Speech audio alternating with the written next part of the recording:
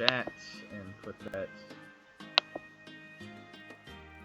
to the matchup chart window.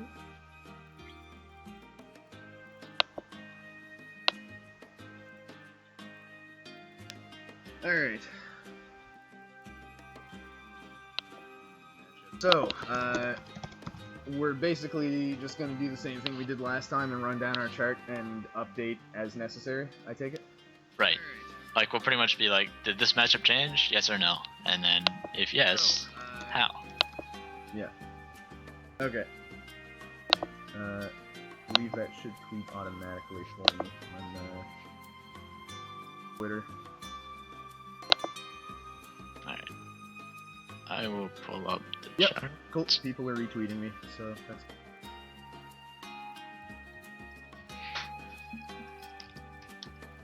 Alright. So, Bowser. Obviously... Oh, relax. I gotta pull up the chart and... Oh, you're still pulling shit up? Okay. Yeah. And then I'll retweet you.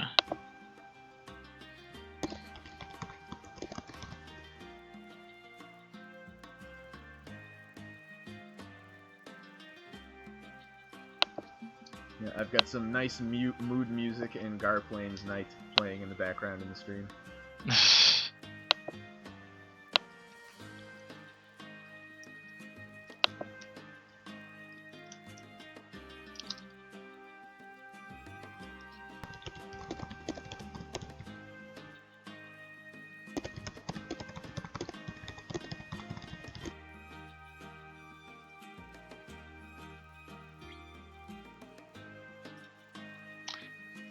Okay, and this.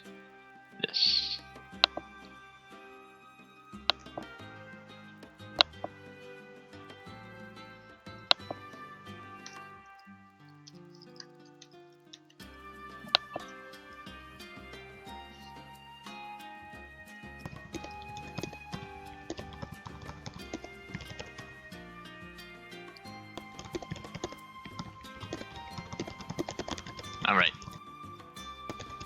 Okay. So as we did it alphabetically last time, starting at the top naturally has us start with Bowser. Yes.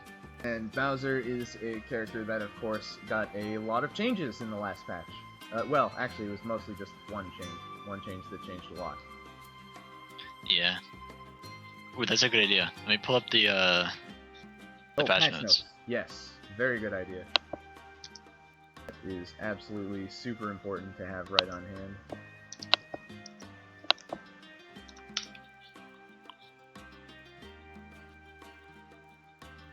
I wonder if there is an easy way for me to get my display in the background on our chart while we do this, because that would be more useful to have.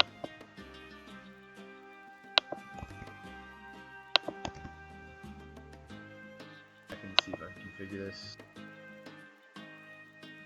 Screen window.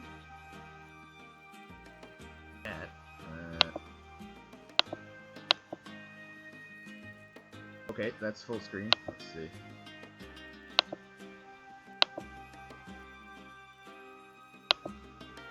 Alright, so we've got a little bit of streaming jank, but you should be able to see this properly now, even if it's a little bit messy. Let me see. Yeah, that'll work. Ignore the infinite stream in the back. Okay. So yeah. Bowser, of course, had one big change, and that is that his... Well, I guess side special is fairly important, too. Yeah, but more importantly... Yeah, more importantly, his up throw got super buffed. Essentially, the base knockback and knockback growth were tweaked such that at percents all the way up until kill percents, he has a combo of some sort off of it. He basically got the checkmate treatment. Yeah. At low percents, he gets up tilt, mid percents, he gets nair, and then at higher percents, he gets up air, which of course eventually leads into a kill because it's Bowser's fucking up air. Yeah, it's also pretty hard to DI out of. Like, you can mix it up, but Bowser can usually react. Yeah. If they're not super slow. And the other significant changes are that he has invincibility after the grab, so you can't knock him out of side special once he lands it. Mm-hmm. And he can grab the ledge backwards without B now, which doesn't affect the shitload, but makes his recovery a bit better. Yeah. However, in our case, for this matchup, I do not think this changes the matchup very much for us. No, I don't think so either. Have you played it with Nick Riddle since the patch? Yeah, it was definitely scary. Scarier. But I still think we do really well against Bowser. Although his reward off of a grab is now a lot stronger, he still has to actually get the grab, which is a problem for him in the matchup. Right, and like most of the time he would go for side B instead, which is, you know, pretty much the same thing, kind of. A little bit less damage when he has to go for a Nair versus like side B, because side B does like 18, and I think up there Nair does like 26, something ridiculous. Yeah, if he gets all the hits. Yeah, so up there up tilt I think does like 18 or something, like not that much. We're about a much. It's a little bit more than side B, I believe. So that's not that big of a difference, to be honest. And side B grab would kill at like 100, where up throw kills I think around 90. Yeah, that sounds about right. So it's pretty much the same. I mean, he kills a little bit earlier, and if he goes for actual grabs, it's about the same. So let's make a note in our extra notes that just says, "Don't get grabbed." Yeah. Arc Fire still does ridiculous things to him because he's so big. Yeah. And he doesn't have enough time usually to get around it, so you can pretty much throw it out safely in neutral. And he still can't really deal with Arc Thunder either, of course. Yeah. It's basically the same thing. Yep. Fairly standard heavy matchup. Mm-hmm. Okay. Do we have anything else to add there? We're not changing the number, of course. No. Let's move on quickly from that one. Then Bowser Jr. got no changes. Right. So the only thing really to consider are if our buffs changed any. And also I want to be going through and like adding things, like, or just like adding things to talk about, like if you had any recent experience with the Bowser Jr. Yes, definitely. Because I know I went to a few different tournaments where I've run into Bowser Juniors that are considered decent. At least in NorCal there was a decent one that I played. He says he really hates the matchup, and when we played, like, I like absolutely destroyed him because you literally just can't Bowser Jr. and he can't not do anything. And then like the only way he like gets his stuff off is if he hits you with side B. But literally every single projectile beats side B. Yeah, so we can just basically just put it in his way and ignore him, yeah? Yeah. Like, I would say this matchup is easier than 6-4. I think it's at least 65-35. Think so? Yeah.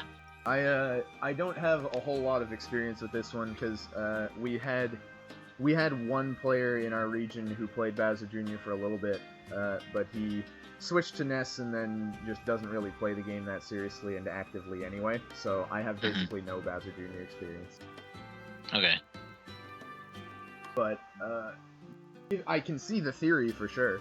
I don't see how he really competes with us very well with a really bad grab game, not terribly disjointed aerials, inability to deal with our camp, etc., etc.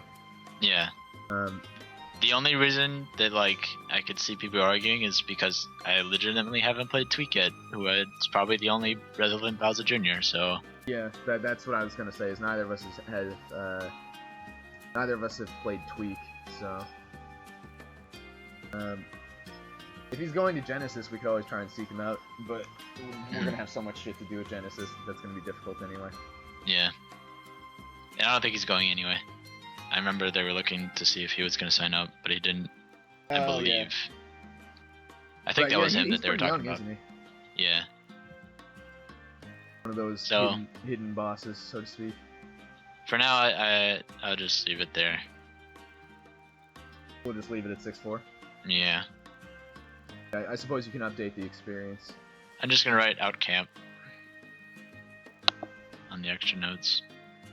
And are you updating the XP? Like, is that player worth adding to the thing, or is it just still not going down? Let me look. I think he was on the PR. And so if he was, then it's worth. But if not, then I'm not gonna bother. Hello to those of you just joining us in the chat. We are discussing Robin matchups. We're up to 15 viewers so far, which is not bad.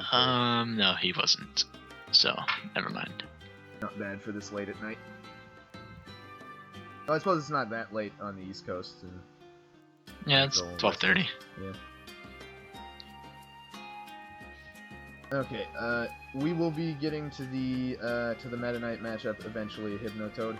We are going in alphabetical order, so we're not really doing question and answer, we're just kind of moving through and updating our chart. If you have more specific questions about the Meta Knight matchup when we get there, then by all means ask us then. Yeah. But we're not going to jump around too much. So, Okay. do we have anything else to add for Junior, or are we moving on to Falcon? We can move on to Falcon. Okay, so this is now one of the matchups that I have I have a lot of experience in this matchup now.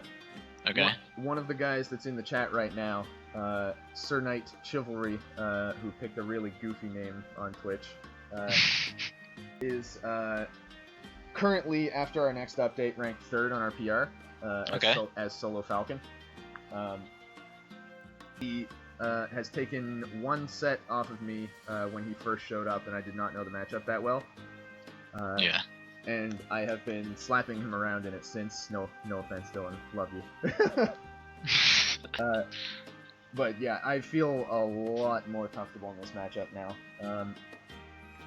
And personally, I do not feel this is as bad as 4-6 anymore. Okay, but can I ask you a question? How does he play Falcon? He is not a just simply run at you Falcon. I've also played New Brunswick's best player, who generally places top 3, top 5 at regionals in the Maritimes. Also plays Falcon some, and he got double eliminated by both Robins, despite the fact that he plays a very campy Falcon. Like, these aren't Falcons that are just running at you. Yeah. I think the campy Falcon matchup is harder. Yes, definitely, by all means. I think the aggressive Falcon is like maybe even an advantage, but the campy Falcon, I still agree maybe being 4, or maybe 45. Yeah, I was going to suggest moving it to 45 personally, just because I think we have too much counterplay to his general zoning. Mm-hmm. Because other than picking his time to jump, take to the air, and try to get over our projectiles, his real only ground options are dash up and shield, dash up and dash attack through something if he has the option. Sometimes attempt a zone-breaking Falcon kick to try to go through something. Mm-hmm. And dash grab, and dash grab, which generally gets stuffed. Assuming you're, like, not just throwing out random buttons. Yeah.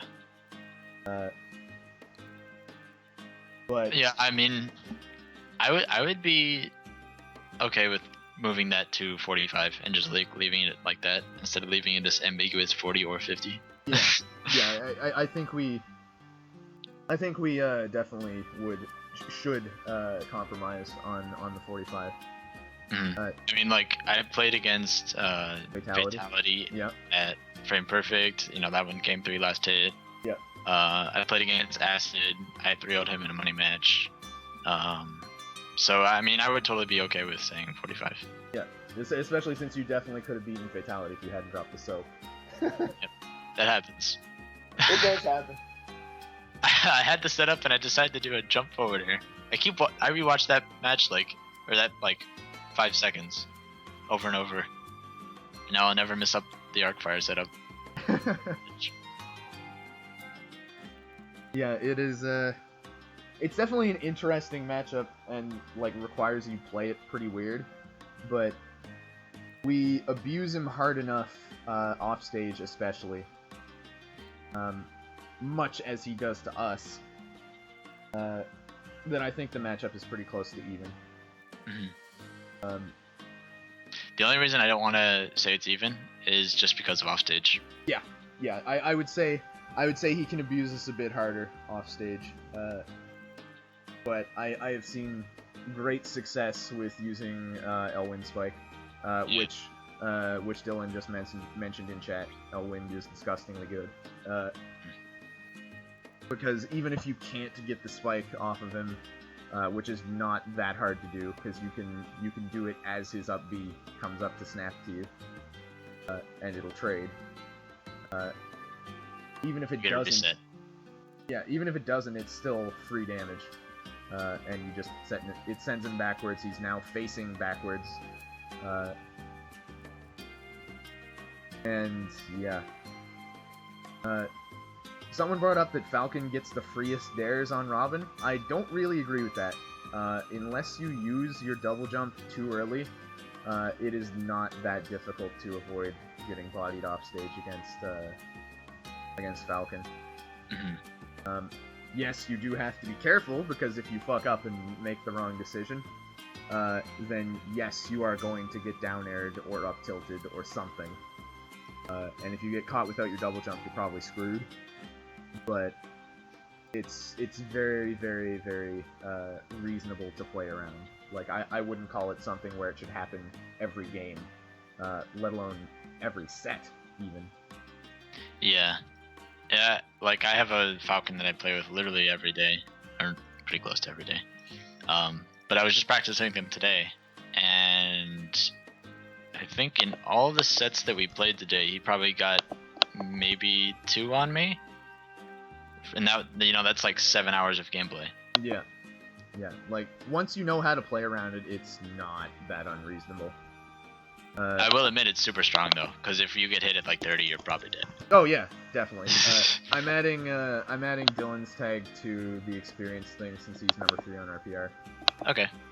He's not well known outside of Nova Scotia at all, because he literally just started playing in like August, but I'm still going to add him. Alright. Do we have anything else to add there, really? I don't think so. Okay. To answer the question in the chat, how often do we update this? We did this originally in August, so it's been 4 months since we've updated it. And the main reason we waited is for the DLC character patches, of course. Right. Which, now that I think of it, we need to add Cloud. We need to add characters, yeah. Yeah. I guess we should just keep it alphabetical order. Yeah, so just insert a row in between Charizard and Dark Pit. And we'll get to that one when we get there. You didn't capitalize. Oh no. You have to keep it consistent. Wait, hold on, I'm making sure. Did it mess up my customs? I don't think it did. Yeah, I think it's still okay. Diddy Kong's is still blue, and that was one that we specifically noted.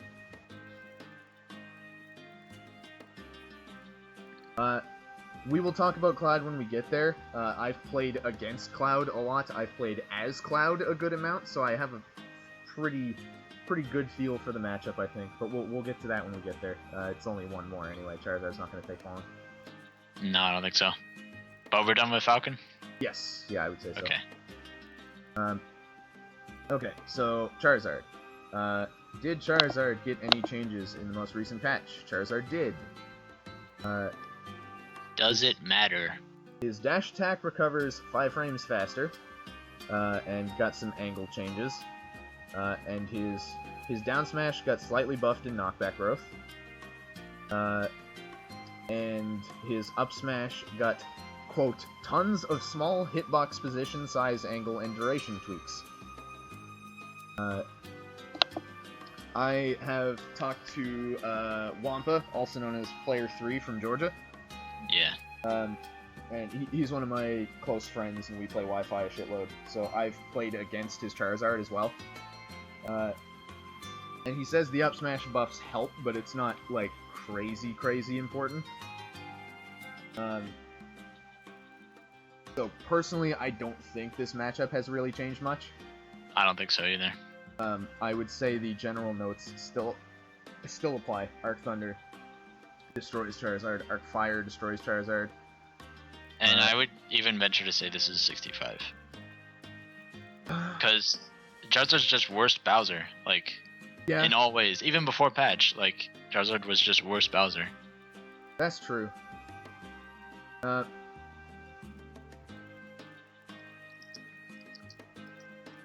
Wonder if Joe is around. Let me see. Yeah, and then, like, even then it's like, what relevant Charizards have we played? Like, is there even a relevant Charizard? That's a really good question. I floated out looking for his opinion, so we'll see if he's around to give me an answer. But okay. Yeah, I wouldn't object to putting it to 65-35. But I don't know. But you also think it's fine as 64? Yeah. Yeah, I wouldn't complain with either. Okay. I'm gonna add him on the experience. And I mean, like, I feel strongly about the 65. Like, I just think we win this super free. Hey, I see you've got True Blue and Nick Riddle in there for experience. How recently have you played them? Not at all. Not well, at Nick all? Riddle kind of recently, because, like, he just randomly plays characters sometimes. But, I'll just delete True Blue because he doesn't play the character anymore. Okay, well, if you're feeling very confident about the 65, then I would say, we'll keep that for now, and just do it that way. Alright. And I'll see what his opinion is, but I don't object to it. Okay. Okay, anything else to add there, or are we moving on? We should move on. Okay. Alright, Cloud. So, I think you sound pretty confident in knowing what this is about. Yeah, I think we lose this matchup. I don't think we lose it hard, but I do think we lose it. Like, the number I initially want to put on it is 55-45 Cloud. And there's a couple reasons for this. Alright. First, talking about interactions in neutral, Cloud's neutral air is really good. It is sufficiently disjointed that he can out-disjoint forward air. His down tilt is especially good at breaking our zone, because he can go under all of the Thunder variants. Oh, really? Yeah. I didn't know that. Yeah. He can just straight up slide underneath them. His foot is invincible during the duration of his down tilt. So, like, he can just come clean under stuff. The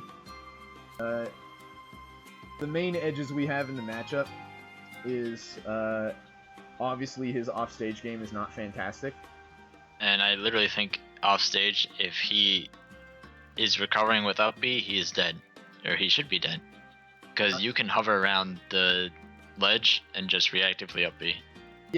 Yeah, that is definitely true. Yes, and somebody mentioned in the chat, one of the main things that makes this matchup really difficult is Cloud can camp us. I somewhat agree with that. Okay, so this is something that I've realized playing Khaled for the last week or so. When he does not have limit, you rush him down. Yeah. And you could play Rushdown Robin. Like, that's a thing that you do, because you do it in Sheik matchup. Yeah. And then once he gets limit, you camp him. Yep. Because the only thing he can realistically do is throw the B projectile, which you can shield. I don't think that it's like that big of an issue. Like, people make a big issue about it, like, oh, he's charging limit, you have to approach, and like, yeah, okay, that's fine. But as soon as he gets limit, you stop approaching. You Yep. have no reason to approach him anymore. Exactly, because the only thing you can do at range is either throw Limit Break, Blade Beam, or actually try to approach you. Yeah. To answer the question in the chat, which was, doesn't Cloud's sword beat Elwind Blades? The answer to that is no, they trade.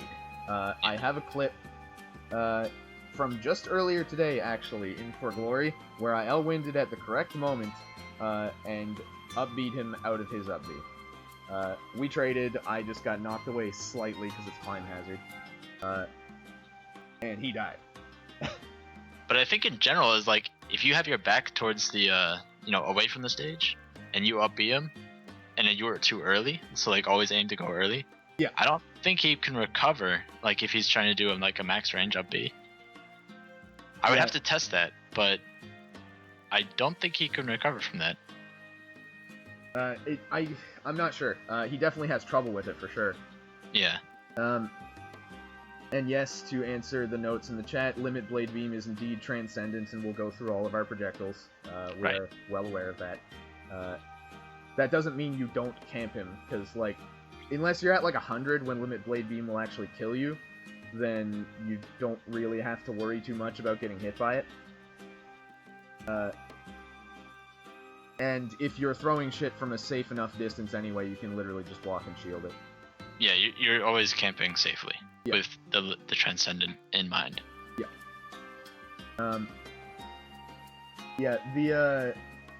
I think he gives us a lot of trouble in the juggle game, actually. Like, yeah, definitely. When he down tilts under a projectile, in theory, and gets in, his up air juggle game is ridiculously good. Yeah. Like, that character definitely has one of the best up airs in the game.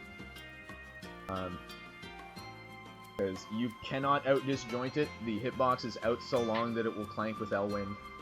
I think the second blade will hit him if it's spaced properly, but you still don't want to do that. His up air is also frame 7, as is pointed out, which is stupid good. And I think he juggles us way harder than we juggle him, because his down air... Yeah, his down air is just really dumb. His down air is what I describe as the ignorance down air. Like, it's a move that, like, at level 1, you're just like, okay, I'm just gonna do landing down air, because that's the scrub thing to do. And then you start to examine it further, and you're like, maybe I shouldn't do this. Maybe this is super punishable. And you're like, no, wait, actually, it doesn't have any lag. Just do it. And it auto-cancels. Yeah. So you can just figure out the right height and just always do that. Yeah. Cloud's down air is so ignorant that you just do it anyway, and it's the correct idea most of the time. Yeah. You can hit him from the side, and you can like punish him for not auto-canceling it correctly, but it's still an absurdly good landing option and limits the up air juggling that we can normally do against what would otherwise be a very vulnerable landing game. Right. Something else that I feel Cloud significantly impedes us on is that our jab is not very good against him. And I don't mean this. I don't mean this in that it is like when you actually hit him that he falls out or anything like that. I mean that because of the range on all of his neutral tools, the amount of times that you actually can jab him are not that frequent. Like, if he's spacing properly with forward tilt, down tilt, nair, falling up air, etc., etc., he's not jabbable that often. It's usually when he goes in for the grab game. Huh. I haven't really noticed that. I haven't played that many Clouds, so... I have played several... My experience is limited. I have played several and have been playing as Cloud against Robin. So, like, I've got both sides of the matchup, because I actually enjoy Cloud a lot. Okay. But, yeah. There's something else I was going to say. Yes, the grab game. That is something I definitely wanted to get into. Cloud's grab game sucks. Right. Obviously, yes, he can grab you, because he's very fast. His dash grab is not very good, though. Like, his grab range is actually pretty bad. So you can give Cloud trouble killing you in this matchup if you just stay in your shield. Because the worst he's gonna do you is, like, toss you off stage, and then it's just like, okay, whatever. And then you recover for free. Yeah, because Cloud does not edgeguard Robin off stage. It just shouldn't happen. Like, he can attempt it, but realistically speaking, he should probably just be standing on stage charging Limit Break. Yeah. So you can come back pretty free, which minimizes one of our normal difficulty areas. And he's not going to kill you with a throw until like 170 with up throw. Yeah. At low percents, he can get down throw into cross slash, which is particularly potent if it's limit cross slash because that's like 34 damage or something stupid. But the regular one is ass. Well, the regular one still gets a 19. But you can jump out of it. Yes. So he could do back throw cross slash or whatever, but he only gets like, I think 7 or 10 of the damage for cross slash. I don't know. Yeah. But he doesn't get the full thing. I know he does with limit. Once you're once you're slightly past 0, I think you have to be at like 10 or something. Mm-hmm. Otherwise, you can land and shield it. Talking about his limits specifically, obviously, finishing touch should not be hitting you unless you fuck up and do something dumb. Right. Or if he gets one of his fancy landing up air into finishing touches at like 40. But again, just don't be dumb. The most dangerous one is definitely Limit Cross Slash. Because that thing comes out on like frame 7 or something like that. And has some intangibility on it. Let me pull up his frame data on Kuragana Hammer. Yeah, Limit Cross Slash hits on frame... why doesn't it have... It says intangible 6 to 11, so I think it hits on frame 11. Frame 6. Oh. Either that or it hits on frame 6, and... I would say frame 6. Like, it comes out pretty fast. Yeah, I think that's probably what it is. Either way, he's intangible. And it will fuck you up. It's also stupid safe. So, you don't fuck with that move. You just walk. Yeah. I mean, like, based on what I saw, like, from, like, my limited experiences, I was like, okay, we just shield, you know, we do the whole camp kind of approach game, and then we fuck them up off stage. Neutral sucks, but, like, everything else is fine. So I was going to say it's, like, probably 55-45. Yeah, that's what I said, 55-45 for Cloud. No, 55-45 for Robin, though. Oh, I don't agree with that. Cloud definitely wins. Okay. But, so, I mean, yeah, my experience is limited, so... Yeah, I am fairly confident in saying he wins, just from what I've played. Especially if the Cloud player in question is willing to play super lane. Okay. Because, much like the Falcon matchup, if he just runs at you and tries to do things, you can definitely fuck him up for it. Like, L Thunder does a lot of work against Cloud, I find. Just because his landing options that aren't down air are not fantastic. Yeah. So, like, when he's landing elsewhere on the side of the stage, you can kind of just leave L Thunder in his way. But, yeah, I right now I would like to put 55 on this, or 55 for Cloud. Okay. I will leave that in your capable hands. Alright. Oh, that's in the Charizard. I'm in the wrong column. As well as any important extra things that you have to say about it. Yeah, okay. Alright, so comments. Rush down until he has limit, then camp. Be very careful. Re-detilt and U-air. Trying to think if there's anything else super important.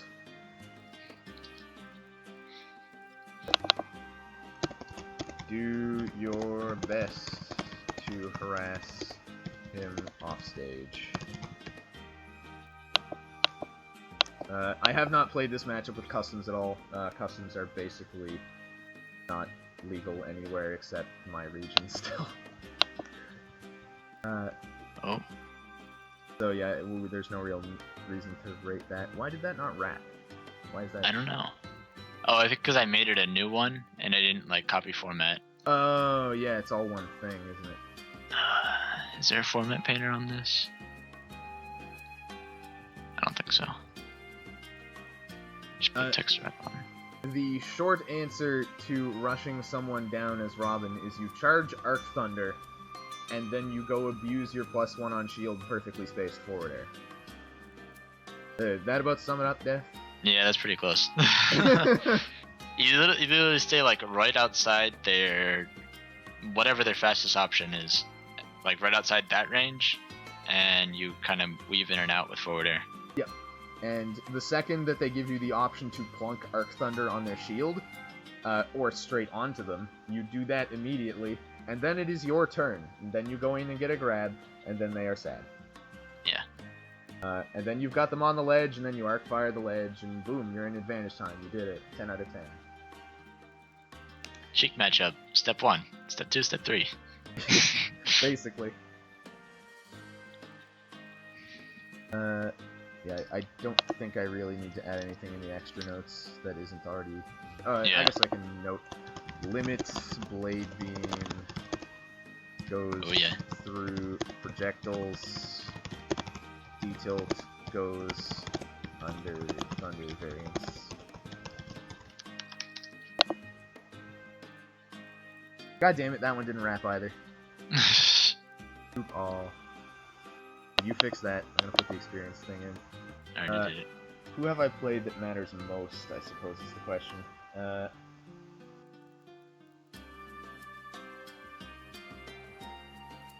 I can't say I've played anyone relevant enough to really put in here, although they're decent. Okay. But I wouldn't call them known enough to put on the list compared to the other people that are on here. Yeah, the only real person I've played this Cloud is True Blow. Yeah, I'm just gonna put half randos in. Yeah, that's fine. Oh, and I'll do comma, Raz playing as Cloud versus Robin.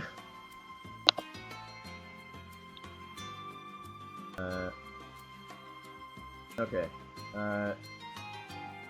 Think we're good to move on from Cloud now, I would say.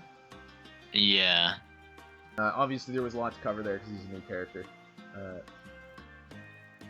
But, yeah. So, Diddy Kong. No changes. Yeah, no changes to Diddy. There have been changes to Robin that help, of course. I think the change to landing back air, I would say, is probably the biggest one. Yeah. That's definitely been the thing that I have been amusing the most. Oh, yeah. It is so good now. Like... Oh, did I miss Dark Pit? We missed Dark Pit. Thanks, chat. Oh. Alright, this actually did have a fairly significant change. Right? Yeah. Side B just kills you now from Dark Pit. I think that's hilarious.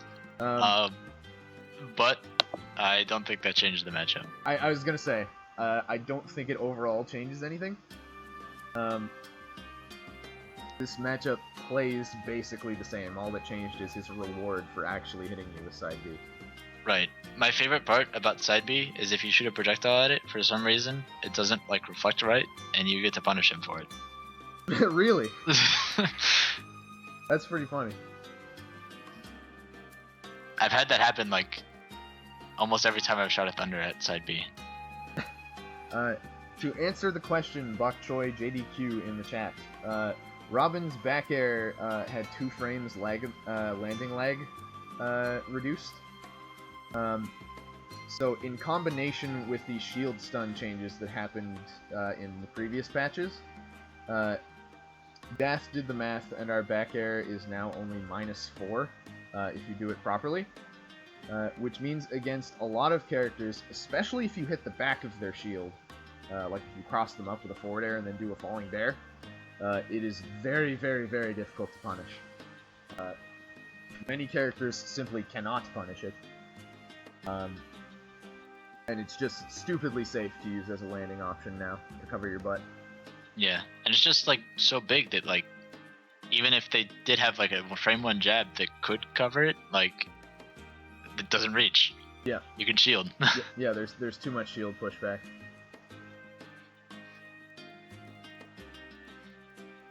And yes, we are talking about falling back air. Right, not auto cancel. Yeah. Does it matter if we fast fall or not? I think we do have to fast fall it to get it -4. Well, but you're aiming to land it as close to the ground as possible, essentially. Yeah, you don't have to fast fall it, but it makes it easier, I think. Yeah. Yeah, I don't think we really have to change anything for Dark Pit, really. No. I don't think the number changed. He got a little better. So did we. Yeah. And like, especially against like Dark Pit, falling back air, because he's always like looking to cover landing options. Yeah, with dash attack especially. So if it looks like he's coming after you, you throw it out. And if he's not, then you land. Yeah. To answer your question, Bok Choy, that is for both bears, but landing with Bronze Bear is a bad idea, because it does not have anywhere near the amount of shield stun or range. So, strictly speaking, the buff is only relevant for 11 back air, although it does apply to both.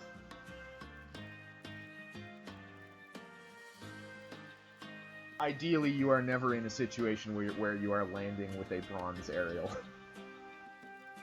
If you are, something has gone horribly wrong and is probably going to continue to go horribly wrong.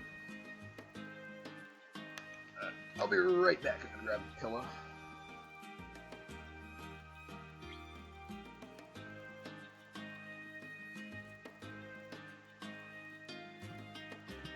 And I'm back. Okay.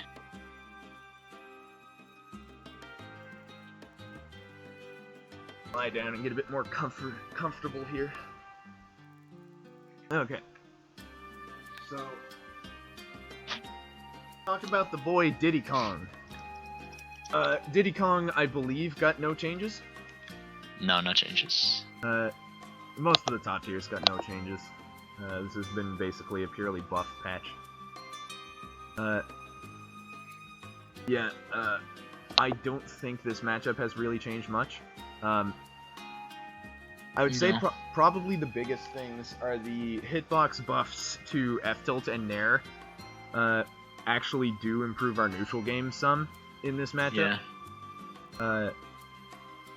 Because it's that little bit of extra disjoint to deal with monkey flip, forward air, etc., etc. But the problems that were problems in this matchup are still problems. Yeah. I just went ahead and added Dire to that list with the Tyspell's name.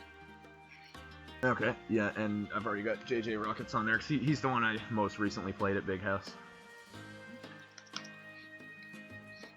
Yeah, I mean, I think this match was pretty much the same. If they, like, you could totally take advantage of Diddies that don't know what they're doing, and like don't know the matchup, but are still good Diddies.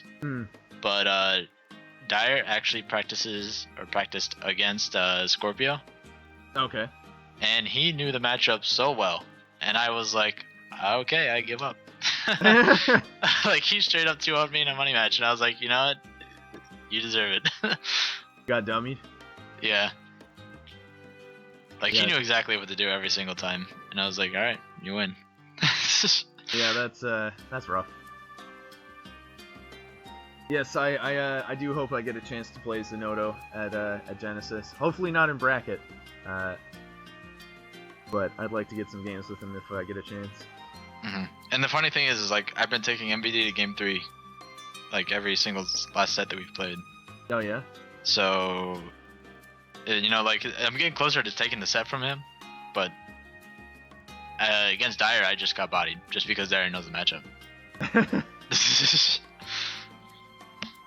Yeah, that definitely seems like it's a problem in the matchup. Yeah.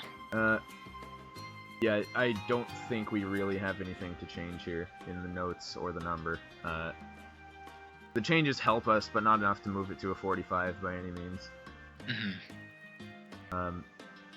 Definitely still one of our hardest matchups for sure. Yeah. Fortunately, there aren't that many Diddy players. because everybody like because everybody stopped. yeah, damn near everybody that bandwagon Diddy dropped the character. So the only ones playing them are the ones that actually play the character. Yeah, which just makes it like those Diddies just that much worse. Yeah. So if you're good to move on, I'm good to move on to DK. Yeah. Okay. So this one I'm contemplating moving to 6-4. I would be okay with that. Just because when DK does get in, his reward from getting grabbed is so consistently good that it is like you can just lose on too few mistakes. Yes, we do win neutral pretty hard still, but I don't think it's hard enough to justify it being on the same level as Charizard, especially given the difference in reward that the characters get. Yeah, like Charizard versus like I would 10 times be happy like playing a Charizard versus a Donkey Kong. Yeah. Yeah, so I'm gonna move this down to 60 immediately. Yeah. DK's dash attack clanking our thunders. I do not know actually. Maybe Thunder, but yeah, I think it could clank the base level thunder, but most of the time you're going to be throwing Arc Thunder, or either Arc Thunder or Arc Fire at DK. Yeah. Oh yeah, DK you could probably throw Arc Thunders more. Yeah, this matchup. This is also one of the very few matchups where I do not want to go to Town and City. I love that stage. You won't love it against a good Donkey Kong. You'll love it until you die off the top at 75. Yeah, it happens, but... like, I've seen the most success against DK playing on Duck Hunt, surprisingly. Which is not a stage I traditionally like.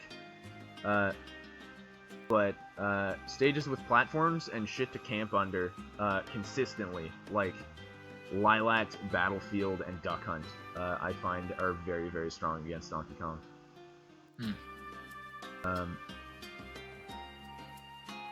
Yeah. Don't really have much else to add there. Yeah, I think that's pretty close.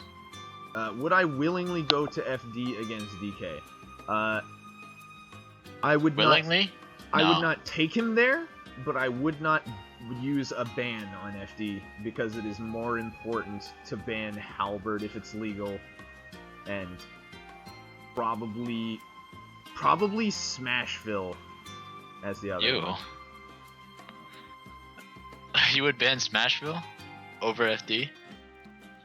Yeah, probably. I dislike DK having the platform as an option to give him more directions to edgeguard you from.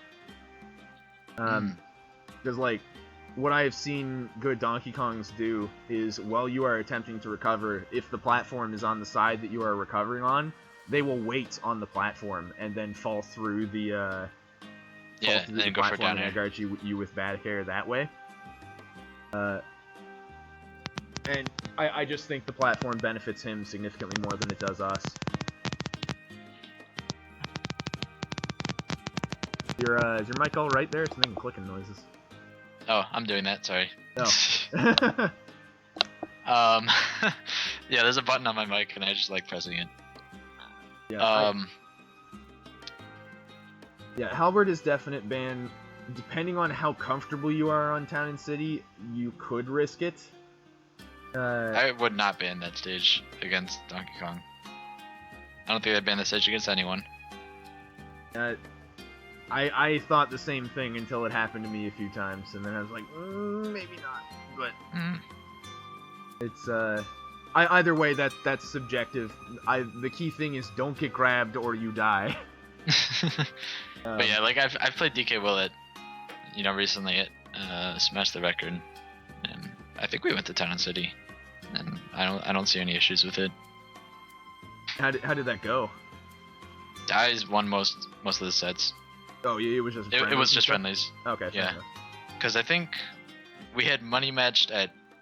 Did we money match at Paragon? No, we didn't money match at Paragon. We also played friendlies at Paragon. But we money matched somewhere. Oh no! I never money matched his DK because he won't do it. Fair enough. He only wants to play friendlies against my Robin, so. Yeah, that's understandable. He doesn't want to play a really bad matchup. Yeah. But when we did money match at CEO, he played Sheik. Yeah. So yeah, he won't play the money match. Okay. Anything else to add for Donkey Kong? Shall we move on? Yeah, we should move on. Okay. Doc. I played a lot of versus Doc earlier today, actually. I don't know if he's here in the chat or not, but I played. Yeah, he is in the chat. TTTTSD's Doc. As well as we have a fairly strong Doc in Nova Scotia, who we see at our larger tournaments. And all said, I would not change the number we have there. I think it is still C Mario, but slower. Yeah. He went ahead and made some notes from when we played earlier, and left them for me in a twit longer, which I have up on the screen. I will actually just put that straight into the doc. Right here. I'm hoping it says something about up B, because that's one thing I want to add. It does, yes. Okay. Yeah, notes include Doc can SDI up and up B out of wind jab, which can sometimes hit you twice if he gets out between the second hit, or the second last hit and the last hit. Yep. Fire jab can be traded with Doc mashing up B below 85. Down smash kills you stupid early for how fast it is. His forward smash is safe on shield. I don't think so. It is. Like, from the proper distance, Doc's forward smash is safe on shield. Because the shield stun changes, it's an electric attack. Right. Which makes it safer than it used to be. I was not able to consistently punish it with anything, because the amount of pushback on it sends you far enough that you can't punish it with dash attack out of shield. Okay, I'll take your word for it. Yeah, this matchup is... It's a lot of fun, which is something that he agreed with me on as well. Mainly because it feels like Mario if Mario was fair. Because regular Mario is not fair. Yeah. But yeah.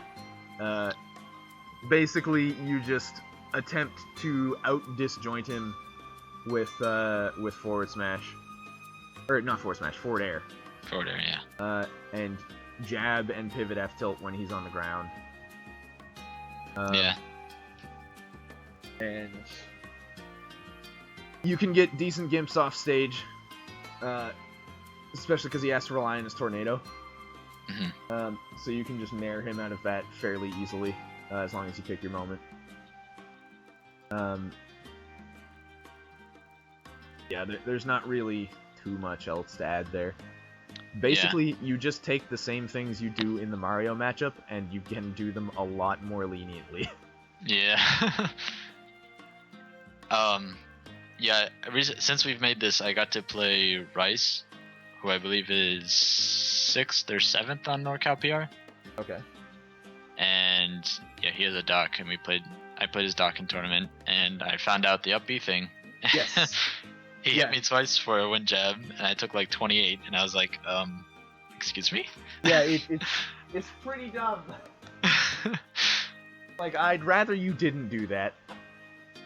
Yeah, and then like a lot of things just like killing me a lot earlier than I'd expected. Yeah. So, like, it was a really good set that we had. But yeah, we still win this matchup. Should we add in the extra notes? Add in everything. If you can just copy paste the things that you said to me. Oh yeah, definitely. Shit. Of course I closed that. Let me go in there. The hell's the command to reopen a recently closed tab? Control Shift T, I think. Yes, I'm a god. I did it.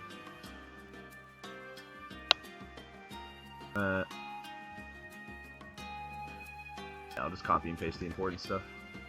What we could do is edit this. Edit what? The experience. Oh, yeah.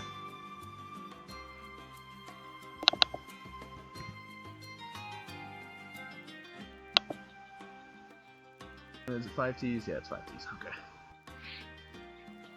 I'm not opening my history because I've been looking at porn, you goons. Who doesn't?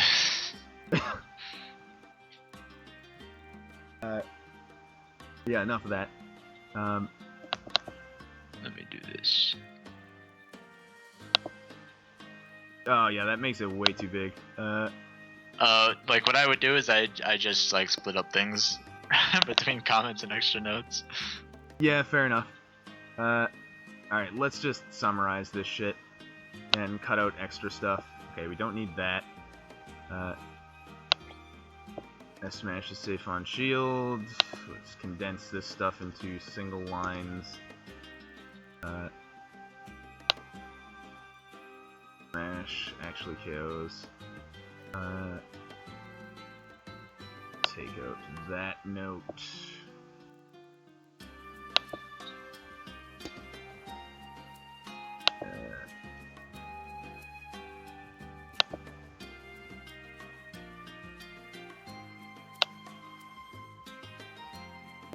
Alright, that should condense it reasonably.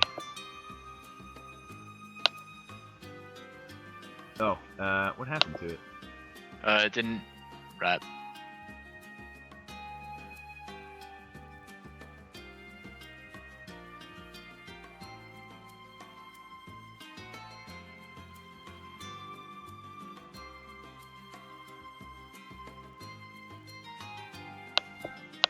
Okay, so yeah, we can split some of that, so just pick some stuff and move over into the comments. Probably move the stuff about up B into the comments. Maybe this will work. Oh no. Yeah. Perfect. Yeah, that'll do.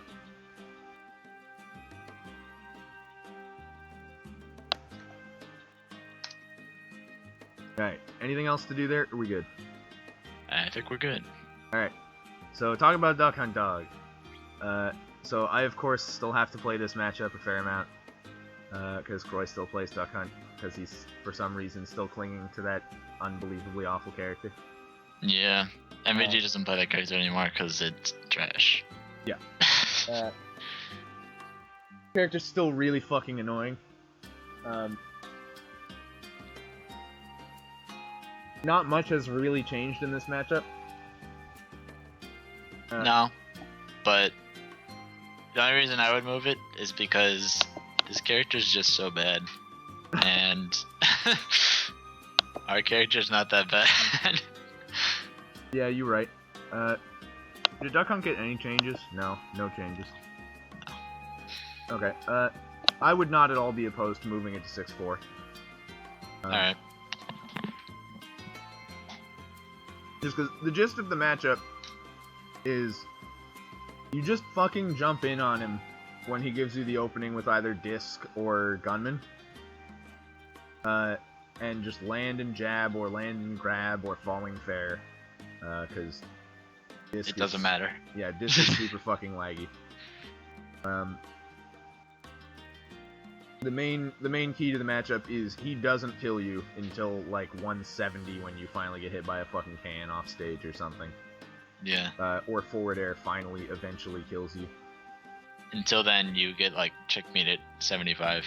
It's not quite that early. It's more like 85. But Okay. Either way, we kill him stupid early, so you can be losing badly on damage and then just kill him like 100% earlier than he's gonna kill you. Yeah, that's the biggest problem with this matchup. Yeah, like I have it happen more frequently than I would like to admit, where I take like 65 or 70 unanswered damage, and I'm just like, God damn this stupid dog, and then I eventually get in, hit him like 3 or 4 times, and then checkmate him, and it's like, oh, well that wasn't so bad. Or you get him off stage and you hit him with a back air and he dies at like 75. Because I'll admit, he's pretty good at racking damage. Yeah, his neutral's not horrible. He can rack damage. He just can't kill you. Yeah. And he's somehow worse off stage than we are. Yeah.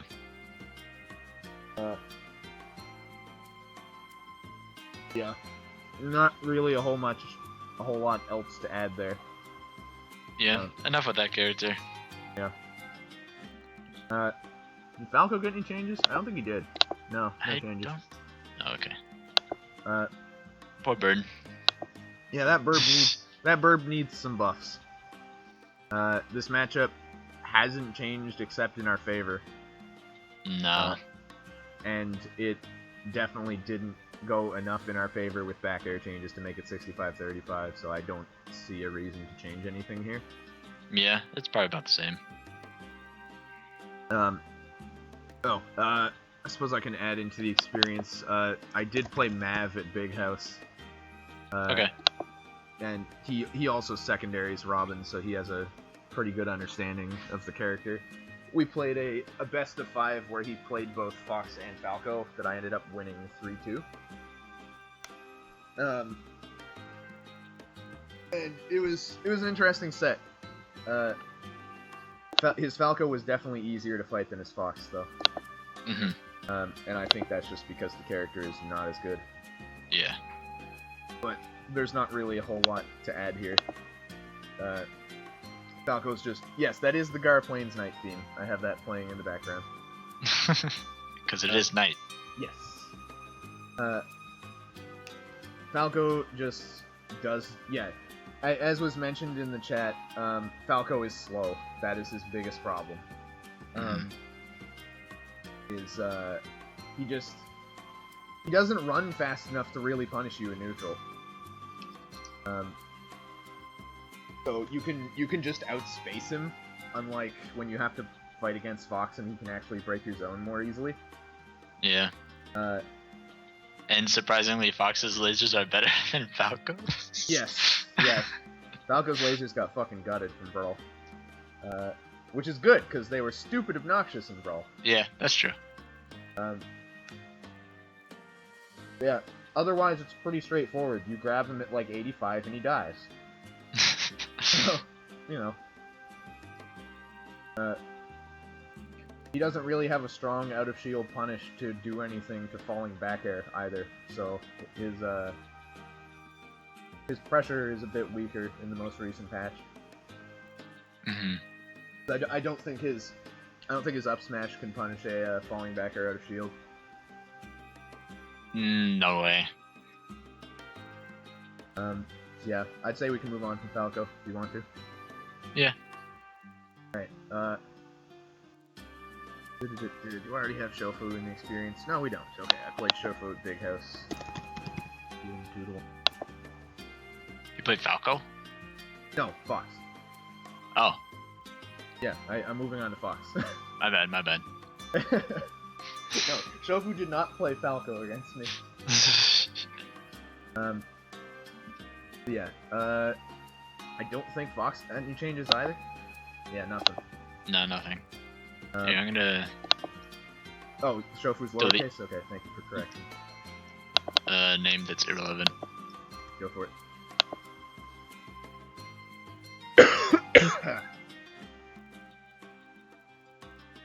Oh no. What? We made edits at the same time. Oh. So it didn't work. Didn't let yours go through? Okay. I suppose I can add Mav's Fox here too as well. Right. I also played as Fox. Yeah, I don't think we really change much here. No. All the old notes still apply. Don't let Fox go to big stages. Wind jab the shit out of him. Yep. Etc. etc. Do we really have anything else to say here? There's really nothing else to say here. Yeah. Yeah, this matchup has not changed.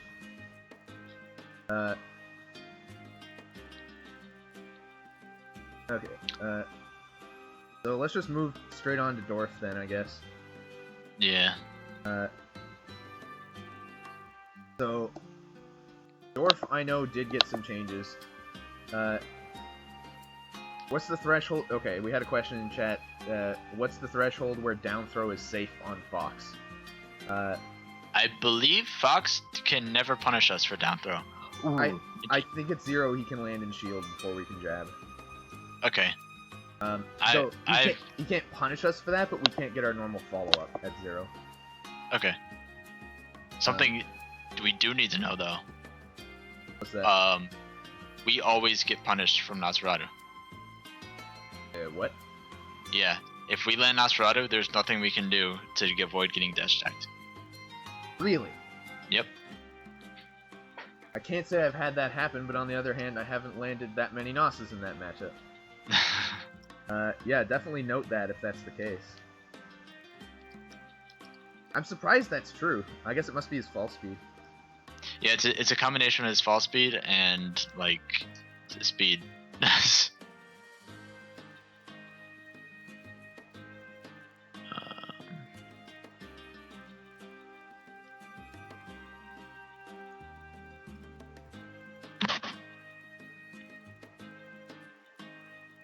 Yeah, we tested it out today too, and it's 100% true. There's nothing we can do. Alright, fair enough.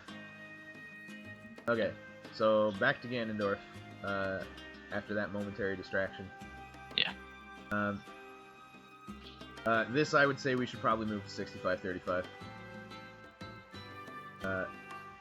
Okay. I find this about as easy as fighting Charizard. I have not played this matchup recently at all. I have not seen a Ganondorf player in a long time. And I'm still scared of up air, so. Yeah, the main thing is we just shit on him so hard in neutral that unless you make some really bad mistakes off stage, it's just not really a problem. Like, yeah, he can destroy you off stage if you get hit by up air, but really all you have to do is just fucking use Arc Fire, use Arc Thunder, L Thunder even, Forward Air. Forward Air he can actually punish out of a full hop. Like, if you Forward Air Ganondorf shield, he can short hop up air, and it'll hit you. Huh. Well, not if you auto cancel it, but... Not if you auto cancel it. Like, it's safe if you short hop it, just don't full hop. Okay. But, yeah, not much has really changed. So then why are you saying we should move it? Because I don't think our number was violent enough before. Like, the main thing that has changed is, again, the back air business, because he doesn't have an out-of-shield punish for back air. Right. I know he got some buffs, but I don't know what they mean. They're not really to things that matter. He got the same blanket landing lag changes that Shulk, Robin, and Mewtwo got.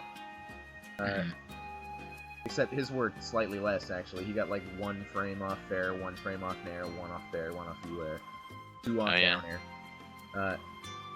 He got super armor added to his reverse neutral B, and extended on his regular neutral B, which doesn't matter.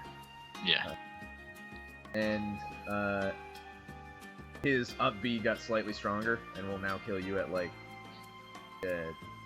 140-ish. Instead of like 180. Okay. Yeah, just our general safety changes, including hitboxes on Nair, in particular, make this matchup a little worse for him than it used to be. Okay. But other than that, I don't really have much to add. Ganondorf is not exactly that relevant a character. Yeah. Okay. Greninja, if you are ready to move on. Yep. Okay, this is another character I had pop up in my region since we last updated the chart. I'm going to add his name to our experience, because he is now either 5th or 6th on our PR, I forget which. But yeah, I've been playing this matchup fairly frequently in tournaments since then. And I think the number that we have there is still accurate. Like, I don't think we really change it. I just now have... Oh, has he officially changed his tag, Dylan? Okay, I will do that. Alright, he's is now vapor instead of paper. That's a good change. Yeah.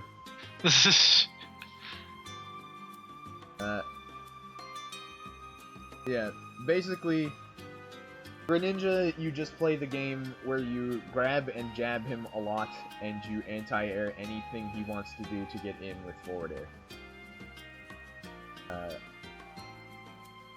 That's really all I have to say. Yeah. Like, jab is just really, really good at, jab is really good against Greninja. He can't side B out of it. There's got to be someone that's gonna say something about that. Yeah, he literally just said it in the chat. Okay. Yeah, he can't side B out of wind jab. Like, he can, but he just gets punished.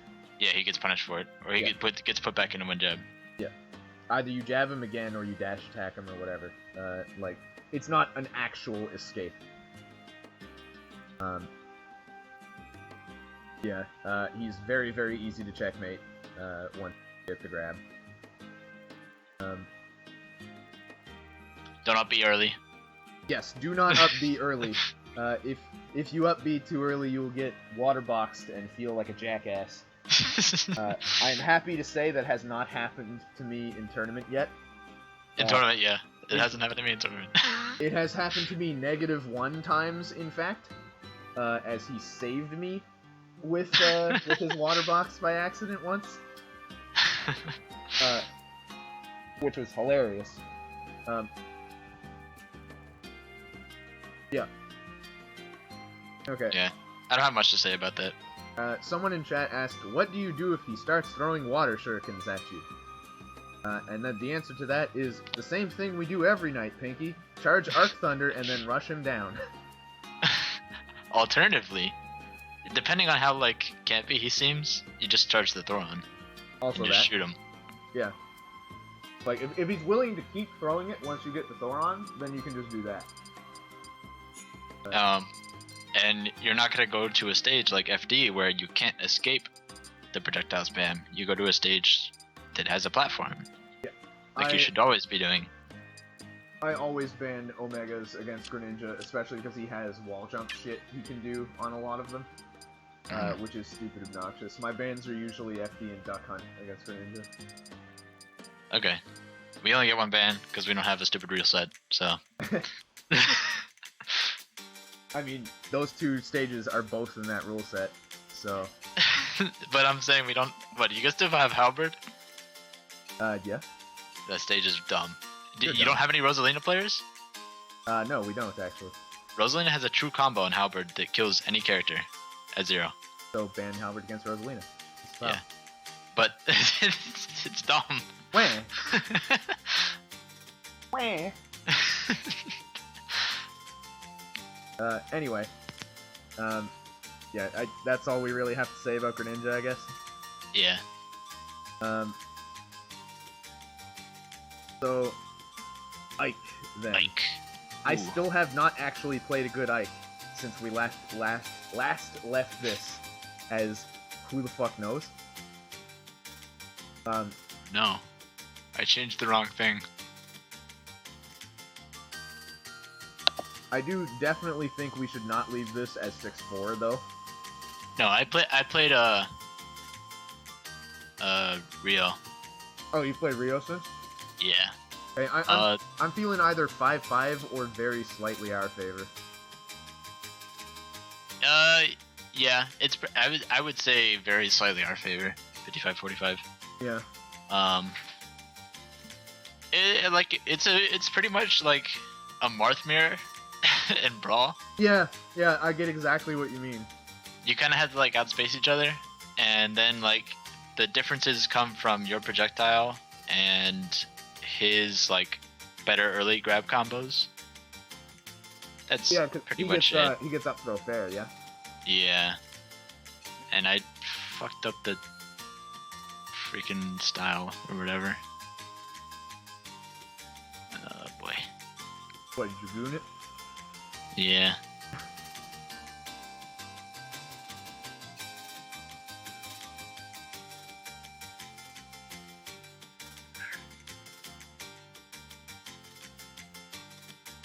Quickly, say words. Saying words. Oh, did the music start kicking in? Is that what happened? My bad. Why is this box outlined? I think I made a border. I did a border. Sweet. Alright, fixed. Turn the music down just a little bit. Alright, so... try to camp them out. But basically... You didn't actually fix the numbers, so I'll do that. Oh yeah, you're right. The spacing... I like how you say Ike is one of the very few characters to receive buffs that actually made him very viable, when Robin is also one of those characters.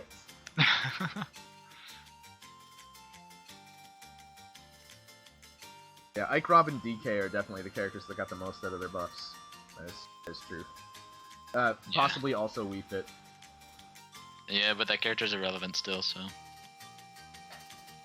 Yeah, because it's literally only John numbers.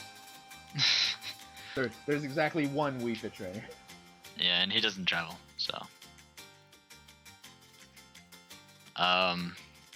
Yes, someone in chat pointed out, don't bring him to Battlefield unless you know how to deal with Eruption.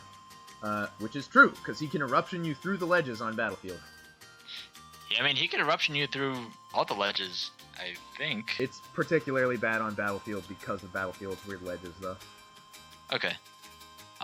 In general, you can shoot thunders at him if he goes for it. Yep. And that's how you deal with it.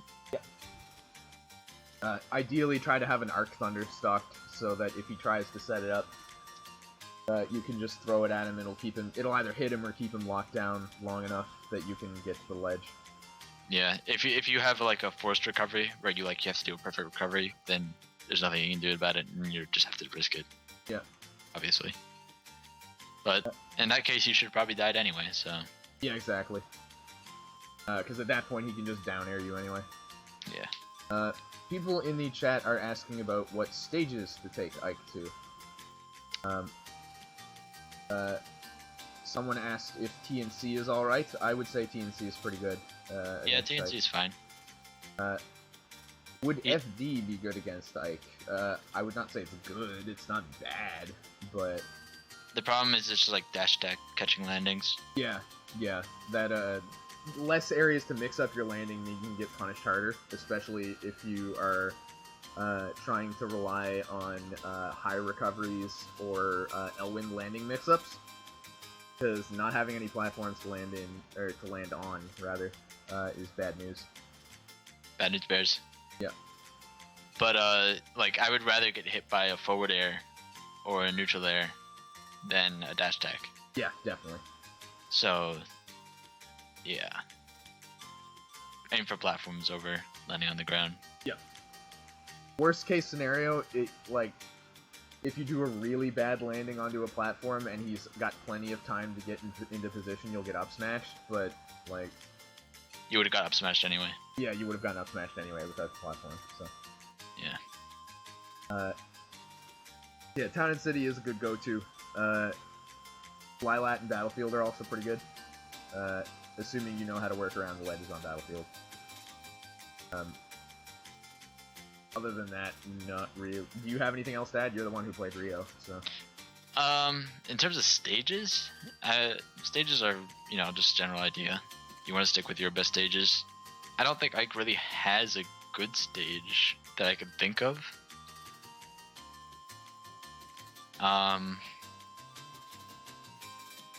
Yeah, and then just like in general, like when he's recovering, like look for his sort of if he has any like options that he likes to go for, like side being high versus side being towards the ledge. Yep. You can just shoot thunders at those, and if you guess correctly, he might die. Yeah, running off and shooting L Thunder at him is definitely a strong option. Yeah, and like because like all you have to do is guess once, guess correctly once with like an L Thunder, and he'll probably die. Someone in chat mentioned that Smashville is a stage that he quite likes. Yeah, I can see that. Which I can see. I would probably ban Smashville. In my rule set, I ban FD because, Yeah, well, yeah. Yeah, I suppose that's fair. I would So- probably ban FD and Smashville, but that's exactly banned. Yeah.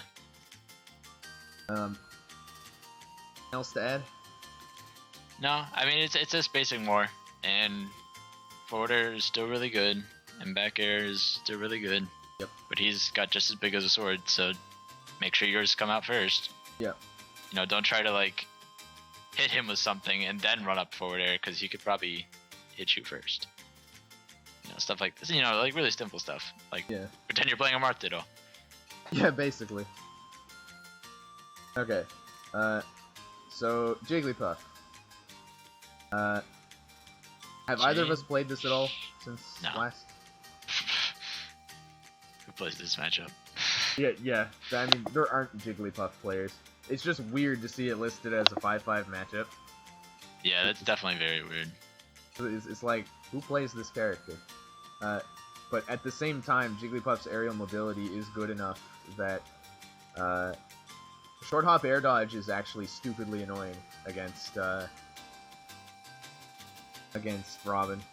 Yeah, that's like the biggest problem I see with the matchup. It's just like so much aerial mobility that she can zoom in and out of range. Yeah, and the problem is that when she gets in, she actually can harass you surprisingly well off stage. Mm-hmm. But of course, the problem she has is she dies at like 70. Yeah. Like, just to a random straight hit. Like, not even to checkmate, which you're probably not going to get, because she's, you know... What Jigs is going to let you grab her? Like, Yeah, most of your kills are just gonna come from like stray forward airs or up airs. Yeah, pretty much. Yeah, this is a weird matchup that almost never comes up. Like, I mean, like, I would switch this back to question mark right now. That's how much unexperienced I am in this matchup. Yeah, I would agree with that. Like, there needs to be a relevant Jigglypuff for us to actually have a matchup number to put in here. Mm-hmm. Okay, I might just do that. Yeah, go for it. Alright. So moving on from that, I guess. Yeah. King Dedede. Yeah, so this matchup still real bad for Dedede. Yeah, he didn't get any changes really. He still gets outcamped super hard, and he still has 0 approach options. So. Yeah, no approach. He got some changes in the patch, but nothing important. Like, the notes here are just like, neutral special 1 and 3, small timing tweak. Up special 1, 2, and 3, facing restriction added to descent and landing hitboxes. What the fuck does that mean? Either way, this matchup's still free. Yeah. Yeah, shield changes did make this easier, as someone points out. Because electric. Yeah. You really just have to play this safe and play it lame. Because Oh yeah, you lame King Dedede out so hard. once you get Dedede on the ledge, and start setting up the arc fire traps, there's not really anything he can do with it. Like, Yeah. he just gets stupid destroyed once you have him on the ledge. He does have counterplay off stage if he can actually get you off stage, but But even then, it's very minimal compared to characters like Ganondorf. yeah, absolutely. You have to fuck up pretty bad. I'm probably gonna see if I can play Big D at Genesis, because he's probably the best DDD that I can think of. Yeah. And maybe we'll see if we should move it down to like 6-4 or something, but it's definitely not any better than that. Yeah. Pretty free. I did play King James at Big House in bracket, and he was pretty good, so I'll throw him in there for the experience. Okay. Yeah, that was a weird set, because I was playing a little sloppy in game 1 and dropped the soap. And As we all do. yeah. And then I took him to Delfino, and won. And then for some reason, he took me back to Delfino, and I won again, harder. I was like, what? Why did you take me back to Delfino? Like, what are you doing? Who salty runs backs to your opponent's counterpick in tournament? Like, what are you doing? Like, as a counterpick stage, like, not even a neutral. Like, if you'd counterpick to Battlefield, it would have been like, that's a neutral stage. I can win on there. Yeah. But to Delfino, it's just like, what are you? What? It's like, I out-camped you. Why did you take me back? But, yeah, tips for handling Dedede while he's in the air. Use forward air. Dedede, while he's facing towards you, does not have any options that be forward air, if properly spaced. Because his forward air swings from above downwards, and his nair is not disjointed enough, and his down air is literally useless. If you come at him from the right angle, he has no answer to forward air whatsoever. You can substitute forward air for short hop back air if you feel like it as well, because they fill basically the same function in this particular case. And probably nair. Yeah. Really, the only option you have to worry about is back air if he's facing away, because that's his longest range aerial that can actually out disjoint us, and it swings from the bottom. So, are there things you can do to stop him from eating your projectiles? You can either short hop slightly and throw them at his head, or you can just punish him for eating them, because it takes too long. Yeah, I don't think he can eat Thoron. Wario can, so I think Dedede can as well, but I'm not sure. Wario can? Yes. Are you sure? 100% sure. 100% sure, you said. 100% sure. Yeah, Wario can just eat the entire Thoron beam. Like... Really? Yeah, it's dumb. Because I play Warriors all the time, and like they eat L Thunder, Arc Thunder, and then I'm like, alright, fine. And then I charge the Thoron, and they don't eat it. Are you doing falling Thoron or shooting it directly at his face? I've done both. He shouldn't be able to eat falling Thoron, because it'll hit the top of his head because the hitbox first. hit goes the top head. Yeah. Yeah, but he can eat, like, just straight up standing Thoron. Alright, I gotta test that. And like, in fact, I'm testing that right now. Go for it. But as I'm doing this, we can continue. Yeah. And to answer the other question that came up on what do you do to people who power shield your projectiles, you use Arc Fire and Arc Thunder. And those cannot be power shielded. Yeah. That is the simple answer. Which is the dumbest mechanic in this game. What, that you can't power shield those? Yeah, I mean, like, it's the dumbest gimmick that our character has. I mean, but it's godlike, though. I know, it's godlike. That's why I play this character. I have projectiles that you can't power shield? Oh. Let me play this character. Yeah. Arc Thunder is too good. You have to dodge my projectile? Alright. Sounds good to me. Yep. Okay, so moving on to Kirby. I can add some experience in here. Because we have a pretty good Kirby in our region. Yeah, this matchup is not what it is, what I have it written down as. I think it's easier than that. Yeah, I agree. I have played against some particularly lame Kirbys that will literally just like walk forward and crouch, and just walk forward and crouch. We lame them out. Yeah, we play harder to lame. Yeah, we can absolutely lame them out.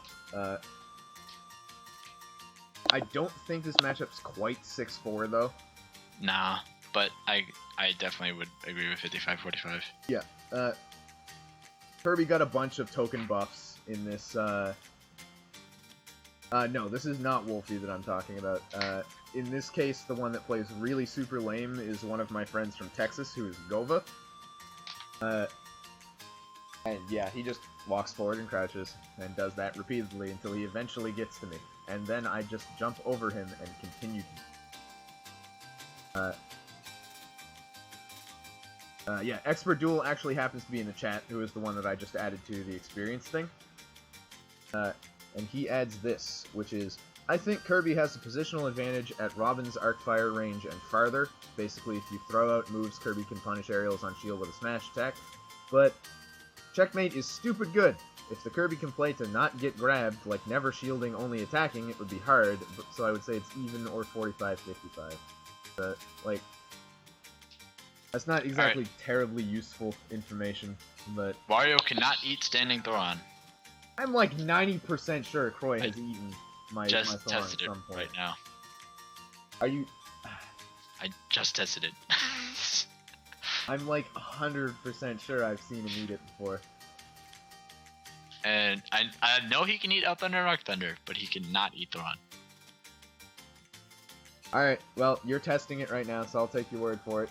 Maybe it changed at some point. I don't know. Where's the fat penguin character? There he is.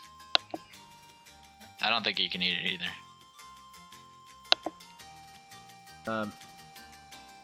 Yeah, yeah, I'll change the Kirby number to, 55. 55, yep.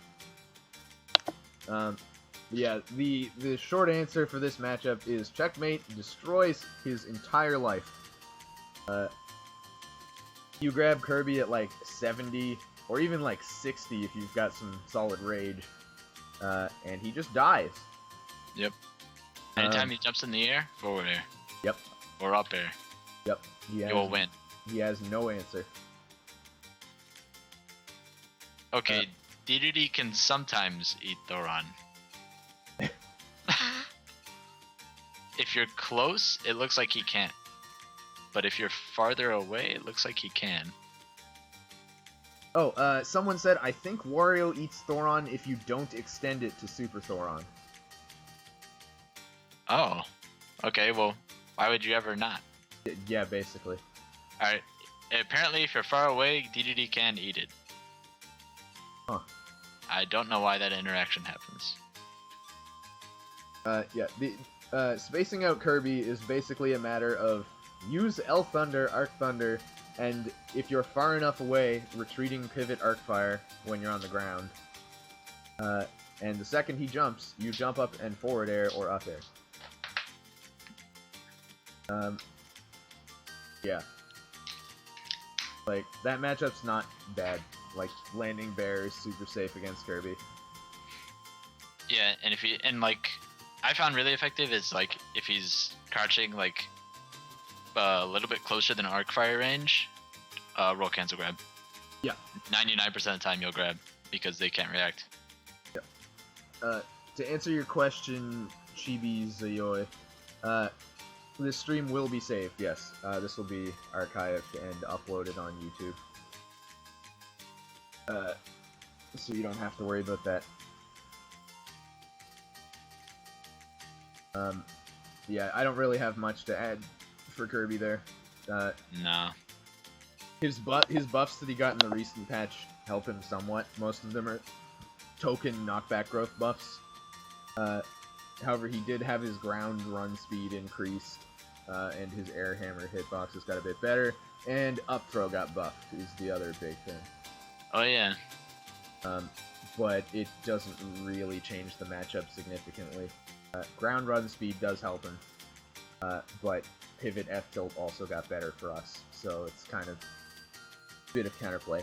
Kirby's up throw is definitely not scarier than Charizard's. I don't know who you heard that from.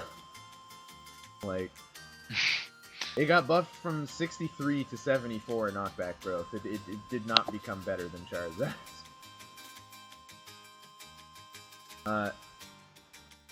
Okay. Link. Yes, Link. Link is another matchup I played a shitload recently. I will add that one in the experience. I played this one with the Soulless one, who I think is still here. Yes. Yes, he is still here in the chat. we need to remove that note that says don't bother with L Thunder or Arc Thunder. Because I've been using those to great effect and almost never using Thoron in this matchup now, actually. Okay. Because I've been playing this matchup basically where I camp with L Thunders and slip them in when he decides to throw his boomerang because it has too much startup. And if I'm not throwing L Thunders at him, then I am charging Arc Thunder and then going in. Okay. You can still play the lame game if you want to, but you no longer have to. Because last time I played this matchup and we had comments in there for it, was before the Checkmate patch, I'm pretty sure. Yeah. It was also before the...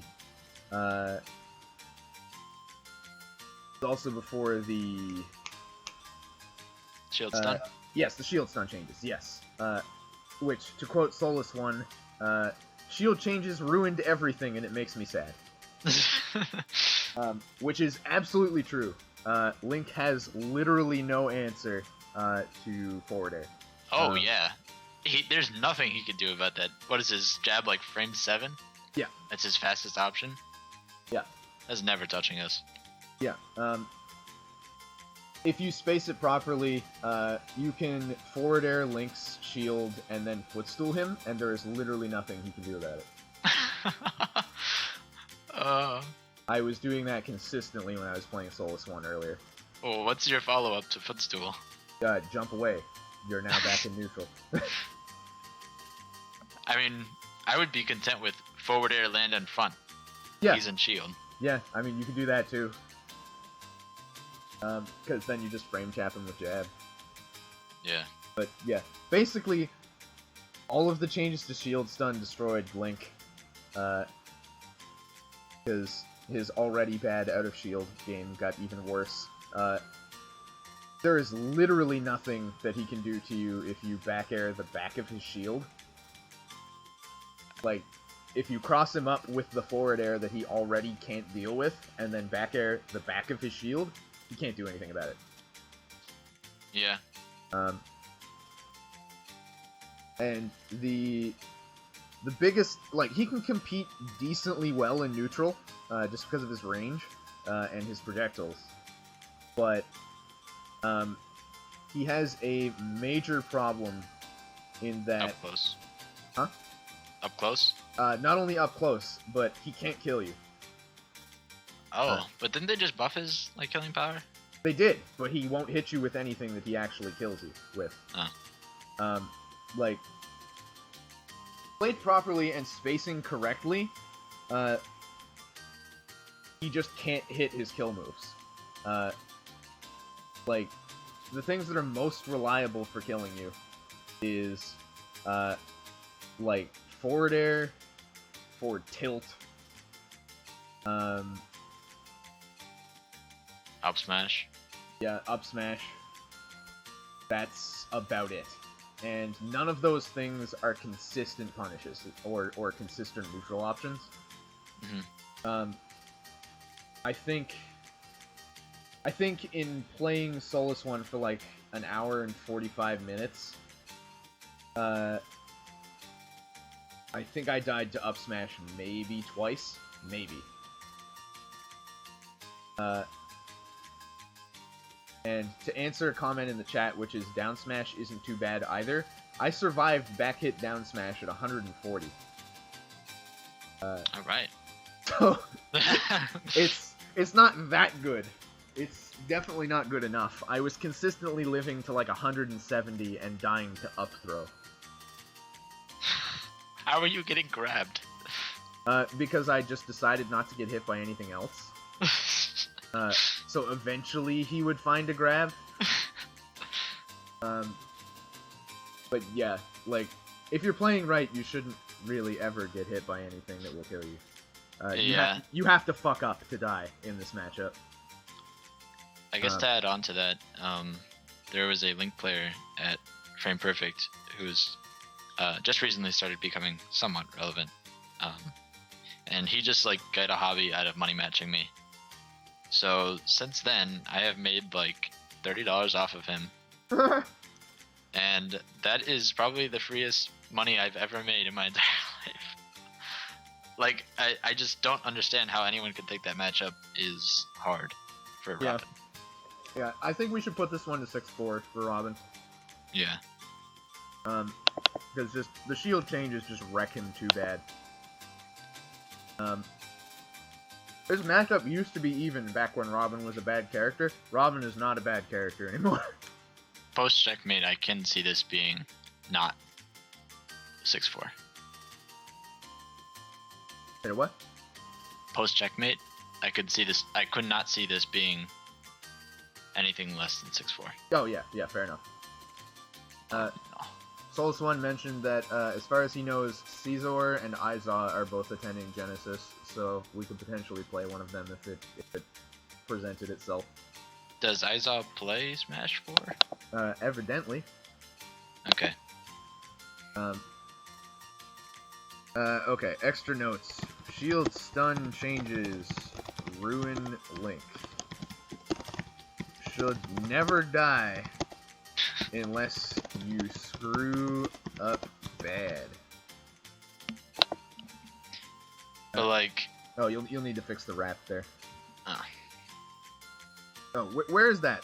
So that It's just right at like look right above column wrapping? E.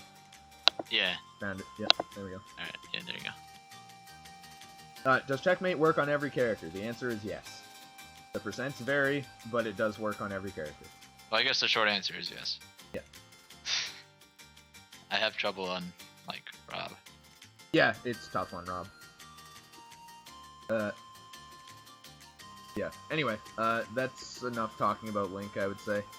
Yeah. Basically, he just gets destroyed by the checkmate, or the shield changes. Mm-hmm.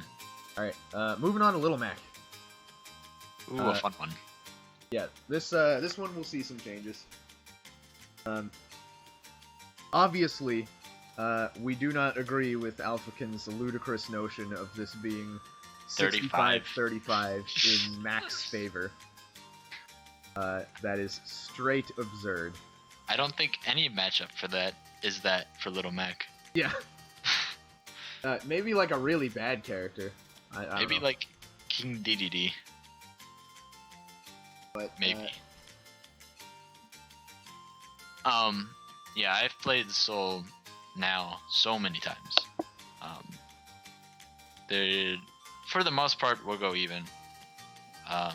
Usually I have the edge on him, but that's about it. Yeah, I do not think it's as bad as 60-40 at this point. Like I'd say, we can probably dial it back for a little bit. I would agree with 55-45. Yeah, I would say that is a safe number for it. I know Soul came out and said that he thinks it is 45-55, and so 55-45 in Mac's favor. Yeah. I have actually not talked to him like about the matchup, but like just from playing it and like things that happen like while we're playing, I'm like, okay, I made a mistake there, so I died for it. And then like, okay, he made a mistake and then he died for it, but I don't have to build up a KO punch for that. Yeah. You know, like those are the things that happen. And like he builds up a lot of damage and like he ignores some of our projectiles because just speed and like his weird crouch run kind of thing. His anime run. Yeah. He's really fast and like played like optimally. Like he can do like run up, perfect pivot up tilt, and like like crazy ass combos like that into up B, and then like keep kind of trying to juggle us and stuff. And like that, that makes sense. Like he does win neutral a little bit, but it's just off stage. He can't do anything to us, and we do everything to him. Yep, that sounds about right. The only unfortunate thing, or I guess fortunate for Mac, is that we don't have like an auto kill on the ledge. Yeah. Like other characters like Donkey Kong, Marth, or any of the counter characters. We actually have to hit him, but it's okay. It's still pretty easy. Yeah. Like, in our matches, it's usually most games are very close. Like we'll go last hit, and then there will be games where I do something stupid and I two-stock him, or like he does something stupid and I punish him for it, like stupidly. So I two-stock him, and then there'll be games where like he kind of does something really good, but I never like get two-stocked. It's usually always very close. Makes sense. So, we'll change this to 55 then? Yeah. Okay. Let's see. Do our notes still apply? Looks like it. Hard cause fast, spam but carefully. Try to shield till KO punch, but don't stand on the ledge and shield. Juggle one edge guard as best as possible. Make him not have fun. Ban FD. It's weird for some reason. One game you can JV3, the next game you can get 2 stock. Pops cause Little Mac. Yeah. Okay. Anything else to add there, or shall we move on? Yeah, I can't think of anything else specifically for this matchup. Ooh. Okay, this is something that I haven't applied yet, but I've only theory crafted it because I haven't been able to practice it yet. Okay. But it shouldn't be that hard. Camp Little Mac on a stage like Battlefield where he has to commit to an option to like get up there. And throw stuff at him. Just like waste your sword and throw sword down, and just like keep doing that. I can see that. Like it's only theory right now because I don't know how like he'll react to it, but like it sounds like an amazing option to me. Yeah, just wasting the Levin sword and just like wasting Levin sword and then just chucking it down, or like doing Elwins, like a safe Elwin, so where you'll either do one Elwin and land on the top platform, which I have to practice, or like do 2 so that you kind of go low, but he like commits to an option, so you can Elwin for that option. I don't know. Yeah. I haven't like put any of this into practice. It's just theory, but that sounds like really good to me. I can see the theory in it. But yeah, I don't want to add it until I like actually practice it. Yeah, definitely. Okay. So moving on to Lucario. I feel like this matchup has gotten a little bit easier.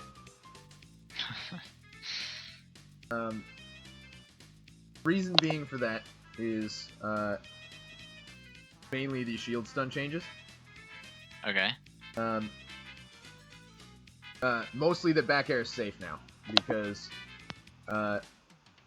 landing before against Lucario was one of our biggest problems because he would just run around on the ground and then grab us with his Jedi grab range. But now that landing back air is safe enough that you can actually just do it, I do not feel like we struggle as much as getting out of disadvantage time. Okay. I have also been told, maybe someone in chat can verify this for me, that the changes to his Aura Sphere charge mean that he can no longer combo Aura Sphere charge into up smash. I heard that. I don't know if it's true. Can anyone in chat verify that? I heard that also. So I would like a confirmation. Yeah, because if that is the case, then I think I would definitely move this matchup to 5-5. I could not agree with that. Really? Why is that? Like even with that, it's just like if the Lucario decides to play lame, I think he wins. Like I don't see how we can like get in on him safely, and when he's like at a high percent, and like get that kill confirm. Like I don't have like that much experience with the matchup, but like I was playing a decent Lucario. Like he's not terrible, but like he's not gonna win anything anytime soon. And like I just have so much trouble. And maybe it's just me not having enough experience in the matchup. But like every single time he was at high percent, so I was just like throwing out forward airs. I'm like, please don't shield this one. Please don't shield this one. And then it's just like, how do I get this like kill confirm on him? That was the entire matchup. I can't say I feel that struggle because I still play this matchup pretty often against Croy. Okay. And I don't have that problem, honestly. and then like sometimes when he's off stage, like he can mix up his recovery between going for edge and then coming right at you. Yeah. And depending on how you decide to edge guard, it can either mean that you're getting hit by up B, which can kill apparently. Yes, I'm aware. And versus like him just getting back on the stage free. Like I don't know, maybe I'm just not entirely sure how to deal with Lucario, and maybe that's why I'm struggling so much. But Yeah, to me, I don't. I feel like you're kind of lacking experience on it. Like, Okay. How often have you played? The matchup? Not often. Like I played Day for a good amount of time, during Paragon. Was that before or after? It was after Checkmate. After Checkmate, before back air and shield stun? Before back air, but I believe after shield stun. When was shield stun? I don't remember exactly. Let's look this up.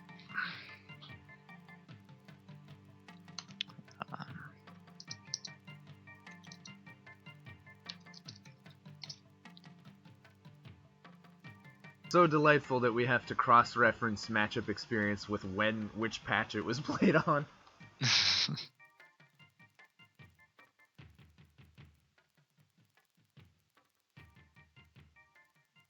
Okay, I believe it was 1.1, right? 1.1.0 or 1.0 or 1.1.1? 0.1.1. Okay, so that should have been shield stun patch then, I believe. Yeah, that's what I'm saying. I'm thinking that's shield stun patch, which was in September. To answer your quick question in chat, what do we do against Aura Spheres? The answer is block it. You do not want to trade Thoron with Aura Sphere unless he will die and you won't. That is the only time it's worth DBZing that shit. Yeah, either block or just jump over them. Alright. Ideally, don't block too many of them, especially if he's at high aura, because those things do a lot of shield damage. Okay, 1.1.1 was September 30th, so Yeah. that was after Paragon. That was after Paragon, so you would have played him pre. So I played him pre-shield stun, Okay. post-checkmate. Yeah, I think the shield stun change and the back air change combined have helped that matchup a lot, as I said, just because of how much it helps landing. Mm-hmm.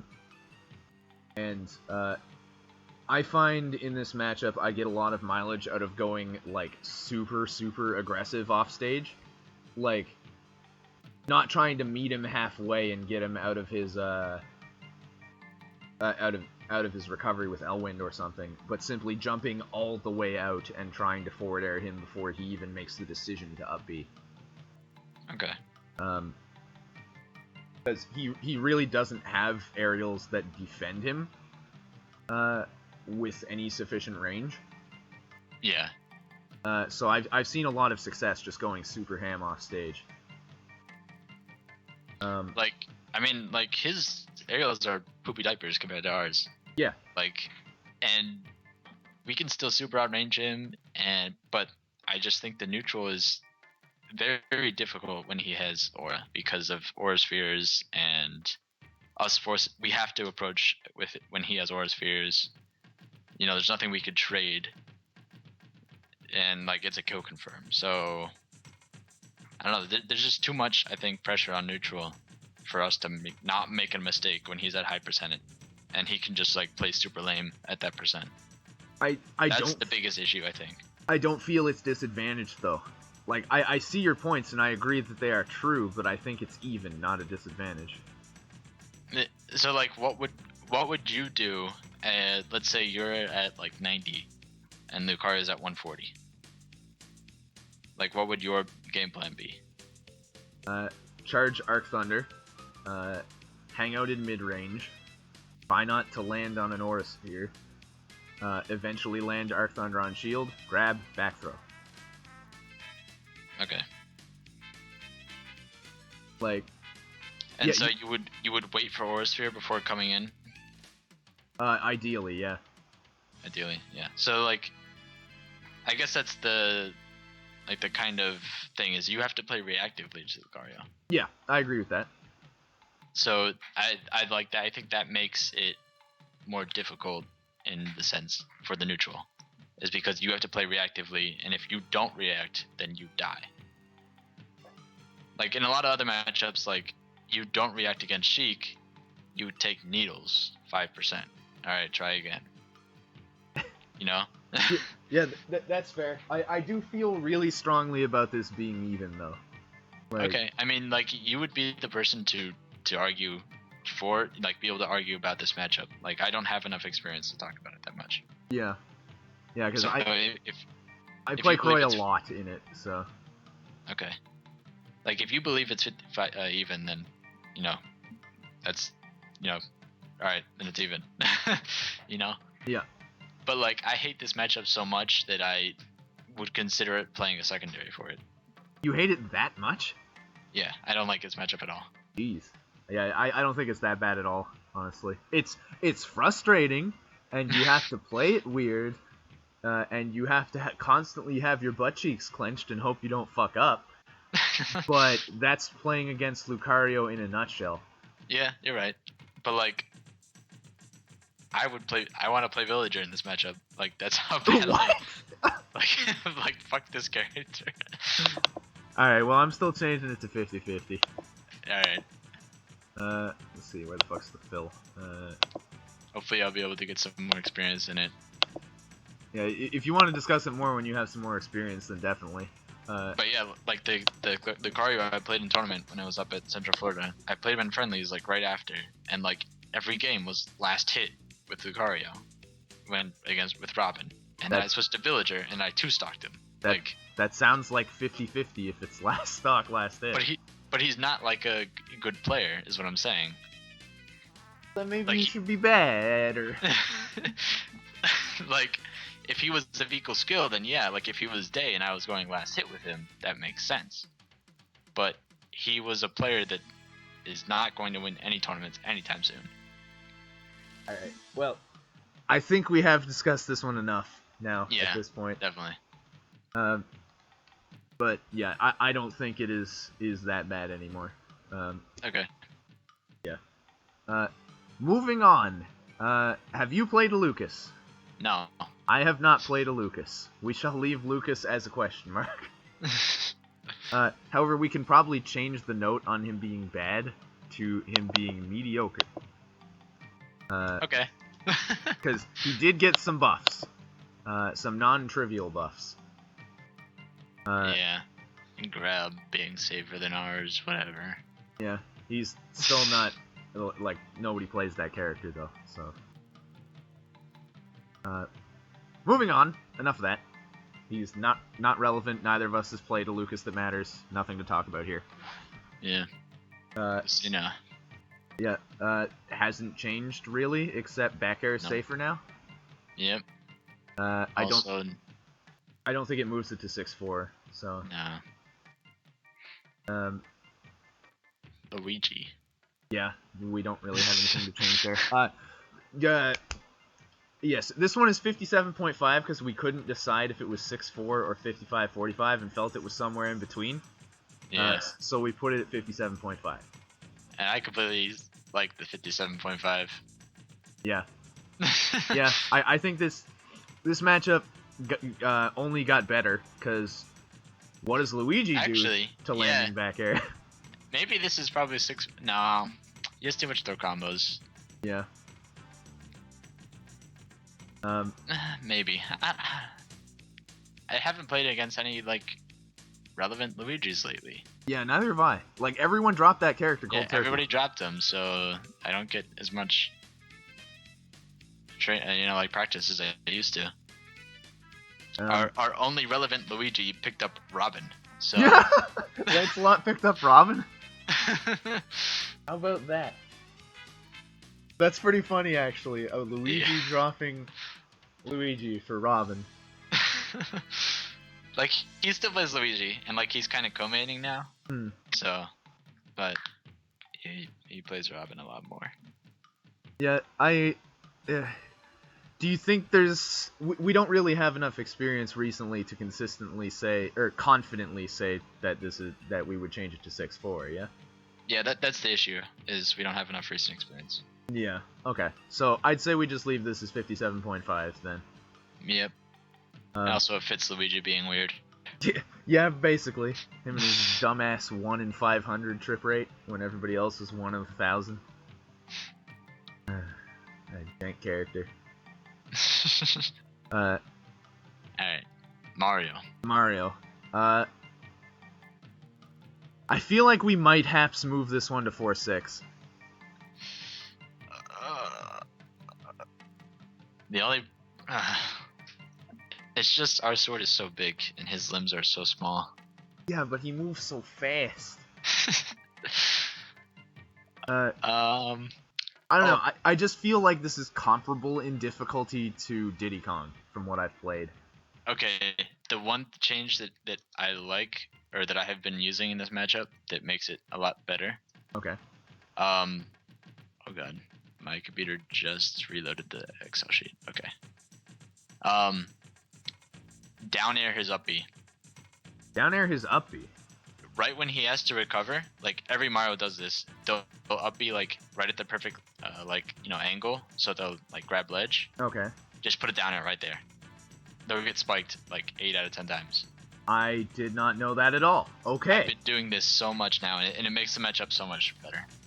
If that is true, I will definitely have to test that, because that was not something I thought of at all. And if that is, that does circumvent one of the things that always frustrated me, which is... Elwin doesn't hit up B. Yes, because up B has 6 billion hitboxes. Yeah, if you down air it, it'll trade, and you'll go up, and he'll go down. Yeah, I will definitely try that then. And the best part is if you do like a full hop and like kind of linger and wait for his up B, and then you down air, even if you fast fall the down air, you can double jump up B, and you'll still recover. Sick. Okay, So, yeah, if that's true, then I can definitely see the 45-55 instead of 4-6. So yeah, I don't really have much to add there. That's tech I didn't know about. So yeah, it's recent for me. So, but I've been doing it recently, and because there's like 10 million Marios, and there probably is in your region too. Yeah, I've got like 3 or 4 that I can think of off the top of my head immediately. Yeah. So yeah. It was actually really funny. We ran an amateur bracket for one of our bigger regionals, and I think like top 5 was 4 Marios. So every like almost good player plays Mario. Someone in chat asked, can you think of a reason that it wouldn't work on Doc, or would that also be something we can apply to Doc? It would definitely work on Doc. I think the only problem it would be was that we could possibly die, depending on what percent we're at. We'll never die to the trade with Mario because it's in the middle of his up B usually, and that has like 0 hit back, 0 knockback. But Doc's sometimes has randomly really strong power. Okay. Yeah. TT said it might, but Doc generally mixes up his recovery more than most Marios do, and you can just nair him out of his down B instead, so you can pick safer options to gimp Doc. Yeah, and like I would be going for nairs against Doc instead. Yeah. It's just like Mario has so much aerial mobility and then he just like kind of up Bs if he sees you coming at him. Yeah. So just wait around the ledge and then down air right when he comes up B. Yeah, that definitely makes sense. Anything else to add there? No. Alright. But it's definitely a matchup I get a lot of practice with, so. Yeah.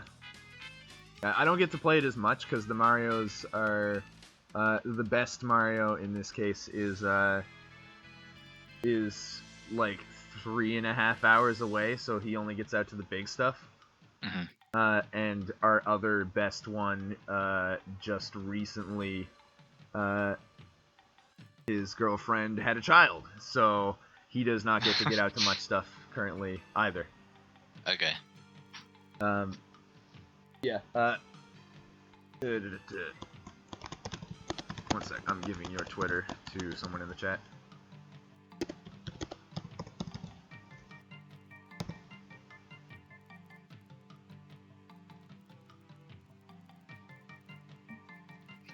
It is Dathly, right? Dath_Lee? Yeah, Dath_LY. Yeah, okay, that's what I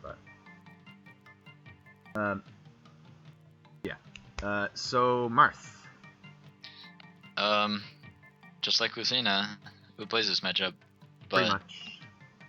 There's like, there's what, one relevant Marth right now? It's like Mr. E and that's it? yeah.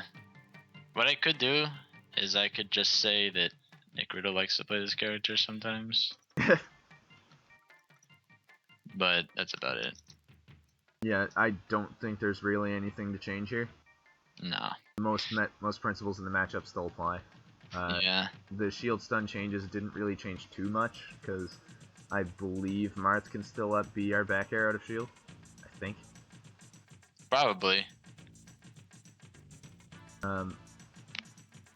Yeah, I have a good amount of experience in this matchup just from playing Foodies, I believe is her tag. I played her on Wi-Fi for a couple hours, like a month ago or something like that. And of course I used to main Marth and Brawl just as you did. Yeah. Because we're the same person and we went from maining Brawl Marth to maining Robin, and now we're both going to pick up Corrin. Co-main Corrin. Yeah. Yeah. Yeah, nothing really to add here. We're both gonna tie for 5th at Genesis, like. Yep. Yeah, it's gonna happen.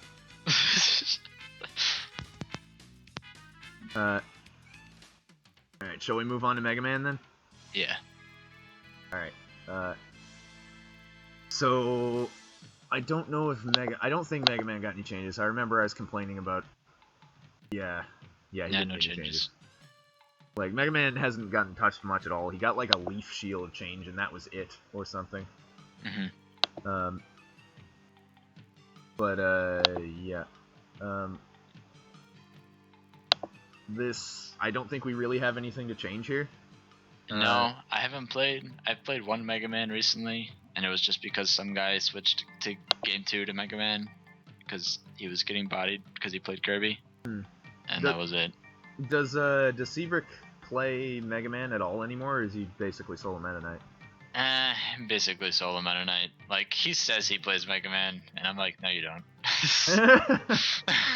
Sounds about right. No, he's like, no, I'm a Tri-Man. I play Meta Knight, Mega Man, and Mario. And I'm like, no, you play Meta Knight. Yeah, Mega Man is basically get good at power shielding the matchup. Yeah, I mean, like, there's some gimmicky stuff that you can do, like shooting out thunders through things. But, like, just in general. Get good at power shielding, use forward air, jab him a lot, etc., etc. Yeah, I just hope we covered that. I assume we just covered it. Yeah. Depth last time, so nothing new. To answer the question, because it came up in chat, I'm not going to get super into this right now, but my thoughts on the top 32 seeds skipping the first round of pools is that it's fucking ridiculous. Yeah, it's really dumb. And we're being ridiculed by the entire FGC because of it. Shit's had me heated on Twitter for like the past, for the past 2 hours or so before we started doing this. I think it's really dumb. It's unbelievable example of top player privilege when people, like, in a game that's far too young to be kind of giving that bias to people. Yeah. And that's all I'm going to say on that. We're, to answer the follow-up question, is that applying to Melee? Melee is doing top 64 for the same thing. So, just as dumb. And then, on that note, I'm just gonna, like, stuff my own nose here. I am seated 61st. Hype. Really? Where's the seeds? I can send it to you right now. Yeah, do that. I would like to see that. I assume I probably don't have one. No, you are not seated. What a surprise. At least you're not seated in top 64. I guess I'm gonna do. Wait, no, Skype makes more sense. So who do I have to message to say I'm better than Dath? Seed me, Kappa. No one will listen to you.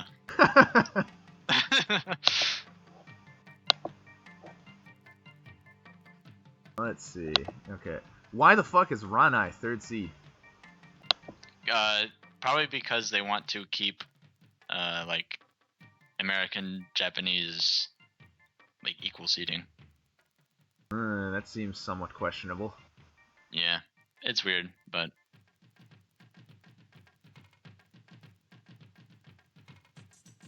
Like, really stupid things, like, let's see, what's a really dumb one? DK Will being seated that high? Where was Will? Did I miss him? He is, let's see. He's like right in the middle. Can't really say. Oh yeah, I see him. Just above Rio. He's a little high.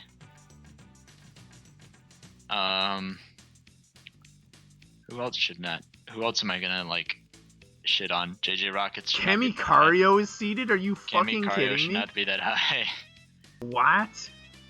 I don't know who SS is, but SS is a NES player. Okay. Who the hell is the Wall? The Wall plays Yoshi. He's actually pretty sick. I don't know if I'd seat him above me, but you know. Well, this is interesting. Yeah. No, whatever. For Welcome those of to you America. for those of you in the chat who want to see it, there it is. Yeah. Moving on and getting back on topic. Right. Because, you know, that shit's silly. Meta Knight. Meta Knight. Meta Knight, I don't think got any changes. No. No, you got some weird change that they didn't figure out what exactly it is. Okay. But, yeah, I don't think we really have anything to change here. No. I know people have been giving me shit lately for saying that this was a winning matchup, and then me kind of going back on my word and being like, maybe not. But I certainly don't think it's a losing matchup. Well, we have it as 5-5 right now. Yeah. But a month ago, I would have said it was like 6-4. Oh, really? I would have questioned you on that, too. It's just like... Sabrick is a god sometimes, and he shits on me really hard. But I don't think that changes the matchup. It's just... Like, we have... Sabrick, and then we have like 2 more semi-relevant Meta Knights that will place like right outside top 8. That I just like shit on for free, and like other people have hard time and may lose to them. And I haven't like sat down and played Sabrick in friendlies in such a long time. Like our only sets are tournament, so I don't know if there's anything in the matchup that we can do differently. There's been like things that I've been trying out that like kind of work sometimes, but then Sabrick, like, I don't know if you know like the story of Sabrick, where he just kind of like downloads a player and then he like never loses to that player. I have heard about that, yeah. That's what kind of happens. Like every new person that he fights, he's awful against because he just doesn't know what they do. But like it only takes him about a game and a half to 2 games to download someone, and once you're downloaded by Sabrick, you just don't get to do anything. Like there's been games where we had a 3-stock tournament, I think about a month ago or something. Yeah. So this was like the last of his Mega Man. He played Mega Man against me in tournament because he was tired of getting shit on with Meta Knight. So he played Mega Man against me in tournament. I 2-0. Then immediately, before I could even play my next bracket match, he's like, money match me right now, best of 5. And I'm like, you know what? I'll take free money. So he was trying out characters on me is what he was doing, and he went the game 3. It was best of 5, so I won the first 2 games. Game 3, he's like, all right, Meta Knight. I'm like, okay, this is easy. He barely wins game 1 or the game 3. I'm like, okay. He like almost 2-stocks me game 4, and then game 5 he like straight up 3-stocked me, and like every single time I picked an option, like he was just there to cover it. Oof. And you know, that's just like the story of Sabrik. If you ever play this man at a best of 5, you'll understand what I'm talking about. I see. And I'm kind of defending my own ass here, but also trying to tell everyone else that thinks that this matchup is bad based on watching me versus Sabrik. Because sometimes I'll get bodied by him. Yeah. But I'm telling you, it's just Sabrik. Like, I've played Meta Knights in other regions, and I've played our Meta Knights here that aren't nearly as good, obviously. But I have been like done so well against them. So obviously skill's a factor, but I still think this matchup is even, possibly slightly in Robin's favor. Yeah, I'm in agreement with keeping it even. I do not have any experience around here with any Meta Knights really, but from what experience I do have playing it on Wi-Fi and whatnot, it seems fine. So yeah, and unfortunately I don't have anything to add. Sort of like reading through the notes. Yeah. Like there's nothing that I've learned about the matchup that I could say like downright is true. Yeah, nothing new anyway. Other than like once you get him at 80, you grab him and you kill him. Yeah. Yeah. I mean, we knew that already. Chalkmate. Yeah. Or, chalkmate. Checkmate. How did I get chalkmate? Chalk. Either way, moving on to the Mewest 2. Have you played him post-patch? In like 2 friendlies against Croys. Okay. Is it a relevant Mewtwo? I would not say so, no. Okay. Do you think this number should be changed? Probably not. Okay. I agree, because I have not played this matchup. Yeah, I would need to play an actual relevant Mewtwo to slap a more accurate number on here if I was going to, because Mewtwo did get some non-insignificant buffs. Yeah. Like, from what I've seen Reflex posting about it, it's like substantial. I've heard like this character is a new character. Yeah. Like he still dies, but he kind of does stuff now. Yeah.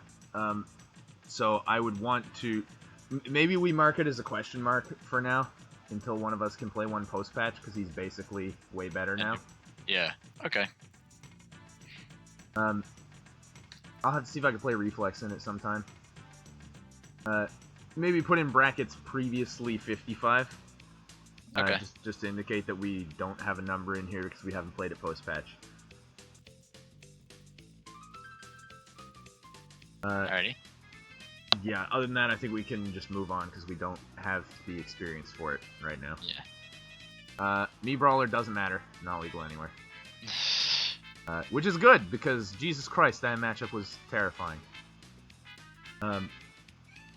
Does Thoron beat Shadow Ball? I believe they trade if it's large enough. Yeah, they'll trade. Yeah.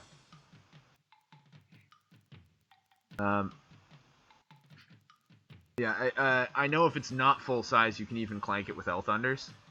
Yeah, it's similar to the Charizard sphere. Yeah. The smaller ones you can clank with L Thunders, but the big one will go through Thoron, and Thoron will go through it. Yeah. Yeah, nothing to say about Gunner and Sword Fighter because they basically don't exist. Game & Watch, I think is... I think this matchup went towards even. Yeah, I was going to say, I want to move this one to even. The difference is being, I've played this a lot more recently, post-patch, post-checkmate, and it's just like, alright, you don't, which I should be writing down, you don't shoot L Thunder ever. Yeah, because he'll bucket that shit. Yeah. Unless you're deliberately trying to bait him into bucking it, I guess. Yeah, which you could definitely do, you bait him into bucket at like 80. Then just grab by him. shooting it out, and then you just grab him because he has so much lag. Yep.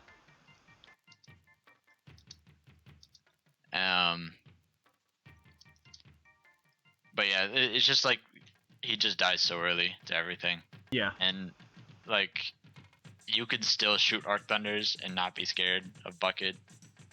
And like that becomes your main like zoning tool, which is a little bit weird, but it's okay. Yeah. I think he doesn't really have much of an answer to back air as well. Like landing back air. Yeah, probably not. Because his grab range is pretty bad. Yeah. Yeah, I would definitely move it to 5-5. Like he has really good throw combos, and he's still got like good, kind of like good offstage game, which makes it annoying, and that's why it's a 5-5. It's just on stage like we kind of do things that are dirty. Yeah. And then he just dies stupid early. Yeah. I'll change the number while you're fixing that.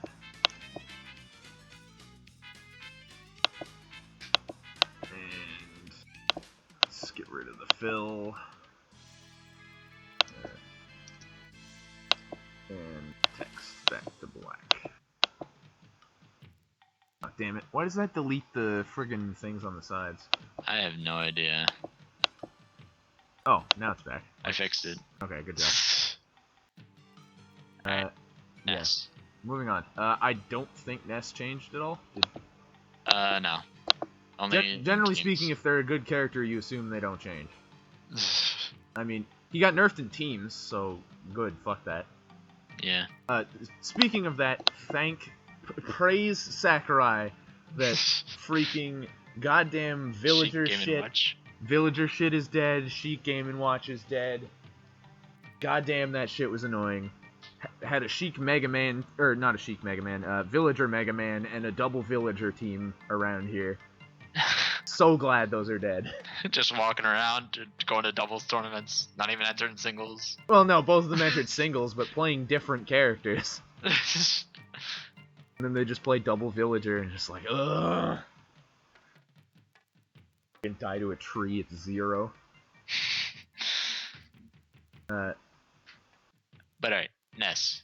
Yeah, I don't think This hasn't changed. Yeah, this hasn't changed. I don't have any. I mean, like I have some matchup experience, but it doesn't feel. I don't feel like it should be changed, etc., etc. Yeah, this stays at 5-5. Matchup works the same. Yeah. Nothing changed. And I know we talked about it a lot. Yeah, this is covered. This is covered in great depth in our previous video. If memory serves, because I played in a cat at Evo back when Robin was a bad character.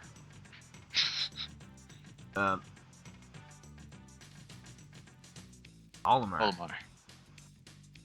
Have you played an Olimar recently? Because you have Myron in your region, right? Yeah. The last time I played Myron in tournament, I beat him 2-0. But I just feel like that was because he was disrespecting Robin. Everything that we got, like checkmate and stuff, and I feel it was very helpful, but I don't think it should really change the matchup. Like, I think this number was... I feel like we had this number before, and then we didn't change it for checkmate. But I don't know. It just... That feels like the fine number. Like, we should barely lose this. And you had to outplay him pretty hard. Just because Pikmin is so annoying. Yeah. Yeah, I would say that's about right. I feel like if we, like, really understood how Pikmin worked, like as attacks and smash attacks and stuff like that, and how they clanked with our moves, maybe we could do this a little bit better, but... Yeah, freaking Yellow's armoring through electric attacks is really obnoxious. Yeah. Well, not just armoring, they're straight up invulnerable. Yeah.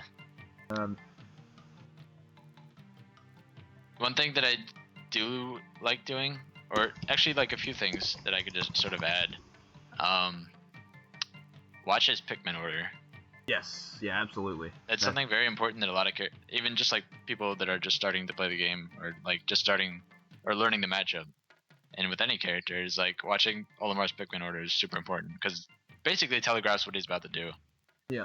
9 times out of 10, if he's at his blue Pikmin next, he's probably gonna grab you. Yep. And then like if he has a purple Pikmin, he's probably gonna do like an aerial. You know? He's got a red, he's gonna do an up air or forward air, something like that.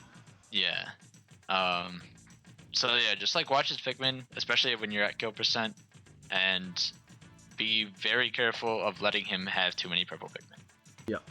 Because, and this is for every character, is like when Olimar has two purple Pikmin or 3, he can just like walk forward in side B. Yep. And most characters cannot deal with it.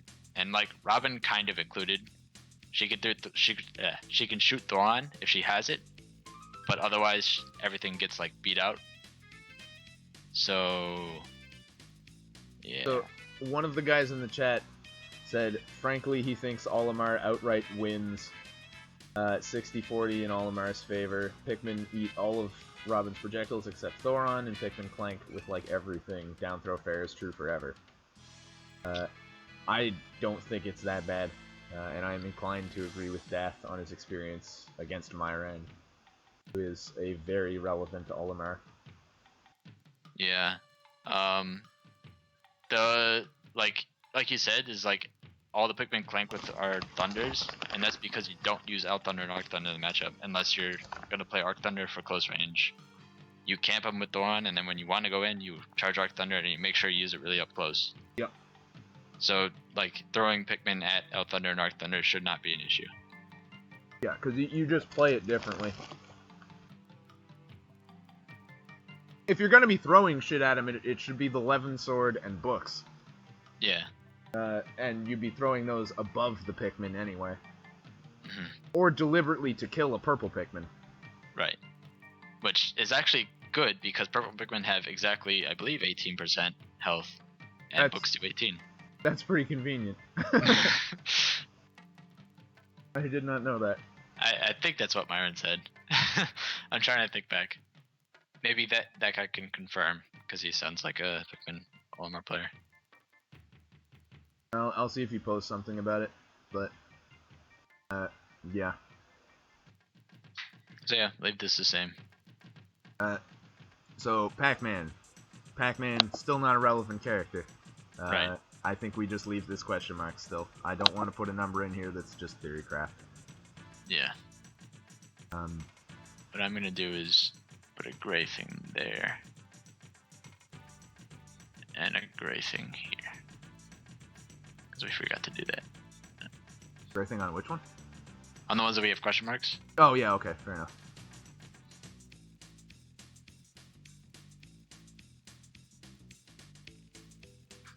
Okay. Okay. So Palutena. Do you have a Palutena in your region? I do not. Do I have a Palutena in my region? No. I did play. Well, see, I have played actual Palutenas, to answer the chat people. That I haven't played an actual Pac-Man. Shit, what was his name? There was a guy in the Robin chat that I played with for a couple hours. I can't remember his name though. To add to the experience, I think it was something with a C. It was like Greasy or something. Huh? Oh. What did you say? Is it LTC? No, I don't think so. Because he's the South California, SoCal, Palutena that I played. Do you have that listed in the experience? No. No, I was gonna add it. Do that, just so I can see it written out, because if I see it written out, that might... I'm making sure I spell his name right. He's in the Robin chat in Skype. I just can't remember what the fuck his name is. I'm gonna look in the participant list and see if I can find him. Oh, and there I am, being a fool, using Internet Explorer. Let's see.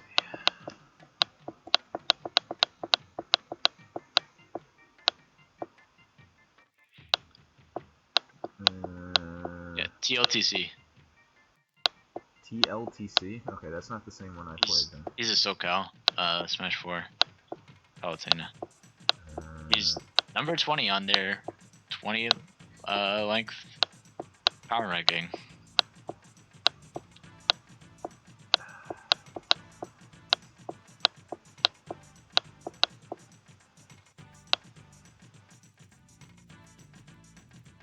can't find him in the Robin chat.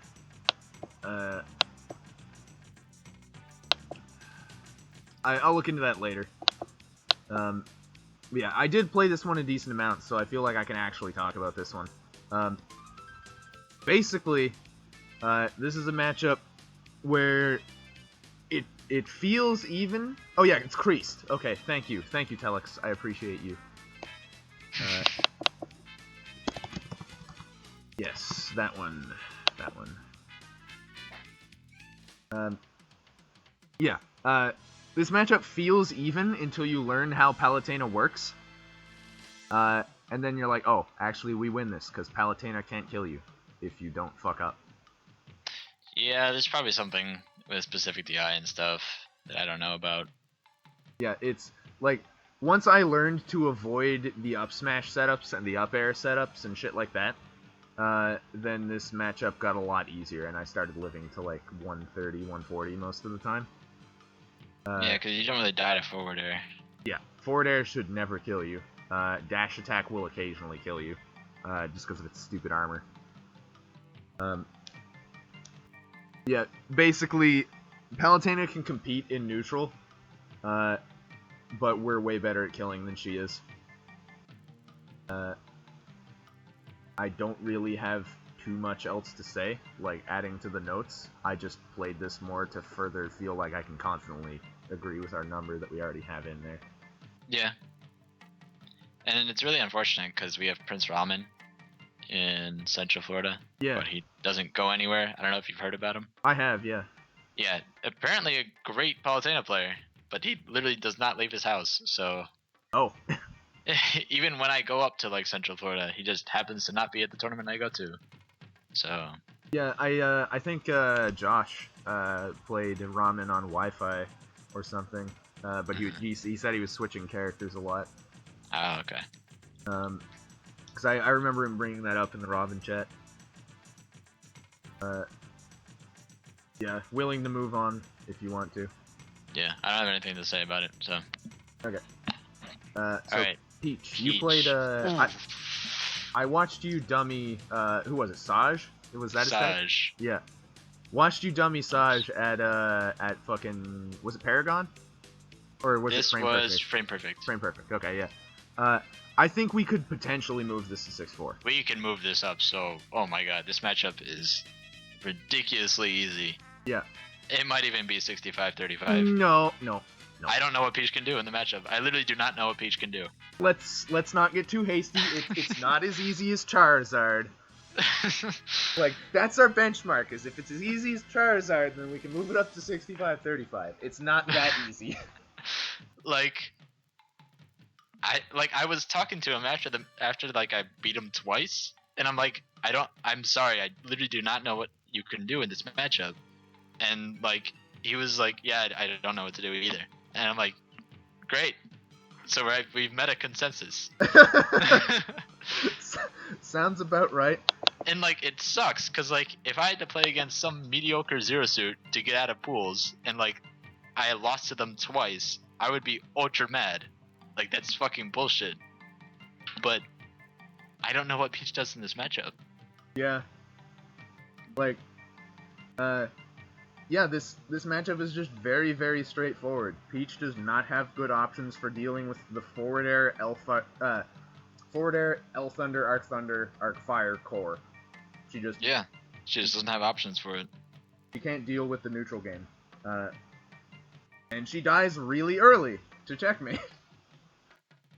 And like, she almost has the right like edge guard game, but it just doesn't quite work out. Yeah, like, you know what I'm saying? There are times when I get down aired on the ledge, like when I'm trying to recover to it, but it doesn't seem to work consistently enough for it to matter. Yeah, that's and so it's just like, okay, I'm okay with this. Yeah, considering you cleanly demolished Saj twice at Frame Perfect, I am definitely confident in saying we strongly win this matchup. Yeah. Especially since I have had absolutely no problems playing against any of the people I've played. Not that any of them are as relevant as Saj, but like, on paper it's in our favor. In practice, it plays out in our favor. Yeah. Oh, right. I did not mean to slight Mikey when I said that. It completely slipped my mind. I played Mikey Lanisha at Big House a bunch. Okay. And experience went pretty similarly. It was not that difficult. Like, it's just very, very straightforward for how Robin plays it. Like, Robin's basic game plan just works very, very strongly against Peach. Mm-hmm. And there's not really much more to say than that. Yep. Alright. So, Pikachu. Moving on to Pikachu. I still don't have a Pikachu in my region, really.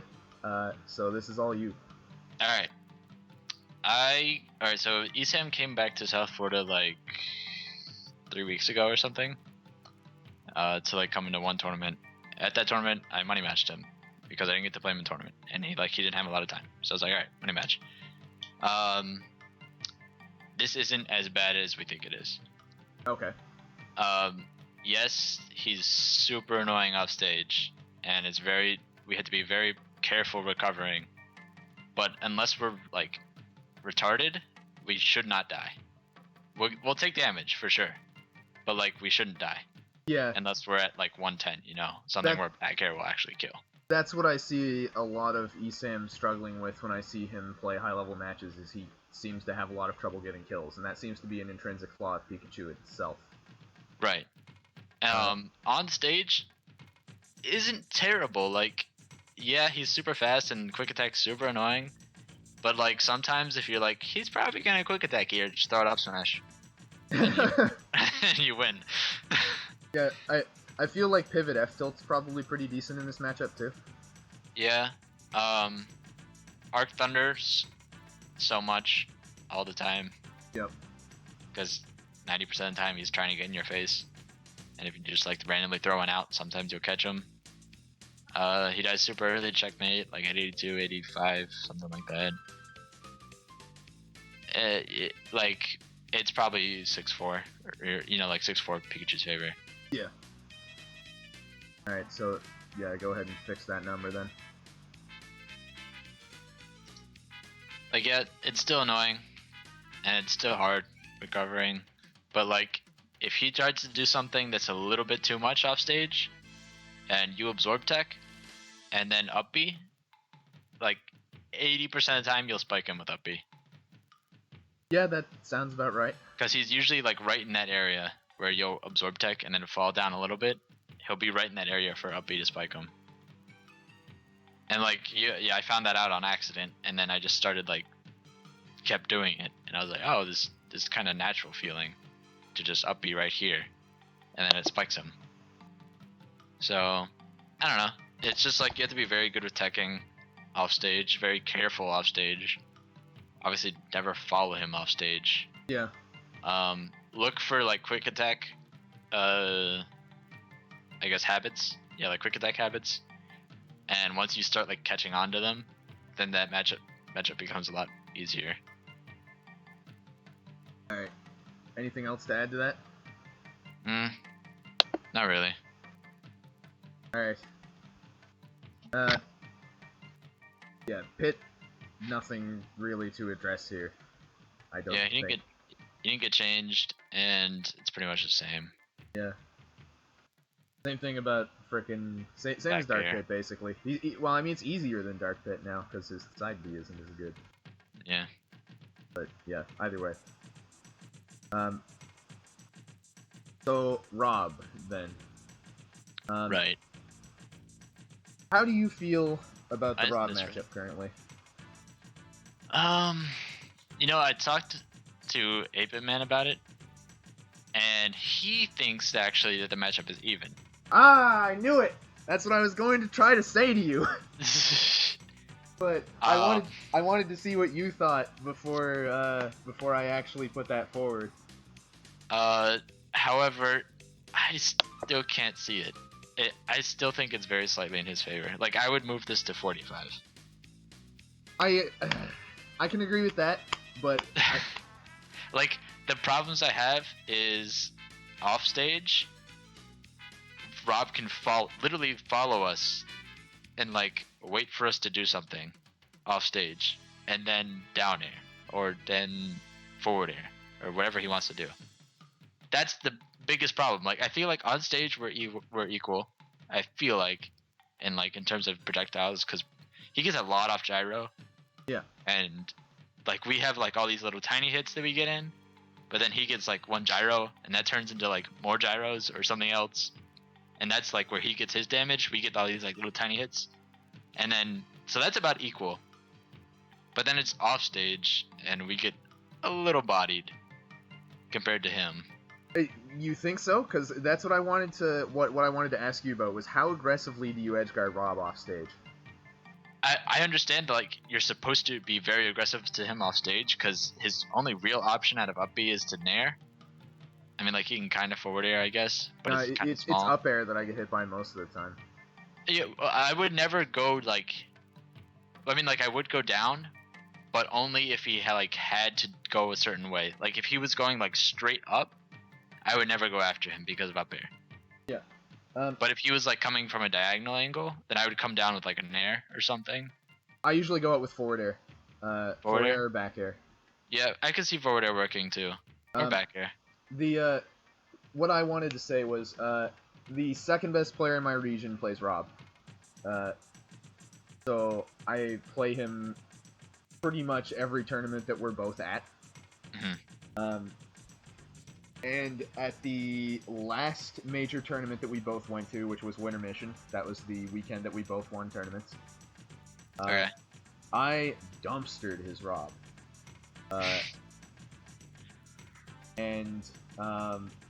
Like, it was bad enough that I played him in Winners Finals, won the first 2 games. He switched to Toon Link and lost 3-0.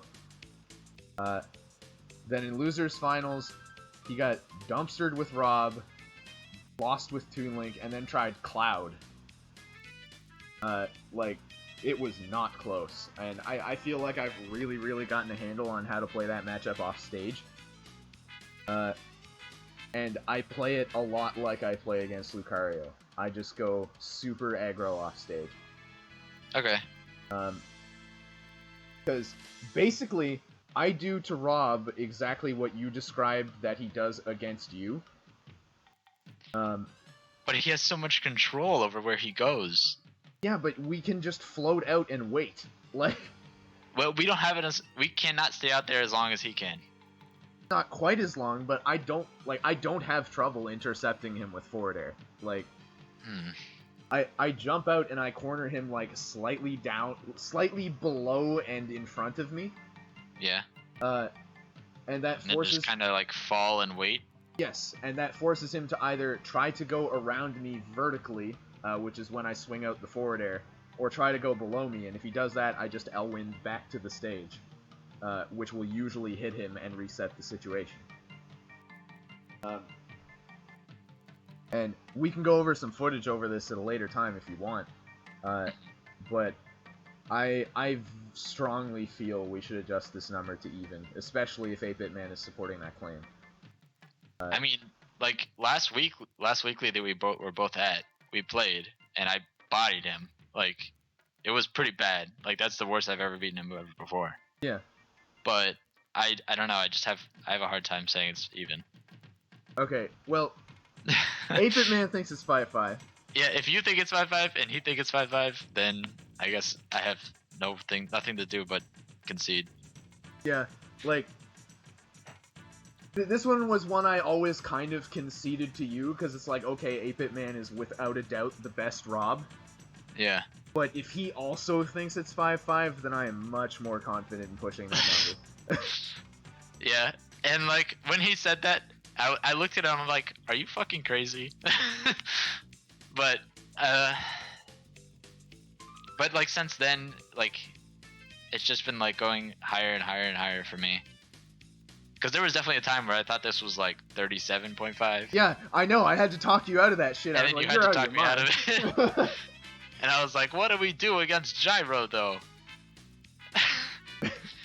But, and like, as it goes on, it's like, yeah, you got to be super aggressive off stage, and you have to be super careful on stage about what projectiles you're throwing at what times. Yeah, that was one thing that helped me get a lot better at the matchup was I started actively taking his gyro and either just holding on to it while I charged or tossing it upwards and keeping it active for as long as possible without allowing him to use it. Yeah. And I also got a lot better at dealing with gyro defensively off stage, like just learning to catch it and then instant toss it upwards. Yeah, it's just about like kind of dealing with gyro.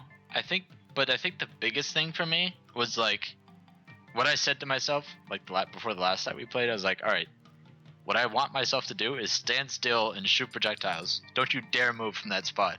And then it just happened, and like I just stood there for 90% of the game and shot projectiles, and I was winning. And I was like, okay, this is a good time. And then when he's off stage, you take advantage of that shit because he most likely cannot beat you with an aerial unless it's up air. Yeah. Yeah, that pretty much sums up how I think you should play it. He's also one of the characters that is large enough that you can use Arcfire as a landing option. If you're landing next to him. Mm-hmm. Oh, sweet. My Rob that I play against is actually in the chat. Perfect. Okay. He said, I think it might have been slightly in Rob's favor, but when it comes to killing, Robin simply gets kills way easier. That was reflected in our results often. I'd get a nice % lead, and then you'd get a kill at 120, and then just run away with it because I couldn't actually get a kill with you, kill on you. Okay. I think. And I don't know. I usually just randomly get killed by up smash because Ape Man just like walks up to you and he's just like, I'll up smash now. Yeah, I would like to put this as 5-5. I feel strongly confident about that. Alright, I mean 2 against 3. Yep. Yeah, wait, don't you mean 2 out of 3? Or no, well, 2 against 1. 2 out of 3. Yeah. 2 against 3, I win. I count as 3 votes, don't you know?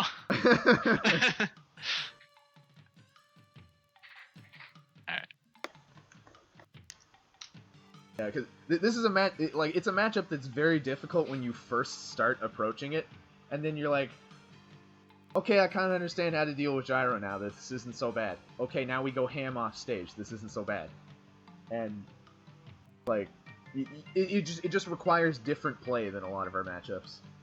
Yeah, I think that's the biggest issue with it. Is it's a little bit different from most of our matchups. Yeah. We probably need to update the notes, considering you have us saying, like talking about you're not sure what to do. And I will also add Drake to the experience.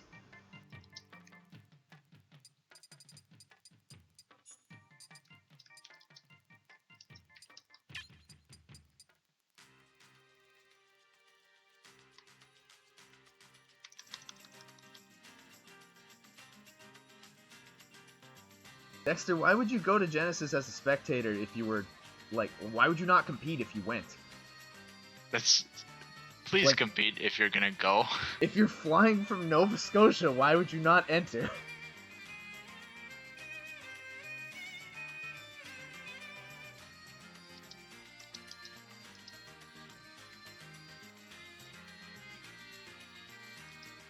Like, I think you would be crazy to not enter if you were going to fly to the tournament. Like, that'd be nonsense to just go to spectate.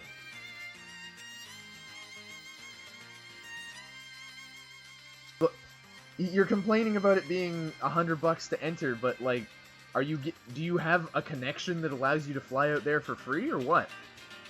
Because if the $70 is the difference, what the fuck?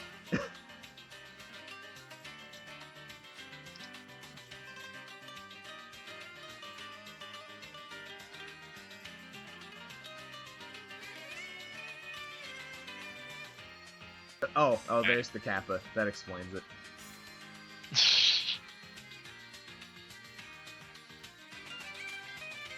Okay, anyway, moving on. Robin Ditto, Thoron, yep. Raz over Dath. Totally,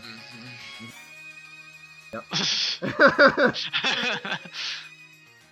Cough, cough, shield break, bronze F smash, cough, cough. Now, you may have won the online Ditto, but what really decides who's better is the offline Ditto. That's what actually decides the best Robin main.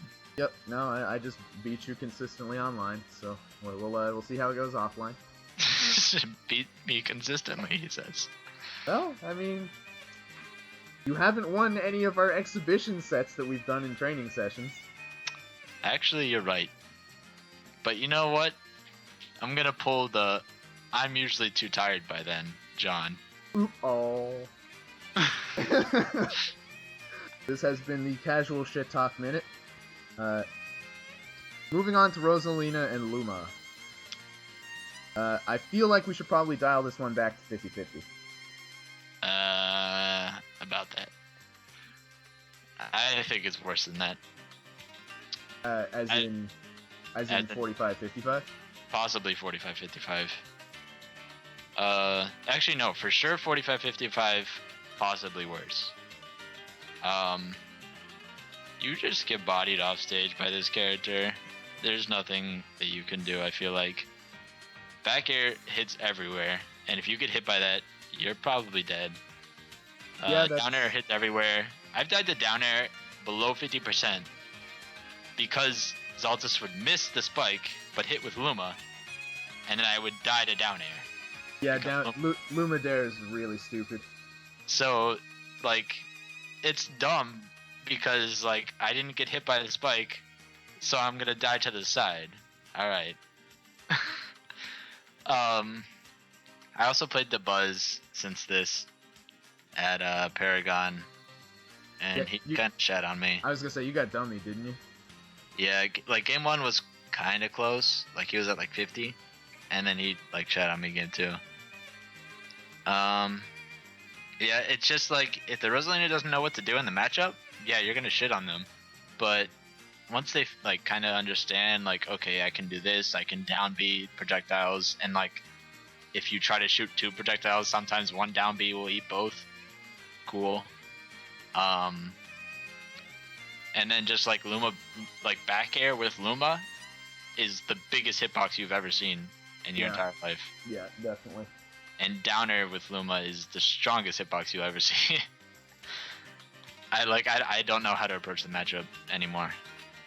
Yeah, I don't have a good one in my region.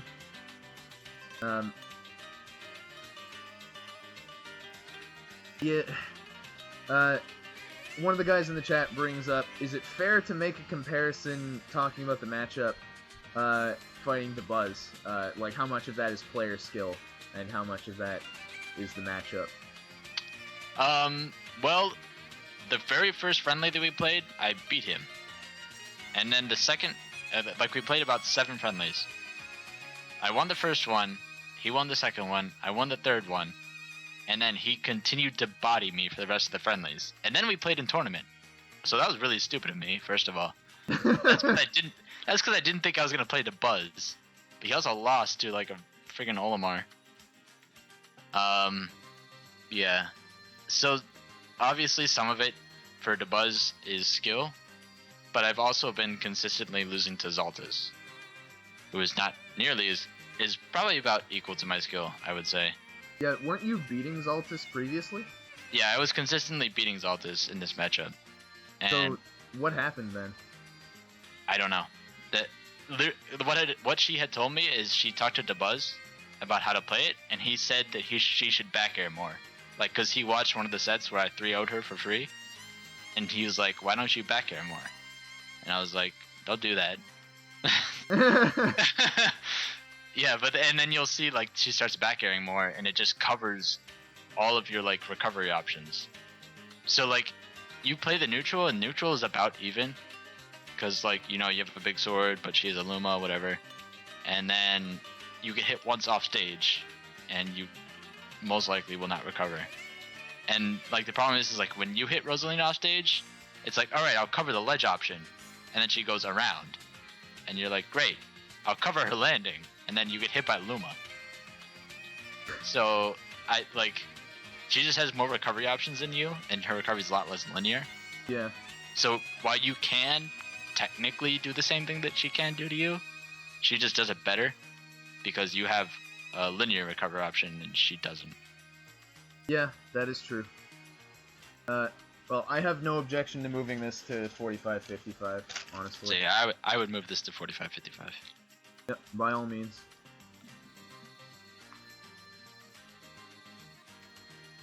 And you should probably note the difficulty with back air, etc., etc. Alright, back air sucks.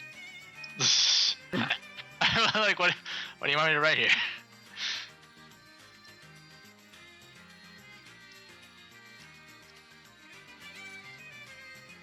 There, back air is big and hard to dodge. Yep, sounds about right. Yes, she's still big and super light. That is why it's still only 45-55, because you can still destroy her. Yeah, random hits will sometimes just randomly kill her, and it's like, great, that's awesome. But then, Luma kills just as early. Yeah, then you get Luma dared. She gets checkmated pretty bad, to answer that question. Yeah, she does get checkmated pretty hard. But Luma can sometimes save her if she's there. Yeah. Alright, Roy. There's like one relevant Roy. Have you played Static Manny's Roy? Yeah, I bodied that kid's Roy. Alright, update the notes then. It's pretty much as it says. You zone him, and then when he tries to commit to an option, you punish him for it. And it's just over and over and over until you win. Yep, that sounds about right. Jab is amazing. Down throw jab does damage. I'm going to correct your typo where you misspelled edgeguard. That's fine. There we go. I will accept that. Yeah, I don't know really what else to say. You shoot thunders, and then when he commits to an option, you punish him for it. Yep. Jab does a lot of damage. He gets checkmated. He can't really edgeguard you that well. I don't know. Just don't air dodge into forward smash. Yeah, basically. That's really the only issue that you have is don't air dodge and then get forward smash forward. Yeah, as long as you don't fuck up super hard, you should be fine. Yeah. He's got all these really weird things that he does, and then it's just you could take the aerial or you could take the forward smash. So take the aerial. Yep. Alright, let's just move on quickly then. Ryu. We definitely need to dial back our Ryu number to probably 50-50, maybe slight Ryu favor? I would go with 50-50. Yeah, that's what I think. I have a solid Ryu in my region, not as good as DJ Jack. But there's definitely a lot of counterplay from both sides. Yeah. The main issues, of course, being when the shield stun changed, when the Fire Nation attacked, shield stun got way worse. That made Ryu 600 times a better character. Yeah. It's just all of a sudden forward air does a billion shield stun. And I think it's +5 on shield or something retarded. I'm Yeah. Excuse me? Yeah. Yeah, forward air into down tilt is a true block string. So there's a lot of stupid things he can do because of the shield stun. Obviously there's a lot of kill confirms and to true Shoryu. I have found it's not that difficult for us to SDI out of the up tilt locks. No, that's not that bad. We'll never get up tilt, but we'll get up tilt to true Shoryu. Yeah, oh yeah, definitely. If you fuck up and get up tilted, he can definitely just true Shoryu and you die at 85. No, you die at 70. Yeah, I found I was surviving the ones at 70 most of the time. But that was without substantial rage. Yeah, I assume that I've had games where I'll be at 60, and Jack will be at like 50, and then he'll start up tilting me, and he'll get like 2 in, and then he'll true show you, and then I'll die. Like, that's not how this game works. But yeah, you really just have to try super hard to outzone him. Yeah. And not let him get in. Yeah, because we can definitely do it. It's just, if he gets in and gets his shit, it's very, very, very painful. Something that I do suggest is for like people trying to learn this matchup, or like just in general, play Ryu like 2 or 3 times and jump and see how that feels. Yeah, his short hop is very weird, and it's what defines the matchup substantially. Yeah, and then like try jump forward airing towards someone and see how that feels, and like feel how like little momentum you can control after you commit to that. That's what you have to like kind of, I guess, understand. Like understand, and then like look for counterplay option to that. Yeah, because like sometimes. Okay, go on. If you're not trying to directly challenge his forward air with our forward air, which is something you can do if you get it out early enough with proper spacing, yeah. If you're not trying to do that, then you can fade slightly further out of the mid range and just kind of let him forward air into an arc fire. Yeah. There's it's a very delicate mid range dance against Ryu. And boy, does it hurt if you mess up. Yeah.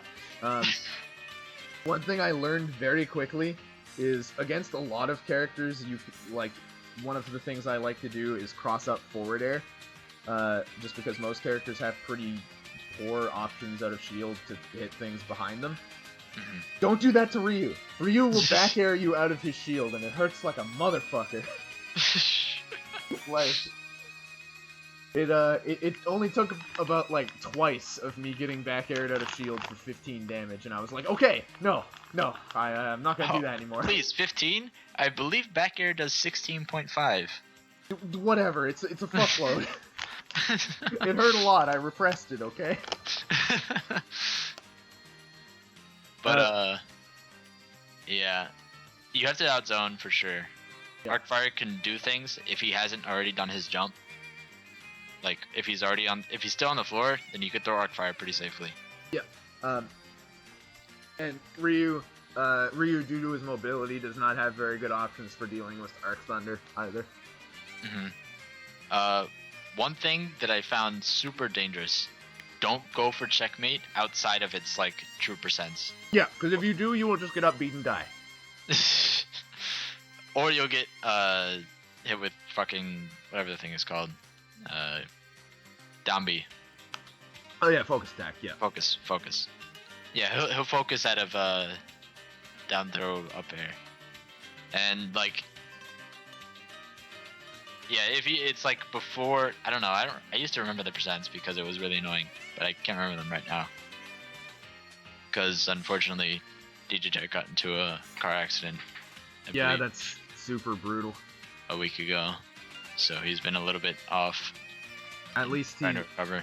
At least he's recovering. That's the important thing. He went to a tournament last Friday. Yeah, so he's definitely doing better. Yeah, we will get the checkmate percents for that at a later point, just because that is really important to know against Ryu. Yeah. If you're going to do down throw before you can get the true checkmate percent on him, if you're going to do anything, I would recommend attempting the Goon special, if you're going to. The Goon special? Down throw, charge, forward smash? Oh, please, no. That's what I was just about to say not to do. Also, don't go for a charge smash attack read. Oh, yeah. He'll just focus it. Oh, yeah, right, of course. What am I saying? It happened to me, like, twice. Like, I've been like, alright, down throw. I checkmate missed last time, so I'm gonna read the air dodge. Oh shit, he focused. I'm dead. Well, I suppose you can do it with down smash. Down smash is multi-hit. I haven't tried that before, but I assume what will happen is that he'll do the focus in the air, so he'll get hit by the first hit of the down smash, but he won't be on the ground for the second hit. This might require some testing. Maybe. But either way, do safe things. Don't Don't try to do anything really stupid. Or alternatively, you can do a down throw full hop up air, and that way you're not stuck in up air when you land, like where you have to land after up air. Yeah. Because if you do short hop up air, like if you're looking for the checkmate, usually you like are forced to land with the auto cancel, or you still get hit. So do like down throw full hop up air, and that way if you miss, like you're not gonna fall into focus. But like he can still hit with focus, so don't like just guarantee it's safe. Yeah. But yeah, this matchup's tough. We usually go like game 5, like every single time that we've played. Yeah, it's not horrible, but it is. It definitely requires very, very careful play from both sides. I found that up being off stage, like to up B his up B, is very helpful. Yeah, definitely. Also, if he likes to use Tatsu to recover, you can back air Tatsu from the side pretty easily. Yeah. But most of the time they shouldn't be doing that. Yeah. Anything else to add, or shall we move on? Yeah, I think that's about it. Okay. So Samus, I still have not played a Samus that matters. Okay, I have played Depth, who is a decent Florida Samus. He does some things that are cool. This matchup is probably about 6-4, I would say. Is for Robin favor? Yeah. Shield stun changes, I assume? Yeah, I played it with Shield Stun. You just kind of like walk over Samus, and she pretends she can do things. Don't take her to Town and City. Fun fact. Yeah, because up air chains. She has a 0 death on that stage. Yeah. Yeah, I've seen enough Jiffy Cats of people getting destroyed by Samus on Town and City to know not to take Samus to Town and City. Yeah, like you just kind of do like basic Robin things, and Samus pretends that she's a character. That's kind of what happens. Like there's nothing that I could say that like completely does anything to Robin. Like there's nothing that like completely shuts her down. Like Charge Shot is essentially like an Aura Sphere, but it's not nearly as fast to charge up, and yeah, I just feel like it's not even nearly as like dangerous.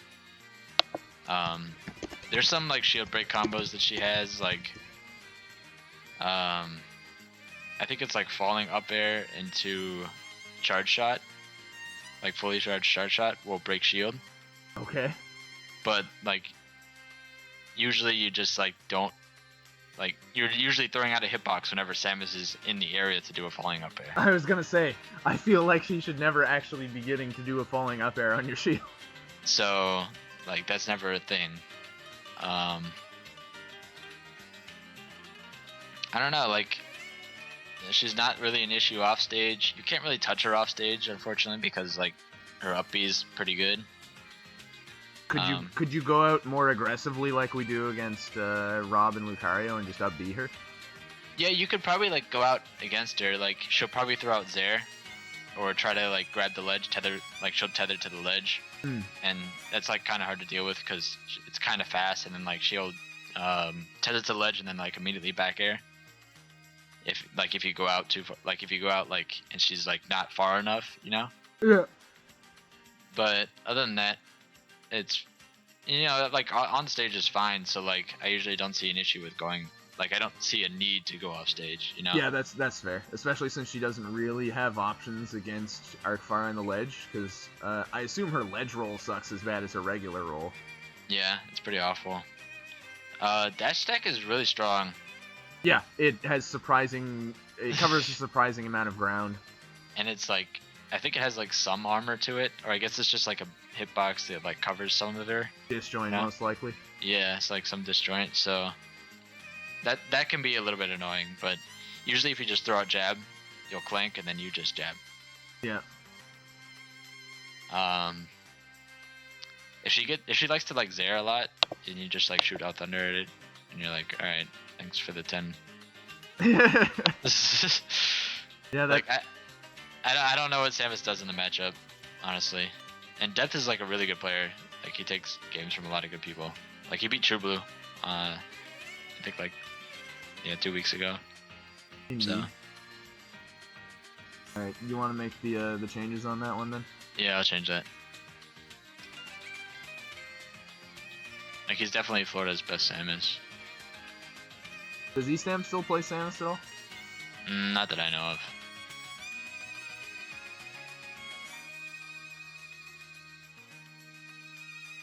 Man, you're doing well on changing that color. Man, I'm having some issues here, alright? I just had to... I'm just gonna freaking do this. There you go. And then unbold. And then fix the border. You did it.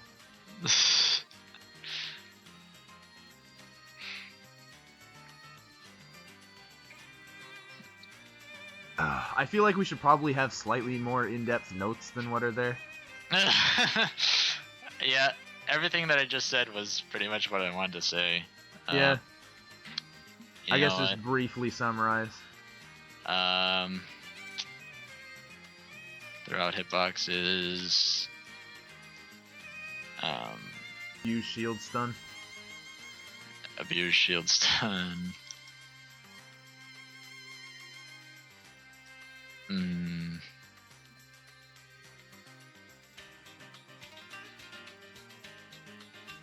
What did I say? Like you could probably go off stage with a down air. That would probably be okay, but I haven't tried it yet, so I'm not gonna write that. Fair enough. Don't go to town and city.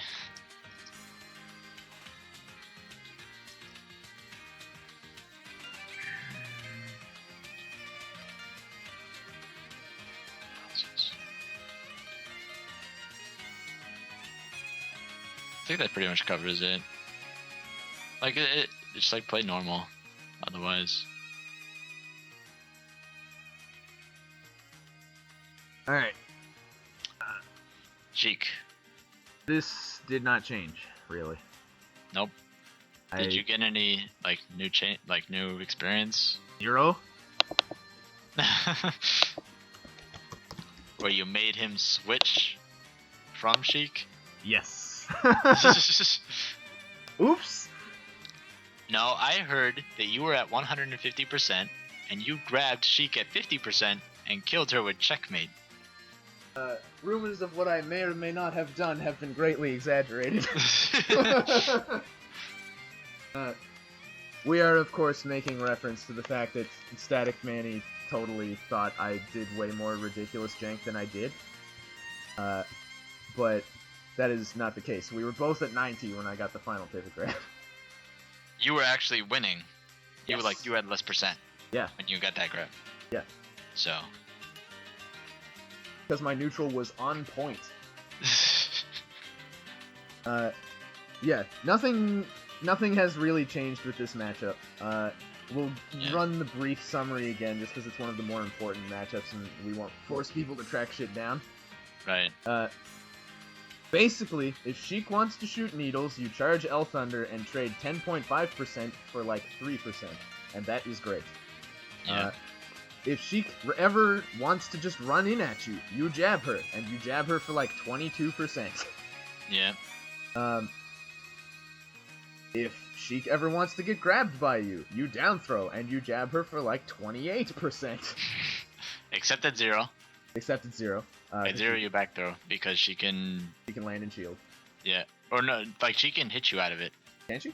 Yeah, I believe she can land jab. Oh, okay. Yeah. Basically, you are aiming to go air to air with her as often as possible. Trade your forward airs for her forward airs, because yours does 4 times the damage that hers does. Yeah, basically, like, you play the neutral, and then, like, you'll lose twice, and then you'll win once, and then you're like, alright, I'm winning, because I won 1 neutral, and my forward arrows do a lot more than she does. Yeah. And then... The and biggest... then you'll play the... Go ahead. Yeah. Okay, I was gonna say, like, you play the long range game, like, you shoot out thunders, and she shoots needles, and, like, you know, like, 3 times you'll take 2%, but then the other time, she'll take 10 or 11, and that's a win. Yep. And then once she gets frustrated, you meet her in the air like you do. Absolutely, yep. And the biggest thing about fighting Sheik and learning to play that matchup is you have to be mentally okay with the fact that you're going to get hit a lot. And then you just look down at your percentage and go, oh, that wasn't so bad. I only took like 24. And then you forward air her twice and you do the same amount of damage. Yeah. And then you kill her like 50% earlier. Yeah, that's something that like super frustrating that people don't take into account is like they get hit 6 times, but then they only have to hit her twice. Yeah, like it feels really, really frustrating to just get carried across the stage by forward air and end up on the ledge. But then when you look at how much damage you actually took, it's just like, oh, that wasn't so bad actually. Yeah, and you jab her once and you're like, alright, we're even. Yeah. Like, you basically just have to be like, nah, it's fine. You hit me all this now, you strike me down and I will become more powerful than you can possibly imagine. By checkmating you. Yes, exactly. You just grab her at like 85 and you're like, alright, see ya. And she's like, oh, now I have to wait till 130 to hit freaking down throw up air and kill you. Yeah, that's another thing. Don't air dodge. Yeah, never air dodge against Sheik. Unless you know you're like up air is going to kill. 140. Yeah. That's the only time you should be air dodging. Yeah, because if you do a dumb air dodge and get caught by either a standing up smash or fucking vanish, then you just let her kill you early and lost one of the major advantages we have in the matchup. Yeah. One other thing that we have in our notes but we didn't immediately mention is Arc Fire is not a button in neutral. Nope, never press that button. Yeah, you do not press Arc Fire in neutral. You can press it when she's on the ledge, but you do not press it in neutral. And like, it's even sometimes, like, it's dangerous to press it when she's holding ledge, because she can usually react to it, jump back, bouncing fish. Yeah. But if she's like coming to the ledge, then you it's can okay press to put it on ahead of time. Yeah. Yeah. Something else, what I've been practicing is, which is actually really easy to do, is if Sheik has to up B to the ledge and like get the full vanish, not just like the little hop. It's kind of easy to get the 2-frame with up B with Elwyn, because that like boxes out for like 5 to 6 frames. You just have to cover it for like 5 or 6 frames. You know, a big ass giant up B will cover her like ledge grab. And it's something that, like, if you have a Sheik main that you can practice with, that's something that you should be doing when you're playing friendlies, is going for that up B. Yeah, I can't say I've applied it that much because we don't really have a consistent Sheik main around here. We have one who had been playing him more often, but then Cloud came out, and I think he's going to be playing Cloud. Okay. But so we'll see. But I did get some good practice in before that. Yeah. But yeah, we've talked about this matchup a lot. You can watch me play Zero, you can watch Dath play Master Raven, Ed, etc.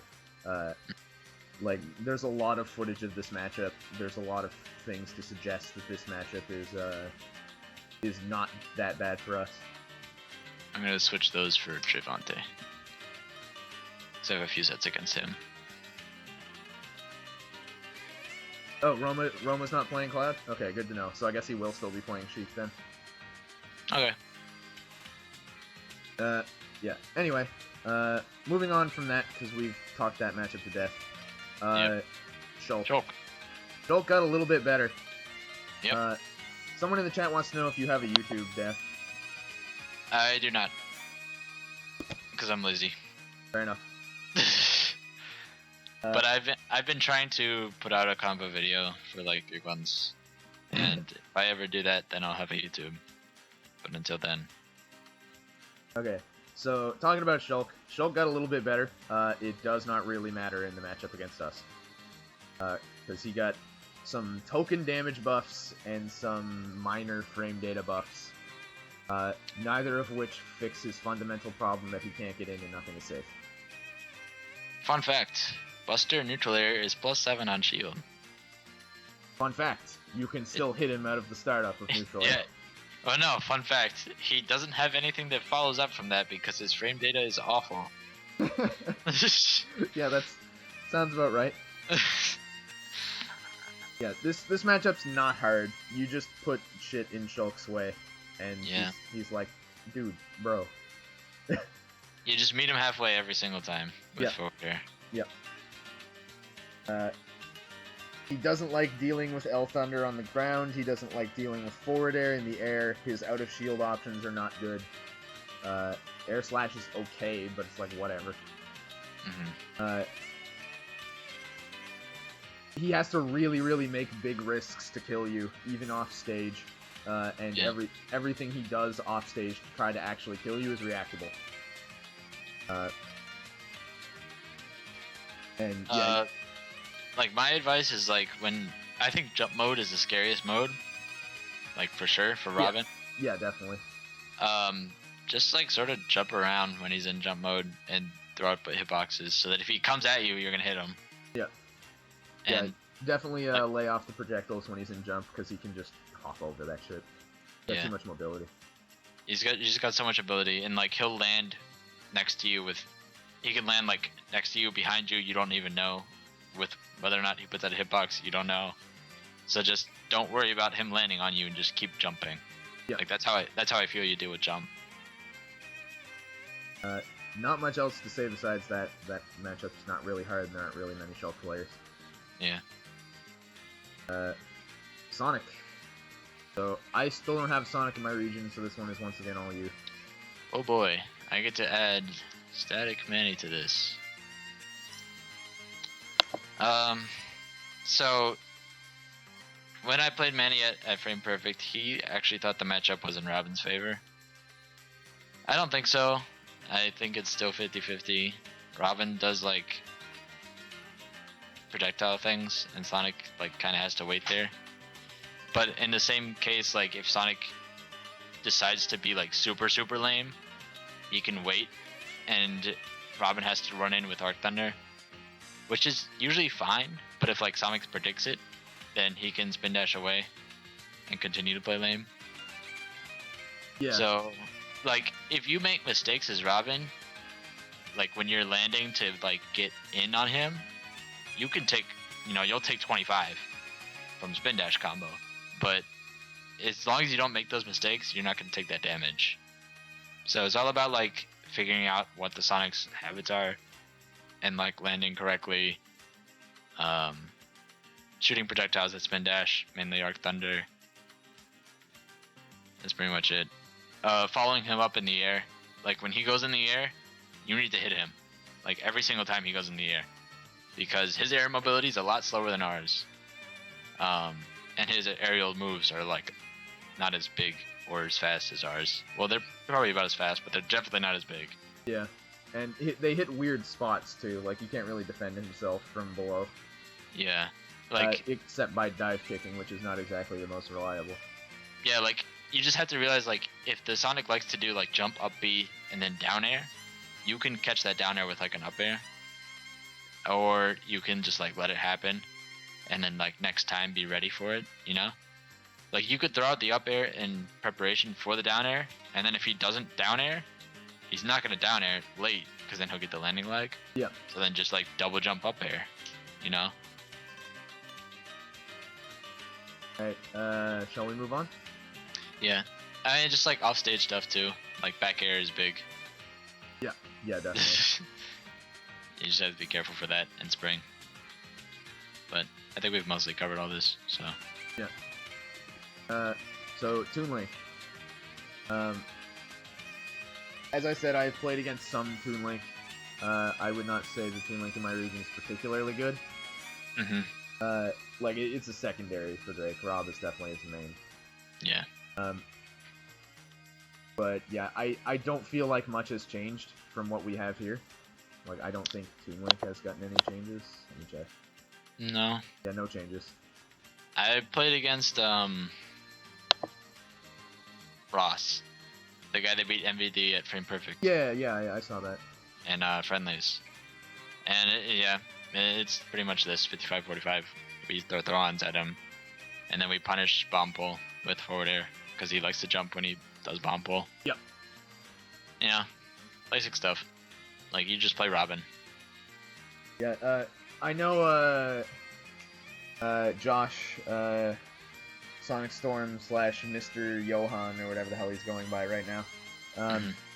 The other best player in his region is Muse, a Toon Link. Okay.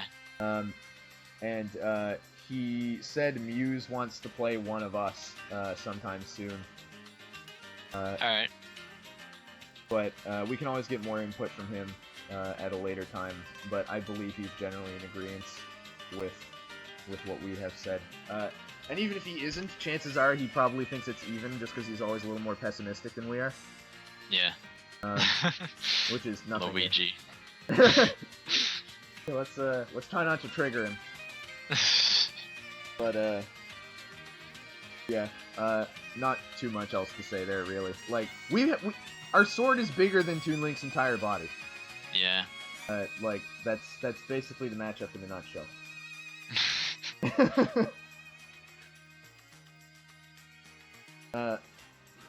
So moving on to Villager. Do you have any more experience in this matchup? I don't think anything's really changed. No, I don't think I've played any good villagers recently. This one probably improved slightly because Villager's back air is Villager's grab is fucking garbage, which means back air is even safer. Yeah. But I wouldn't move it. Yeah, that's what I was gonna say. It wouldn't be enough to move it. Yeah. If anything, it just would further reinforce the 55 if we had previously overrated it. Yeah. Nothing really to say there. You Thoron on reaction to him using a gyroid. And you just, like, you out-disjoint him at close range. You just have to deal with his annoying slingshot shit and try not to get nared and down-aired off stage. Yeah, you just kind of, like, wait around. Like, literally, you just stand there for, like, half the match until he gyroids. It's a really, really slow matchup if both players are playing correctly. And then, like, if he decides to get a little bit too close, then that's when you start running in and forward airing. Yeah. Holy shit, yeah, it is almost 5 AM my time. This always happens. Yeah. Let's slide through the rest of this then, I guess. Right. Wario. Wario. I don't really think anything has changed here that I can think of. I play this matchup all the time. I'm sure you do too. Surprisingly not. Croy played Wario in Brawl. He does not play Wario in Smash 4. Oh, okay. Like, he just doesn't like the way the character plays now. I'm gonna add Lord Frieza, our Lord and Savior. By all means. Yeah, like, occasionally he'll pull out Wario to, like, try it against me if he's getting too frustrated playing Duck Hunter Lucario. Yeah. And it has not taken a game off me in tournament yet. Mm-hmm. So, like, I'm comfortable playing this matchup. You just have to not fuck up and get wafted, which is pretty simple. Yeah. Question in chat: how do you deal with Chomp and down air? The simple answer to Chomp is have a decent reaction time, because if Wario is above you, he's probably going to try to land on you with Chomp. So, yeah. Like, you can up smash both Chomp and down air if he's above you on reaction. Up smash has a lot of disjoint. I'm assuming the person in chat means down air off stage, which is what Wario's going to be doing. Yeah. 90% of the time. Yeah. Yeah, because down air can drag you down, especially if it doesn't get the last hit. Yeah. You have to be very careful recovering, but if the Wario's any good, like 70% of the time you're gonna get hit by down air, and you'll die on the right side of the stage, or you'll be forced to tech. If you're forced to tech, you could throw out up B, and like sometimes it'll hit him, because sometimes he'll be in the right spot to get picked, but sometimes not. But sometimes you'll just get hit off stage and die. It's just part of the matchup. Yeah, I generally don't find recovering against him is too bad if you save your double jump, just because it's not that difficult to defend yourself with double jump forward air or double jump up air. Yeah, if you have double jump, you're fine. It's just like when like you're at 90 and you have to up B and you had to double jump earlier. Yeah. Those are the times where it's like kind of tricky. But like, you know, you're at 90, you get edge guarded. It happens. Yeah. Otherwise, not really much to add here. Like, it's a fairly straightforward matchup. Wario doesn't like sword characters. Yeah. if like anyone really wants like good like to watch a matchup like this matchup, I played Lord Frieza recently at Central Florida. We're both South Florida players. We went to Central Florida and destroyed all of them. We played winners finals, and then we played 2 sets of grand finals because he resetted on me by playing really, really well. So if you really want to see like this matchup at one of the highest levels, then definitely go watch that. Yeah. It should be somewhere. I think on YouTube. That sounds a lot like what would happen when Croy and I went places in Brawl, except it was Marth Wario then. So basically the same thing. Yeah, basically. Yeah, that's all to say about that, really, I think. Yeah. Wii Fit Trainer. Still a question mark, because neither of us have played John Numbers. Moving on. I put the little gray thing here. Yeah. I like the gray thing. Yeah, like, we're not... Anyone who's going to ask in chat, we're not going to theory craft about a matchup that has only one relevant player if we have not played against that one relevant player. So, you know. That's why we didn't touch Pac-Man, that's why we're not touching Wii Fit.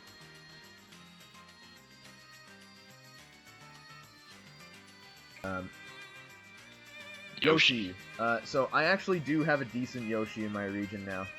He's an up-and-comer who's just, like, on the verge of taking sets off of the people in top 5. But is not quite there yet. Yeah. He's, like... He just has the turny choke where he gets a little too tunneled in and goes for, like, just starts going for kill moves just because he wants it so badly. So you just decide not to get hit by kill moves and then you win. But he's very, very close to doing it. But yeah, you play both characters. I don't think anything's changed with this, what we have here. Nope.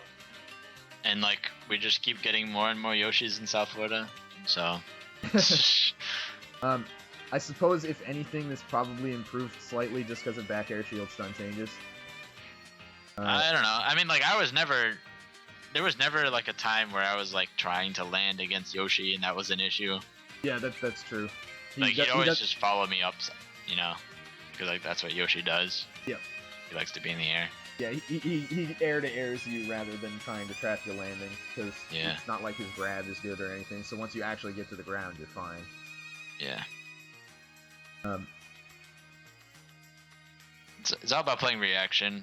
Like, when you know he's coming at, like, if he's coming at you, and, like, you know he's coming at you, jump forward there. Yep. You'll beat him. Yep. And then you just kind of play, like, for the, like, 90% of the time you're playing defense, shooting out thunders when he has to land from throwing eggs, and then, yeah, throwing out forward airs when he commits to an option. Yep. Short hop back air I find is also quite good against him as well. I mean, I wouldn't risk that just because, like, it feels like sometimes I wouldn't hit it, but, like, you probably would. Like, just because of the angle he's coming at. Yeah. You know. Either way. Either way, yeah, meet him in the air. So moving on to Zelda. This character's ass. and yet there's a 50 in that box. Yeah. I think didn't you try to argue with me that yes, it was? I did. Yeah. I don't know. Like, she still gets that Arcfire for free. That's dumb. No character should get that Arcfire for free. I don't know. I haven't played Ed recently either, so, but like, it's probably really bad for Zelda. So we've got it listed as 50-50, and you're just like, man, getting that Arcfire is unfair. Clearly 50-50. I like how I have, like, a lot of stuff written on this matchup, and it's probably the most irrelevant matchup that, like, has stuff on it. Yeah. And, like, I have nothing to argue against you with, because who the fuck plays Zelda? Exactly. So I can't just be like... I just look at it and I'm like, I really feel like we don't go even with the worst character in the game. And you're just like, but she gets out of Arcfire. No, you stand still on one side of the stage and you shoot stuff at her. That's how this matchup goes. So are we changing the matchup number? Yeah, we're changing the matchup now. Okay, good. But yeah, like I believe that's what I told you last time. Yeah, I didn't believe you though, so. I'm just like, just camper. What does she do? Her approach is garbage. Yeah, her approach is garbage. So you just like sort of camp her and shoot stuff, and then like when she pretends that she can walk up to you, you press any button you wish. Yeah, like the key thing to distinguish here is you don't camp her to rack damage.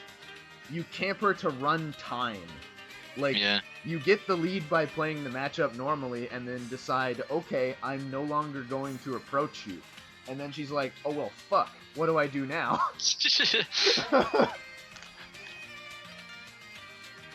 Wait, what do you mean? How am I supposed to get hits on you if you don't come to me? Like, I'm in heels, and they're not like jet heels like that cheating whore Zero Suit. Like, I can't run in these. What are you making me do? I can't go to you. But yeah, this is probably 6-4. Thank you. That's what I was waiting to hear.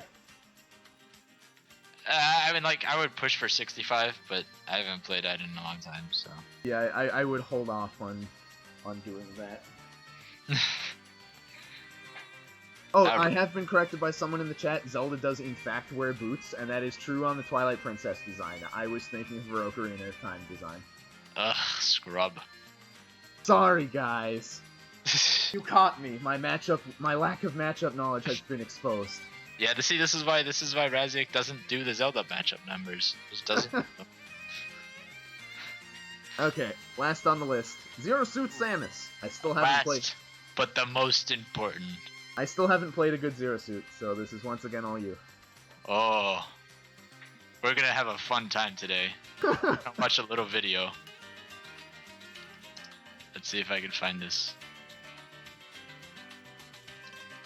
Alright, in that case, let me toggle off the music in the background for watching this.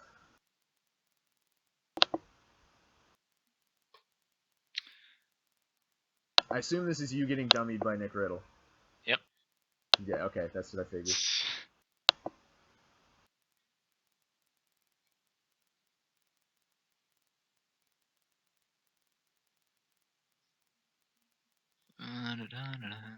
This might be hard to find.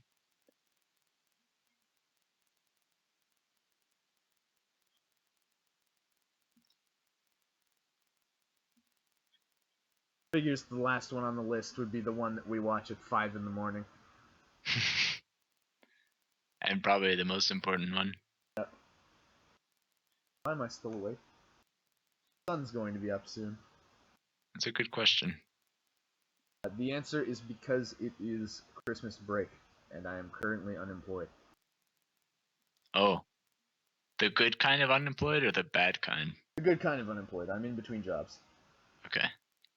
And by that, I mean I have another one I'm going back to in the start of January. Oh.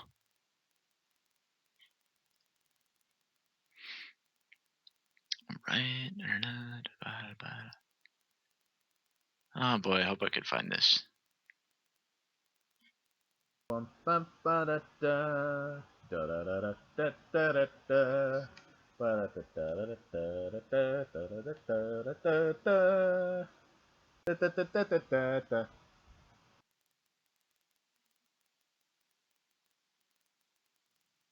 Play fucking Final Record Keeper on my phone.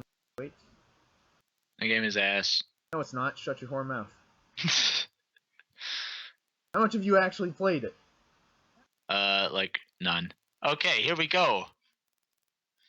I have found the video. Good job, you did it. 10 out of 10. Alright. As a preface, this is a 4-minute and 24-second set. Oh.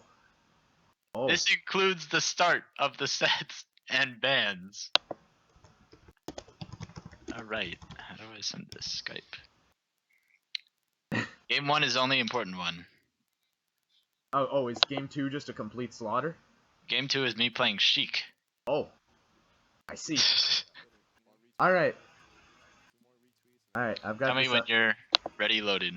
Oh, okay. Let me dial it back to 0 then. All right, ready. All right, 3, 2, 1, go. All right. And then who knows how many followers? Multiplications. That's how it works. Exponents, man. Alright, so we see the fist bump. Game one. Freaking Justin's looking at you like he's gonna rape you. Yeah, it's disgusting. Already okay, All right. So after a Okay. little bit of flub by both of us, I was gonna say that was a missed punish on both sides. Strike, Battlefield and Dreamland. Of course. And then all the only thing that's left is Zero Suit's other good all right. So now I literally should not recover, as indicated there. Oh, ooh, ugh. All right, 3 damage. We're in there. Oh my god. He was cracking a little smile. Oh my god. How do you commentate after that? All right, Nair unpunishable. Just continue doing it. Just continue saying what's going on. Jesus All right. Christ. Sword trying to save me. Mistake there was throwing out arc fire. I'm an idiot. Right now, man. All right, now I should rock. Oh, I recovered. That's a miracle right If there. that happened again, that would. God. If that had happened again, I'm sure he would just quit Robin in this matchup forever. Just quit Smash, man. No, not even quit Smash. All right. So what you're saying here is that let's hope Corrin does all right against Zero Suit. He has. And then like, I looked away for 1 second. there's just nothing you can do. He has a Yoshi. Yeah, that was fucking brutal. Pull out Meta Knight. Like I was watching it and I was just like, I was like, surely there's gonna be something I can be like, maybe you should have done X, but he was just all over you. I should have died the second time I tried to recover, but I didn't by sheer miracle. Yeah, that was brutality. Yeah. This matchup is disgusting, and the only time at Paragon where I want you to get bodied, the hardest I've ever seen you get bodied, is when you play Justin in friendlies. I assume by Paragon you mean Genesis. Paragon at Genesis. But that is the only time that I want you to get super hard bodied. Is when you play. You want me to suffer like you have suffered? Yes, because you just won't understand what this matchup is like until you play it against Nick Riddle. Yeah, I'm sure you are probably right. I am more than a little terrified, but also excited because I welcome the challenge. Because I want to see if I can figure it out. Right, and that has been something that I've been doing for probably 6 months now. Trying to figure it out. Trying to figure out this matchup. Yeah, I'm. All I can really say at this point is I look forward to trying to figure this out. Yeah. Because that looked fucking brutal. For those like questioning whether or not this is a good indicator of skill, I beat Justin with my Yoshi in tournament like 4 months ago, 5 months ago. And then I dropped the character because I hate playing that character. So this isn't like, and Yoshi Zero Suit's probably like 55-45 for Yoshi. Like it's to be fair, it's like in Yoshi's favor. But it's definitely not like a gap of skill that's causing me to get bodied. This is the matchup played at its like highest level. That's what it looked like too. It's just when you get off stage, Zero Suit can down B and then be like, where are you gonna go? Are you gonna go out or in? And then I can curve my flip either out or in, depending on where you're going, and then spike you. Yep, that yeah. And then like the neutral isn't like terrible, but Zero Suit has the same bonus that we do with being electric tax on shield, being safe. Yeah, which makes Nair and Bear stupid safe. So she does Nair and Bear perfectly, like they're both frame positive on shield. And then Positive. she has like I thought they were -2. I believe Nair is +1 and Bear might be like -2, -3. I'm pretty sure I heard Bear was -2. Okay, but I know Nair is positive. 100% sure that's positive if you do it perfectly. Gotcha. So, and then she just has all this aerial mobility, like way more than we do. I think she's number 3 in the game for aerial mobility. Yeah. and she just like kind of flies around, does the same exact thing that we do, except faster mobility, frame positive on shield like we do. Her hitboxes are a little bit smaller, but they come out a lot faster. So the general idea is like try to catch her before she comes at you with Nair with forward air, like kind of like Yoshi. But her Nair doesn't like a 20 frame startup. It's like what, frame 7 or something? I don't know. But like, so there's nothing you can really like consistently do to win. You can't arc fire because you'll always get hit for it. Like if you arc fire, you literally get comboed from to like Nair, up air, up B, or Nair, whatever. Yeah, that definitely did not look like a button at all. Like you could shoot thunders, but she can jump over them, and then she gets Nair on shield. So that's not a good thing. Or she could shoot Paralyzer and they're nullified. You're not gonna get charged or Thoron. Like that's impossible. She just moves around too much. Like, I don't know. All right, well, I mean, there's nothing really I can say, because anything I could say would be baseless theorycraft at the moment. So, like... Saying that, alright, I want, first before I tell you what my thoughts are on the matchup and what Nick Riddle thinks the matchup is, I want you to think, based on what I've said, what you saw in that video, and maybe any other thoughts that you had before that, what you think the matchup number should be. I feel like you want to put this as like 3-7. Okay.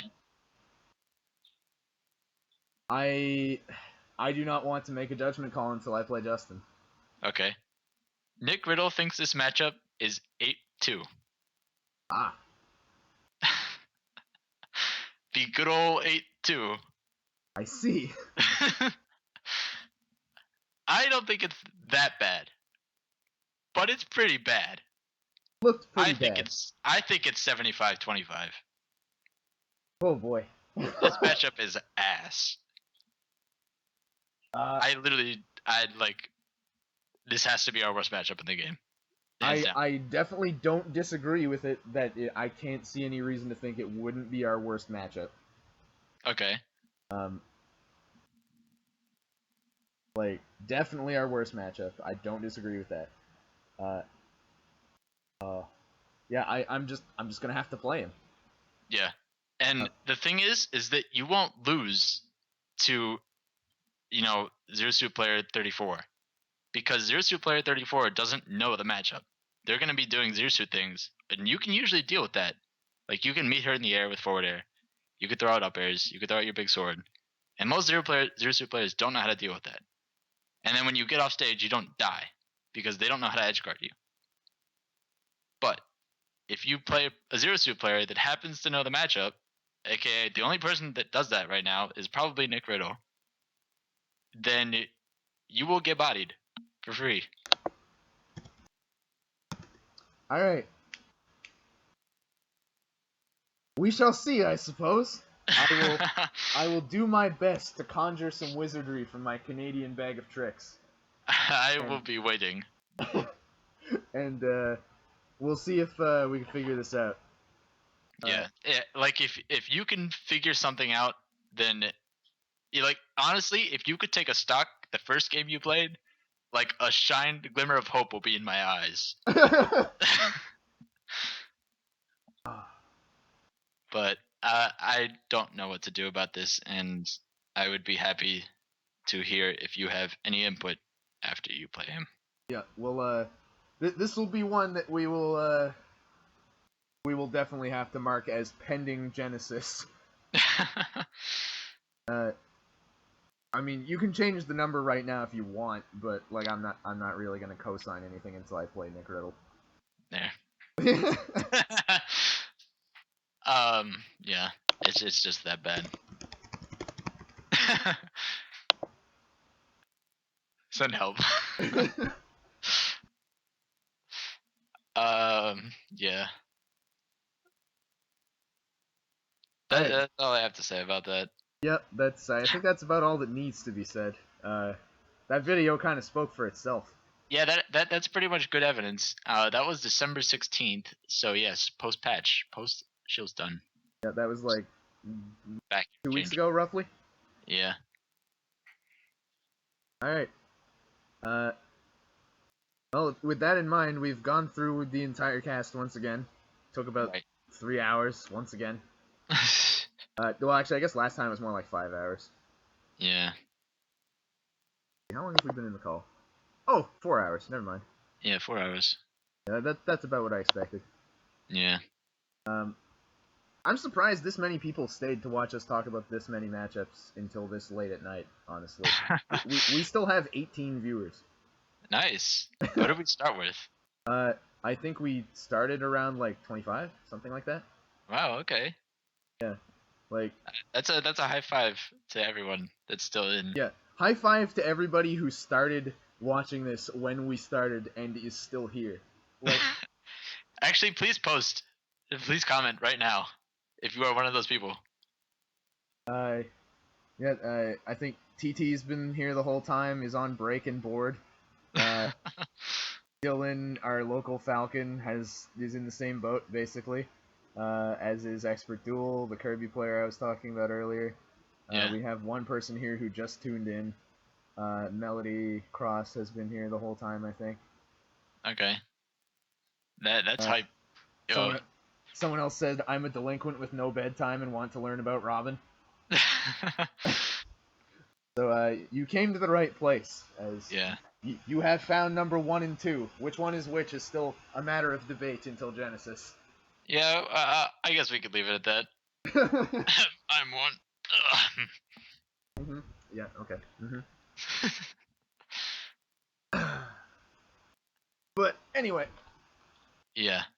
Thank you for watching, everybody. We appreciate you tuning in to Robin Nairlines. Definitely. If you're going to be at Genesis 3 and you're watching, come say hi. Yes, absolutely. Shout us out. Don't be scared. We will absolutely say hi to you and give you a hug and play. Unless you smell, don't do that. Yeah, don't do that smelling thing. Yeah. We will play friendlies with you and shit if we have time. Right. Because God knows we are gonna have a lot of shit to try to make time for. Like yeah, I'm assuming that Genesis 3 is going to be very, very tight in terms of time. Yeah. We will probably have to figure out when we're gonna play our first to 10. Thursday night is probably not as practical as I initially thought it was. Why is that? Because my flight is getting in at 11 p.m. That's kind of your fault, maybe. I mean, I don't really have a choice because it's a 10.5-hour flight schedule. So maybe you shouldn't live in East Canada. It's not my fault. I was born here. Let's see when my flight gets in. Like, I can definitely play friendlies on Thursday night, and like we can grind the match up with Nick Riddle and shit. But we probably should do the first to 10 on like Friday night or something. All right, I get to SJC at 10:10 p.m. I think I get in at like 11:05. Okay. Or something like that. But because like we have to take a friggin' it's like it's either 3 or 4 flights that me and my buddy Jesse have to do. Because we have to go from like I think it was Halifax to Philly to Dallas to San Jose, I think is the trip there. Oh, okay. Just because it's broken up into so many pieces. Yeah. We go to Phoenix and then to San Jose. The friggin' the good thing is the flight was not nearly as expensive as I thought it was going to be. I thought the flight was going to be like $1,000 Canadian. It was only 620, which is only like $460 US. Oh, that's not bad. Yeah, and that's covered by my sponsor. Thank you, Base Sugoi Factory. Thank you, Base Tony Senpai. Damn, shoutouts. Yep. I need to get my sponsor. Because of that man that I get to go places and do things. I'm eternally grateful. Yeah, Versus didn't do sponsors this time, so they kind of got bodied. Had to pay that money. How much was yours? 320 for the flight. That could be worse. Yeah. And actually, this would be a good time to ask. What's your like living arrangements? Like for at the venue, Yeah. you mean? Yeah. I am staying in the Sugoi room with Tony and Tony, my doubles partner Jesse, who is flying with me. Mm-hmm. And I think Riker, one of my close friends from Dallas, is trying to make it, and we'll be staying. Oh, okay. Yeah, I think it's just the four of us. But yeah, Tony's covering all that because Tony. Yeah, we have a South Florida room right now, but I think there's 10 people in it, so that needs to change. Probably. Yeah, that is a lot of people in one room. Are you attached to anybody else, or if it was like just sneaking you? It would probably be just me. I can ask Tony and see if he'd be willing to put up the other Robin. Mm-hmm. We could have the highest amount of concentrated Robin talent in one room. Yeah, that might be dangerous. too much tactics. It's overflowing. Too much strategy in here. Yeah, I'll ask him about it and see what he says. Yeah, and then I have another friend who offered me to house me. So. Are you willing to pay in if that is required? I assume. Yeah, I'll pay in. Okay, cool. Yeah, I'll ask him and see what he says. Okay. TT said, when we go to Genesis, if we want better dock experience, see if Too Many Cooks is there. Oh yeah, Too Many Cooks. Too Many Cooks is Canadian, right? I think he's Alberta's second best player, I think, behind Alphakins. Good question. I'm pretty sure I was looking at the Canadian PRs earlier and saw that, I think. So I was poking into the PR topic. Okay. My friend actually just played him on Wi-Fi last night. He's like, yeah, I was playing Too Many Cooks. This dock is crazy. I'm like, cool. Yeah, he confirmed that he is indeed Alberta's second best behind Alphakins. Oh, okay. Their PR's really weird. Like, I looked at it and just like, what the hell is going on over there? Fucking Sheik Little Mac player in first, Doc player in second? What? Then I was like, well, I suppose if you look at our PR, ours is just as weird. Fucking Robin in first place. Yeah, you guys got fucking terrible PRs. Learn how to PR. Like, our power rankings is like Robin, then Rob, then Falcon, then fucking Duck Hunt Dog Lucario. Yeah, what the hell? Then Villager Me Brawler. Then Greninja. And then I forget who's next after that. Where's your top tiers? What the hell's going on? We're mid-tier city, man. Like, there's a reason I said that fucking, like, I don't have any Zero Suit experience and I don't have any Sonic experience. Like, people don't play those characters here. I don't get it. I mean, on one hand, I'm kind of glad because Sonic's annoying as fuck.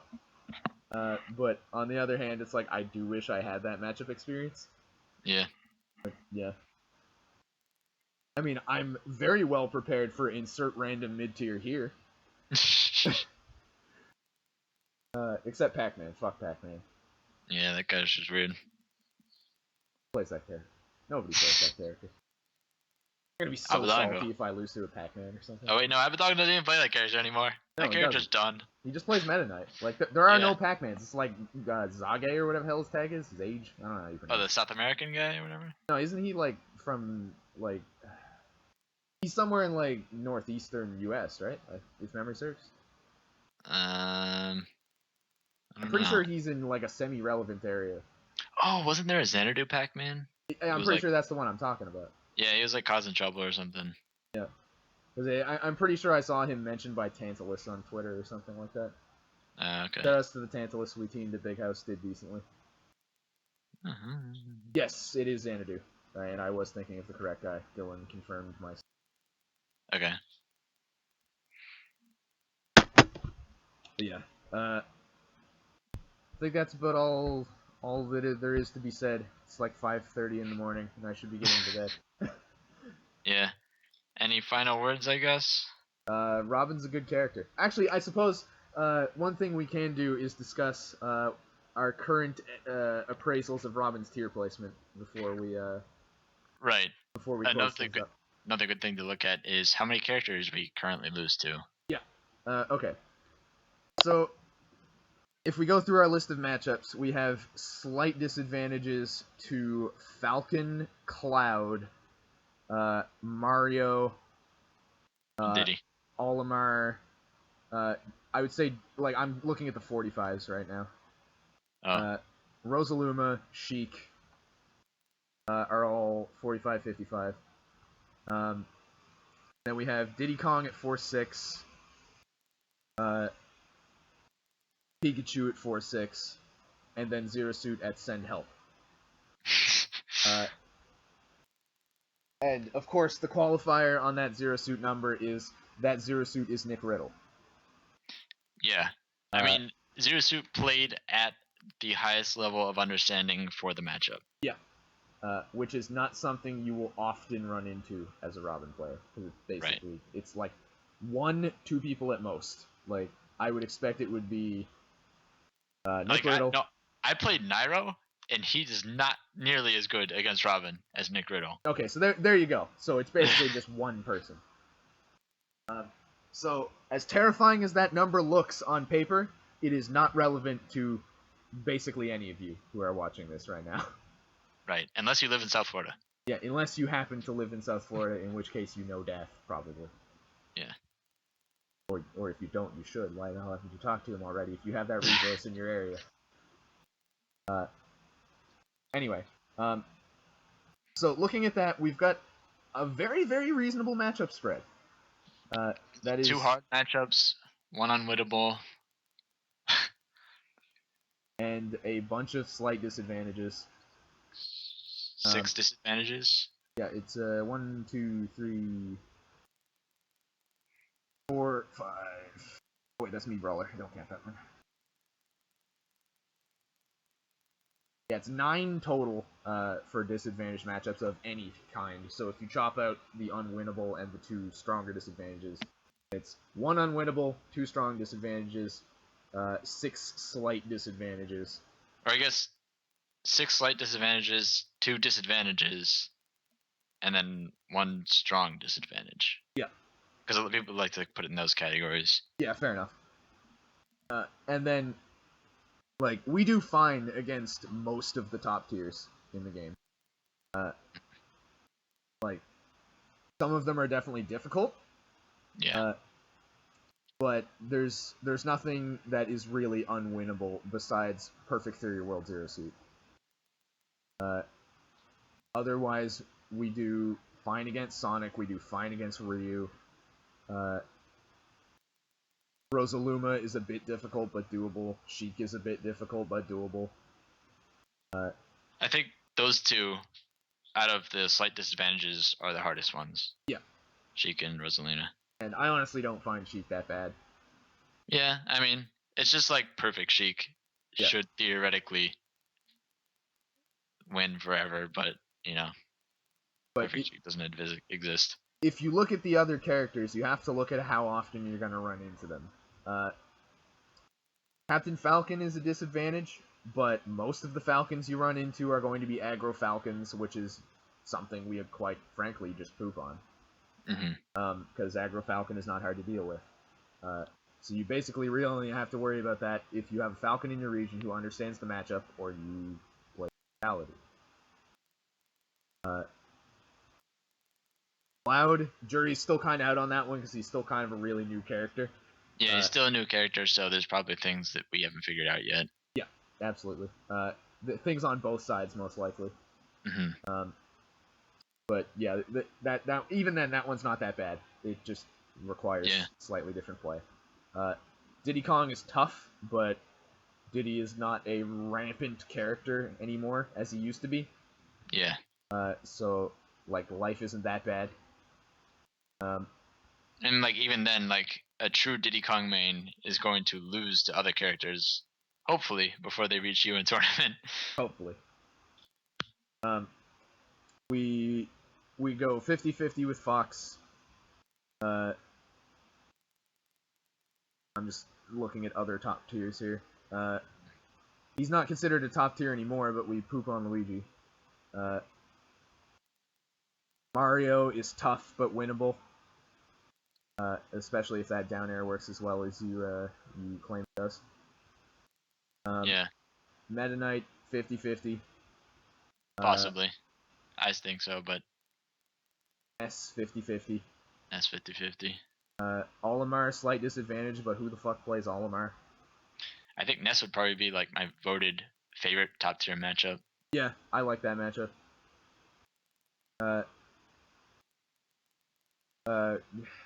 Pikachu is tough, but again, there's like Esam is the main one. Mm-hmm. I don't imagine other ones know the matchup as well or are as good. Yeah, but I mean, like it's just like we just lose to Pikachu stuff. Like they don't really have to know the matchup. Rob 50-50. Rosalina 45, not so bad. Not a terribly common character. There's generally one good one in each region. It's like the Buzz, Zaltis, Rayquaza. Yeah. Those are the main ones I know about. 50-50 with Ryu is good. Ryu is a strong, relevant character. 45 against Sheik is about as good as most characters can say. So, like, that's a matchup that people claimed was 9-1. Cough, cough, cough, cough. And then somebody beat Zero in one game, not a whole set, but at least in the matchup. Cough, cough. But beat his Sheik. Yeah. Who was that? Who did that? It wasn't Nairo. He got slapped. Yo, but he threw that crazy ass arc fire in midair. Yeah, that one was goofy as fuck. Moving on. Love you, Nairo. 50-50 in the Sonic matchup. 55 against Wario. 55 against Villager. 50-50 with Yoshi. And then the that one exists, but yeah, that one exists, but isn't relevant in its worst form to most people. So, prior to, let me pull up this. Let me pull up my tweet that I have on this. I made a tier list prior to the most recent patch. okay. I'm pulling up. Here's the image link just for your reference. Prior to the most recent patch, so this was before Mewtwo buffs, which is why he's in the absolute bottom tier, and before our most recent round of landing lag buffs and such. I had Robin at 19th. Okay. Which is on my list right below Ike and right above Toon Link. With that being in the tier that I have described as my A- tier, which is borderline threats that pop up fairly often but have some bad matchups that hold them back a bit. And that tier includes Ness, Villager, Rob, Luigi, Wario, Yoshi, Ike, Robin, Toon Link, Peach, Olimar, the Pits, Mega Man, and Lucario.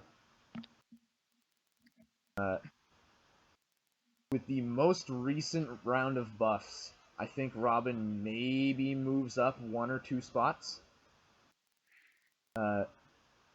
Because I feel like Robin might be better than Ike now with the latest round of buffs. What are your thoughts on it? I would have to look at like an Ike play, like a good Ike player's matchup spread, because I honestly don't know how Ike does against like all these top tiers. Yeah, that's fair. I just kind of mean as like overall general character strength. As like overall general character strength, yeah, I would say so. I just feel like Robin has just like more adaptability to things than Ike does. Yeah. Like I feel like if one of Ike's things doesn't work you know, like for some reason, like his approach game for some reason doesn't work against a specific character. Then he doesn't really have the counterplay to. Yeah, he doesn't have the counterplay. Like, or Robin can be like, all right, if this doesn't work, I can try this. Oh, if forward air doesn't work, I'll just camp you from across the screen. Yeah. Shit like that. What about Yoshi? Do you think Robin's better than Yoshi? I often get shit on by my region for saying that Yoshi's a trash can character. And so I think Yoshi is worse than Robin. But that's also a little bit because I don't necessarily completely agree with your tier list. I mean, like, it's pretty close, but, like, Yoshi and Peach should be switched for sure. Do you think Peach is that good? Peach is a pretty good character. I don't think Peach is that good. I don't know if you've seen Slayers play before. I haven't, so maybe there's that. Like, Slayers is a god. Like, that character can do some crazy ass shit. When not pitted up against Robin. Alright, well, I suppose jury remains out on that one, I guess. And then, like, Luigi is definitely lower than that. Yeah, this, like I said, I made this, when was this? This was November 26th, so this was a little over a month ago. So, Okay. yeah, continuing to see the lack of results from Luigi, I would probably move him down. Do you think he's worse than Robin? For sure. How about Wario? I think... Wait, where's Wario? Wario is 3 spots ahead of Robin on my list. No, Wario's probably a better character than Robin. Just like fart setups. Yeah. They're very close though, cause like the kind of gameplay style is kind of very similar, where they kind of rely on like a few gimmicks, you know. Yeah. To answer a quick note in chat, though I placed Lucas at the very bottom end of B tier, I really don't know where to put him, because I have seen nobody do anything with him, and he's just kind of there. That is not a placement I'm confident in the slightest. So, like, don't stress about that too much. I don't know where I would put Lucas. I just kind of tacked him in there.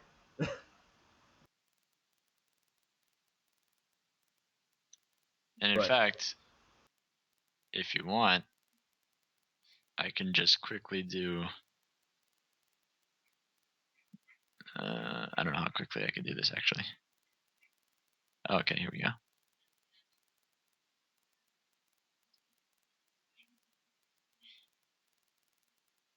Like, the keynote on my tier list is, I think, basically, once you pass Kirby, that character is not relevant enough to really matter in a tournament.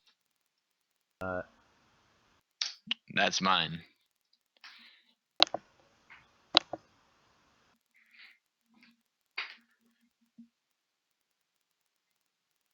Cheek Zero Suit in the top, fair enough.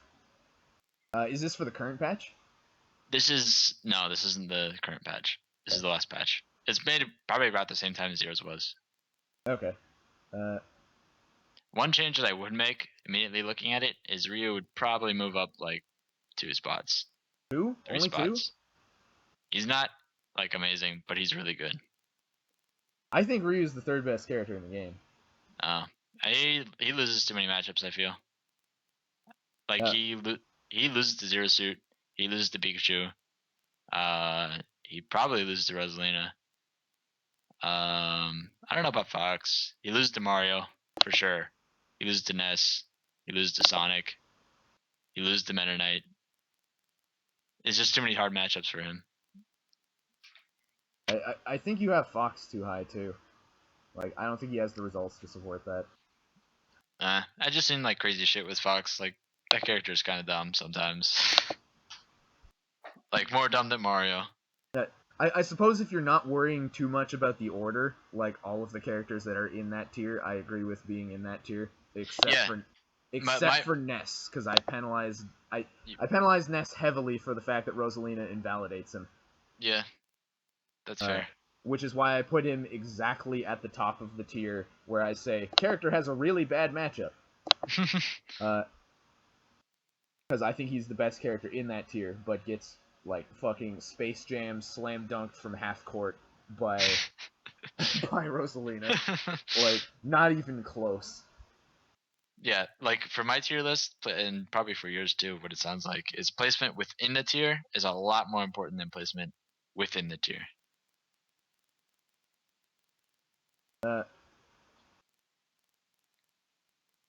Yeah, keeping that in mind, I'm less eyebrow raising about Robin being better than Diddy. But that's a very minor spot difference anyway. I feel like Diddy's too honest. Really? Yeah. Huh. Like he has to win too many neutrals. Like he wins like what is it, like 10 neutrals just to get his kill? Because he kills at like 130. Yeah, that actually sounds pretty accurate at this point, I would say. Like to be fair, it's like his neutral's a little bit weakened, but after Shield's done patch, his weak neutral got like his neutral's really good, but after Shield's done patch, it got weakened a lot than a lot of people think, because he can't do like banana out of shield as easily. Yeah. So I mean that's why I thought he moved down. Yeah. Otherwise, I think your list is pretty good. I think you have the pits a bit low, probably, but Maybe. I don't see any results for that character, and like also super honest. Like that character has 0 jank. yeah, that character is the most honest character in the game, I think. like the most honest good character. Let me put a qualification on that. I'm surprised you have Ganondorf so high. Up air's scary, dude. Like, I don't know, maybe, but up air. I also think you probably have Kirby a little bit too low. Probably after this last patch, I'd move him up. Like the most honest good character is the pits. Like they don't have anything special. They don't have anything bullshit. They're just a straightforward, well-designed, good all-around average character. Which is why they suck in this game. Yeah, Well, in comparison. Well, yeah, they suck in comparison because they're well-designed and honest, and most of the top tier has a lot of bullshit. So you gotta have at least some bullshit to be a good character in this game. Yeah. No, like the more bullshit your character has, like the better the character is. Yep.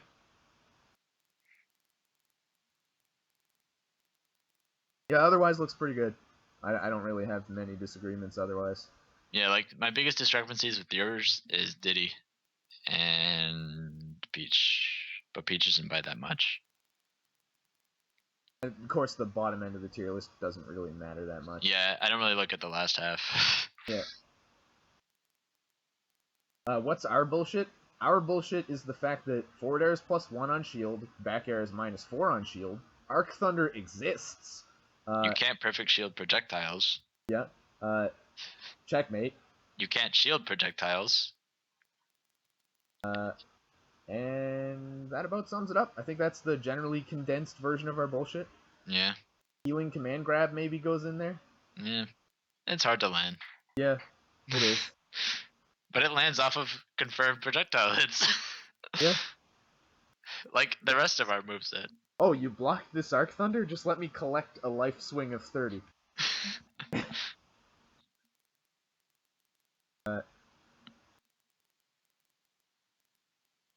Yeah, I guess that's all that should really be said at this point. Robin is a good character. Stick with Robin.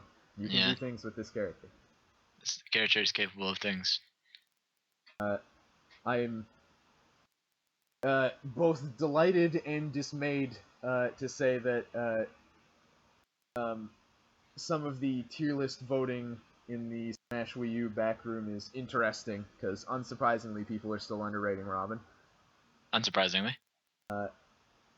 So that means we get the super awesome option select of if we place well at Genesis, people will think the character is better. And if we don't place well at Genesis, well, then our bracket was rigged. Then our bracket was rigged, and we get to enter mid-tier tournaments and shit. So whatever. But yeah, hopefully all goes well with Genesis. I mean, like, I've been playing pretty well recently, so I'm expecting to do well. Yeah, I have been feeling on fire the past couple months. I have been, with the exception of one tournament where I played kind of poorly and got third, because I got really frustrated. I have been slam dunking my region. No offense, guys in my region who are still in the chat, but I've lost 4 sets since the checkmate patch. 4. That's it. My win rate currently in Smash 4 is 89%. Holy butts. Yeah. I have played like 160 sets and lost like 24 of them, and almost all of those sets were pre-checkmate patch.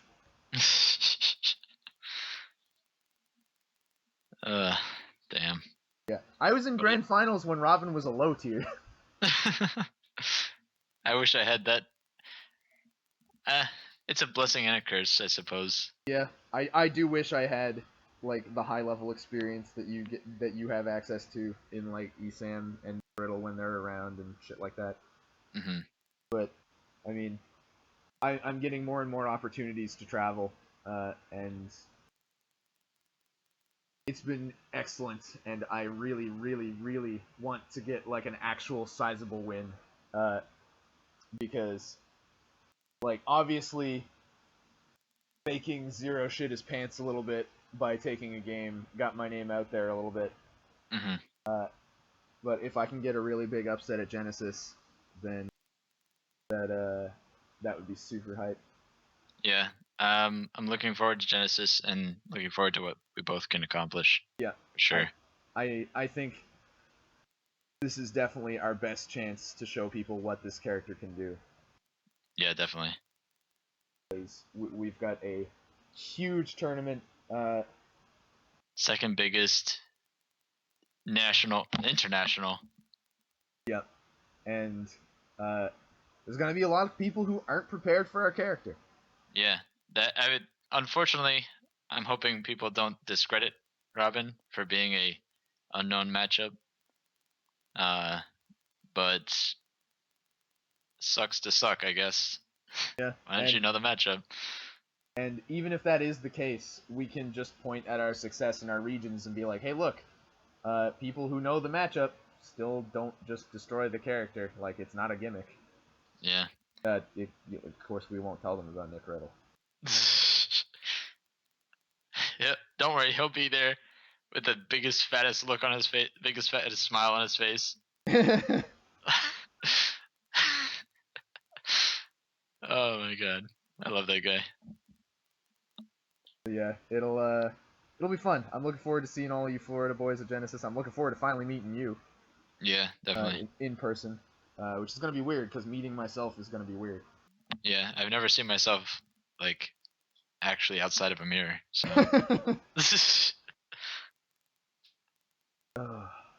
It really is uncanny how much we are the same person. Like, play all the same characters, have very, very similar mentalities, play very similarly. Like, we're just the same person in 2 different places. Yeah, it's kind of weird. But, yeah. So, once again, for those of you, all 13 of you who are still here, even when we're rambling down in our final moments of this discussion, we appreciate you tuning in. God knows why the fuck are you up at like 4:46 on the East Coast. Whatever time you're at. Yeah, whatever time you are. Right now it's 5:46 for me. I guess like 1:45 wouldn't be that bad for West Coasters. Yeah. I mean, somebody in like Asia probably doing okay. Otherwise, why are you still up? But I guess you're gonna archive all this. Yes, absolutely. Post it on YouTube. Yep, this will be archived and I'll be exporting it straight to YouTube.